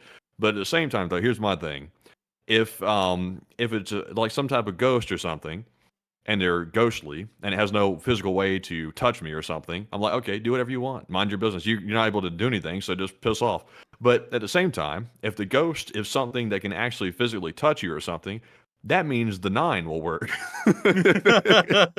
That means that ghost is going to be allergic to the 9, which means it's not going to want to mess with people. But Enforcer, what say you? Man, call me a barber because this goes to finna cash a fade. But beyond I tell you. that, yeah, but I'd have to say Swish Corona. I actually knew a fella that worked nighttime security at a place, and he started to swear to me, "Oh, the place is haunted." It was in L.A., by the way, and I was like, "Oh, you're full of shit." Like I was like, "There's no way in hell." And so the guy live streamed one night, and I watched it the whole shift with him, and I tell you, something bizarre was going on in there. I don't know what it was. I'm not really one for the paranormal, but something quite weird was going on in there. The lights would come on and off. They were motion activated in places that no one was in there, and they would like the lights would activate all the way down an aisle, like someone was walking down it because it was a storage warehouse. And then after a couple of minutes, they'd all shut off, like someone was walking through there, and there was no one there. It was just the weirdest stuff. Like cabinets would open and shut on their own. Like it was the most bizarre sort of a thing. And I saw it one night because he was like, "You've got to see this." He's like, "You're not believing me because you're not seeing it. If I stream this, you'll see it." And I saw it. He was actually telling the truth. And I was like, that is the craziest thing. I do not know what's causing that.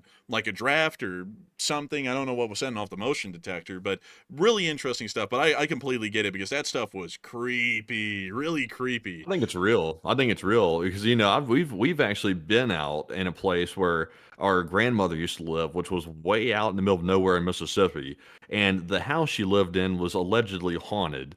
And also the house down the street, it was like in the backwoods, really, really tough backwoods of Mississippi. Like I'm talking about, like you don't even like hardly know where this is at type backwoods. And the house was legit haunted. Like I actually do believe it. Like there was some weird crap that would happen around there, and there was like sightings of like there was like exotic animals that were seen around the property and stuff like that. And I was like, bull crap. Also, there was like alleged drone or not drone, but UFO sightings out there as well, like in these big fields in Mississippi out in the middle of nowhere. And I was like, bull crap. Somebody was drinking or something like that, and somebody saw something.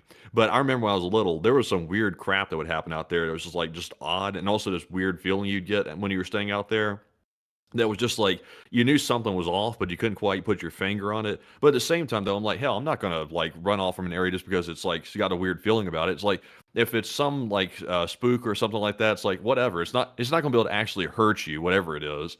So just ignore it and keep moving. Man, I don't know because they have these stories from the Middle East. I've been listening to some of them from folks who were in the service about these things called the jinn. Some of y'all may have heard of them before, but they're these like demons. I think by the Islamic faith's definition, they're these demons that like live in the desert, like throughout the whole of Arabia.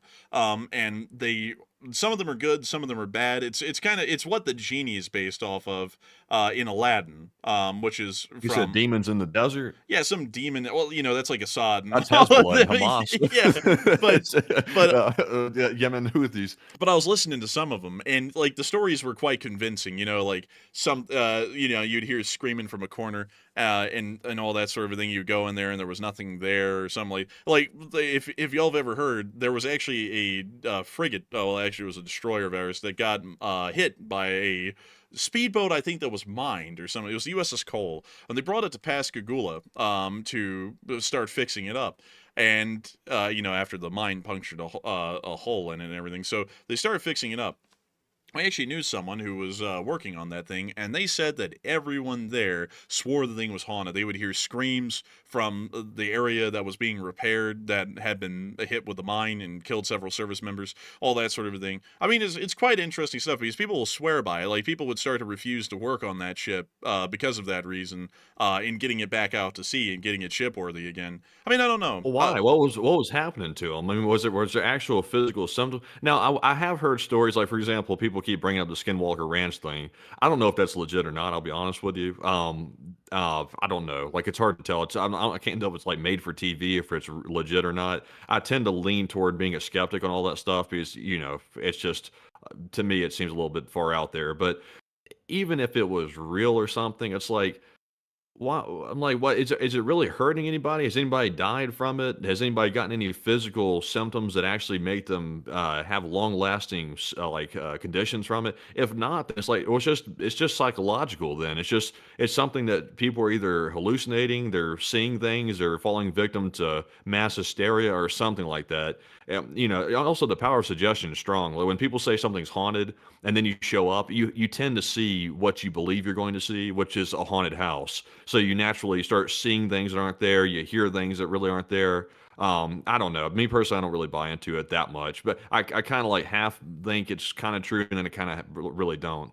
I just think it is what it is. Like, honestly, one thing I would be a bit of a subscriber of, not really the idea of ghosts or anything like that, but the idea that somehow, some way, the world keeps behind a little bit of a fragment of things that have happened in the past, maybe, and so they reappear from time to time. But it's just an apparition of some kind, or so. It's nothing, evil or wicked or good. It's just a thing. Like it's just left behind from some other era. Because people would swear up and down. Like this was quite an interesting one. After actually, this one's one that's documented after the Battle of Edgehill in the English Civil War, which was just north of Oxford. I think it was near. Let me check this. I think it's near Chipping Norton, which is where Clarkson's farm is. Uh, Edgehill in Banbury in the UK. Yeah, crazily enough, man. Look at this. Just north of Chipping Norton, that's where Clarkson's farm's at. Right up Hmm. here at the Battle of Edgehill. It was the first battle of the English Civil War. About 1,000 men died at it, and the town buried all of the guys in mass graves. They just gathered them up, dug some pits, threw them in. So afterwards, some shepherds were grazing their sheep in the night on this hill at the old battlefield just a few months later, and they looked up into the sky, and there was the sounds of cannon fire, muskets, the screaming of men, and in the sky above them, it was like some ghostly recreation, a reenactment of the battle. So they went back to the town of Edgehill. They told the sheriff that there was some crazy apparition that happened in the night, and they kept telling the story for weeks until finally the sheriff went out to the hills of the Battle of Edgehill, and he saw it as well. And so the story started to spread. The whole village started witnessing it. It was happening every night for weeks. And so it finally caught the attention of King Charles I, who was the king of England at the time. He was to be executed later. But he said, this is quite odd. I want the royal council, which is his top men, to go out there and see if this is real or not. So they went out there, and it turns out that they documented that it was real. They said it was actually something that was happening, and they said that it was so lifelike. They actually saw the color bearer of the king's colors up out there. Like they saw him in his face and everything. It was the color bearer of the king's standard. And so they're like, this is a real thing. It's actually happening. So after that, all of the villagers of Edgehill came together. They interred they exhumed all of the remains of the soldiers that had died there, and they gave them proper Christian burials. They actually buried them individually, and then it started to cease generally after that. But they say it still goes on from time to time there. But I think with things like that, it's more so just something may have happened. I don't know how to explain it. I mean, who the hell knows? But something happened. It lingers around here and there, and every once in a while something from it returns. Maybe, I don't know. Because that's the only way I could find some decent explanation to it. But that even sounds like bogus. But anyways, with that, we're on to the next one. We also have a $5 support from Con Air, and thank you very much, Con Air, for the support. They said thoughts on UAPs. Some of the AARO's declassified sphere and jellyfish UAP videos are very interesting. And I would say Con Air on this. Most UAPs, UFOs, whatever people want to like term them these days, most of it, 90% of the time, is most likely classified special projects the U.S. was working on. Most of the time, it turns out that at least according to the government, the drones that were spotted around New Jersey, New York, and that entire area around New England, those were all drones that were being tested by the U.S. Army around the proving grounds around there. There is a depot. There's an Army base up there that they apparently launched them from. So that was what that was. And also, most of the sightings that people see out in the desert, like Nevada, is mainly owned by the feds. Also, Utah has a pretty good bit of land owned by the feds as well. Most people seeing things are seeing classified tests, most likely. And the government wants you to also believe they're UFOs because that keeps people sort of in disbelief about what they saw. But Enforcer, what say you? I'd have to agree. Also, by the way, Matthew, don't you have to catch a flight tomorrow? Yeah, I do.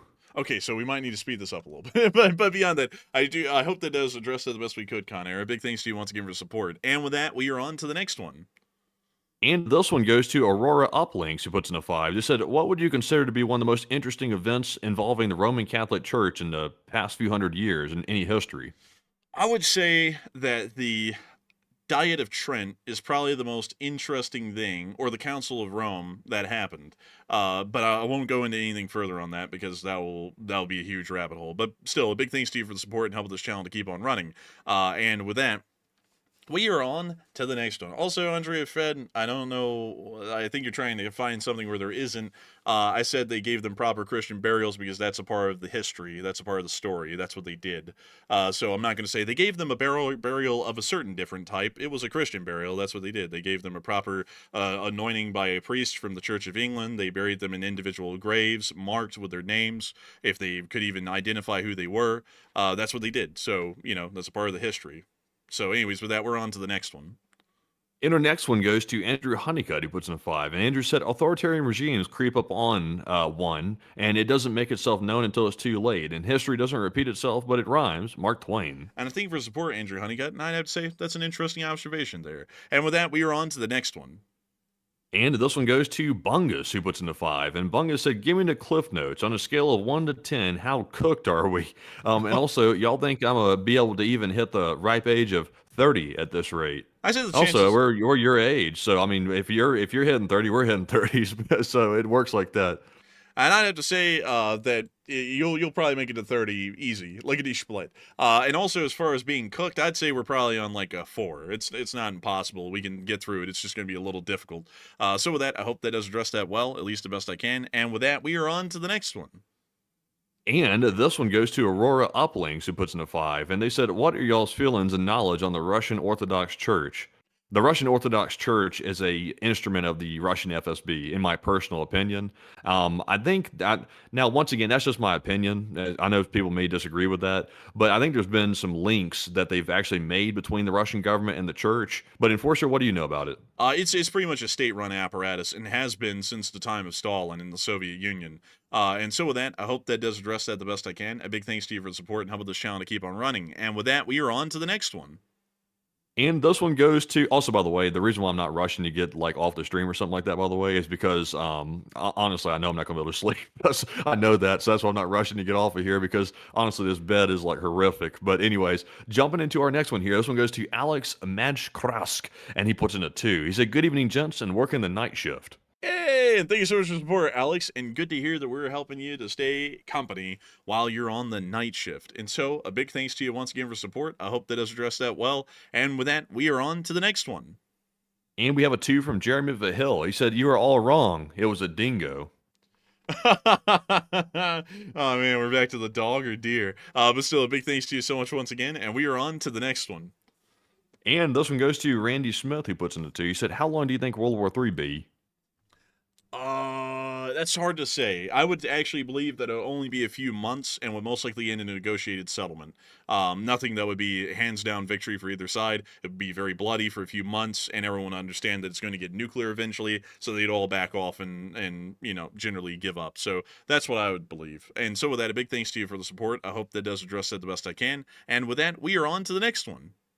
And this one goes to WS, who puts in a 2. And they said, what that Ruski coot do? Any update? Pizza, coffee, moving fun. Hey, thank you so much for the support. And we haven't heard of the coot. The coot's actually disappeared now, and it doesn't appear that it's conducting any reconnaissance flights around Alaska at the moment, which is a little weird because they just stopped all of a sudden, and we haven't heard of them since.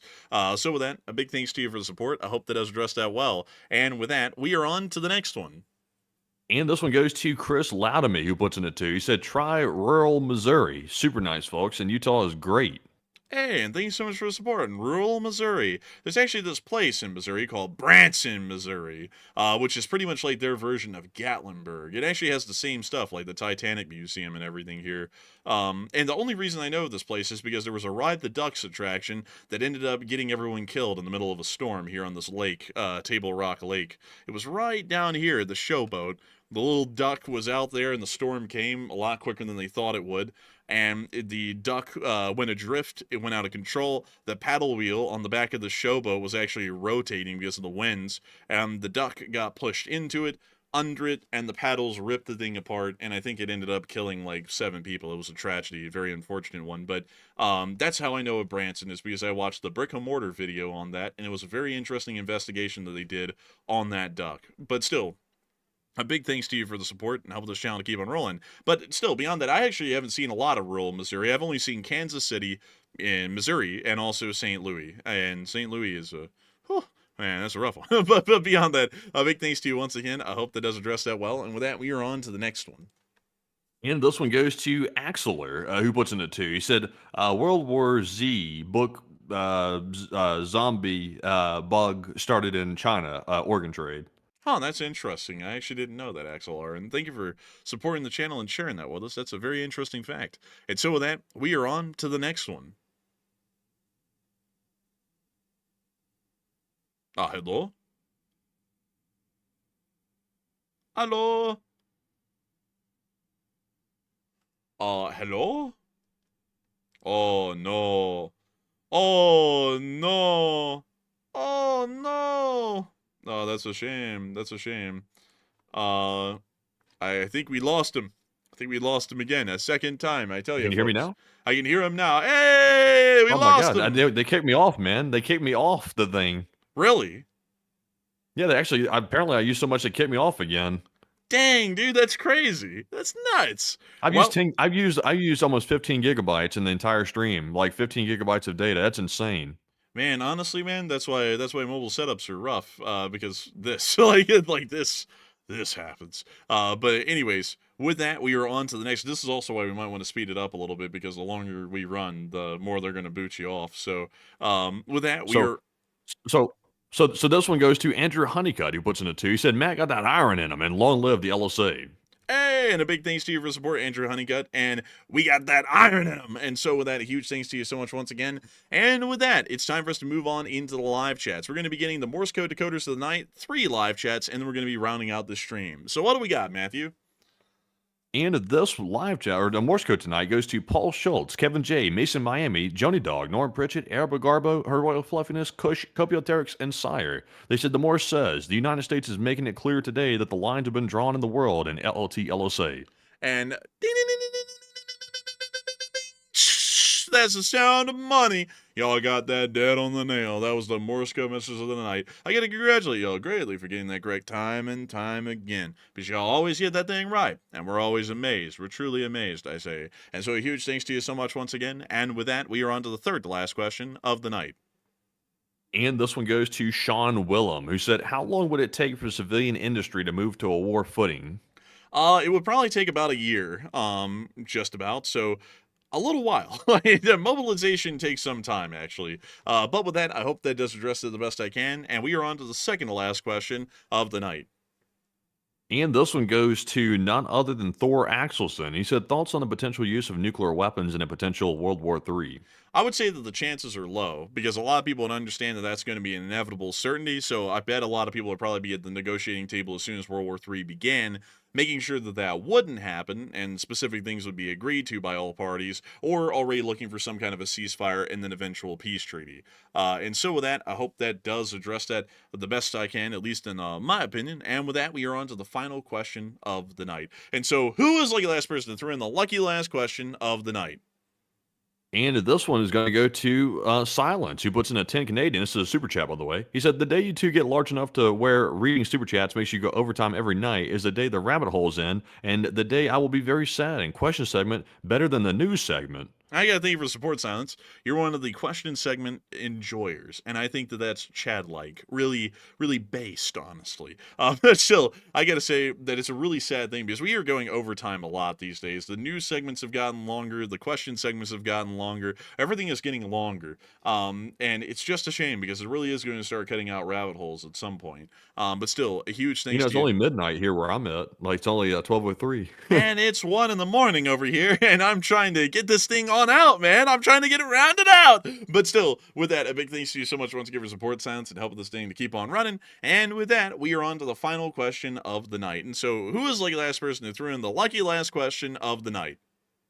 And this one goes to Ryan Kernan, and he said, do you guys think that our involvement is a way of ramping up our production industry by creating a demand with a literal situation in Venezuela while also removing a thorn in our side? It actually possibly could be. That's actually a pretty good reason to do that, is saying that we're in an armed conflict with Venezuela, so for that reason, we need more weapons. That actually is a pretty good justification, and that could be one of the intended consequences of such an action. So I have to say that's very astute observation of you. And so with that, I hope that does address that the best I can. And with that, we've reached the end of tonight's stream. I'm going to thank you all greatly for being here with us tonight. We actually had a peak viewership tonight of 19.5 thousand people. Oh, wow, that's like a whole football stadium. And we actually had a total viewership of 161,000 people. We are entirely honored and greatly appreciative of having every single person here tonight with us, and we are absolutely honored and appreciative to know that y'all helped the Enforcer channel to stay in the top 30 live streams on YouTube practically every single day, covering the news. Once again, a huge thanks to everyone so much for watching, and we will see you all tomorrow at 10 p.m. Eastern Time to cover the next 24 hours of the news from around the world, and if there is enough news in the middle of the day, I will be the one making the short war summary. And so with that, we will see you all then. Good night, good luck, take care, stay safe, Slava Ukraini, long live the Lee Spring Army, and long live the Republic.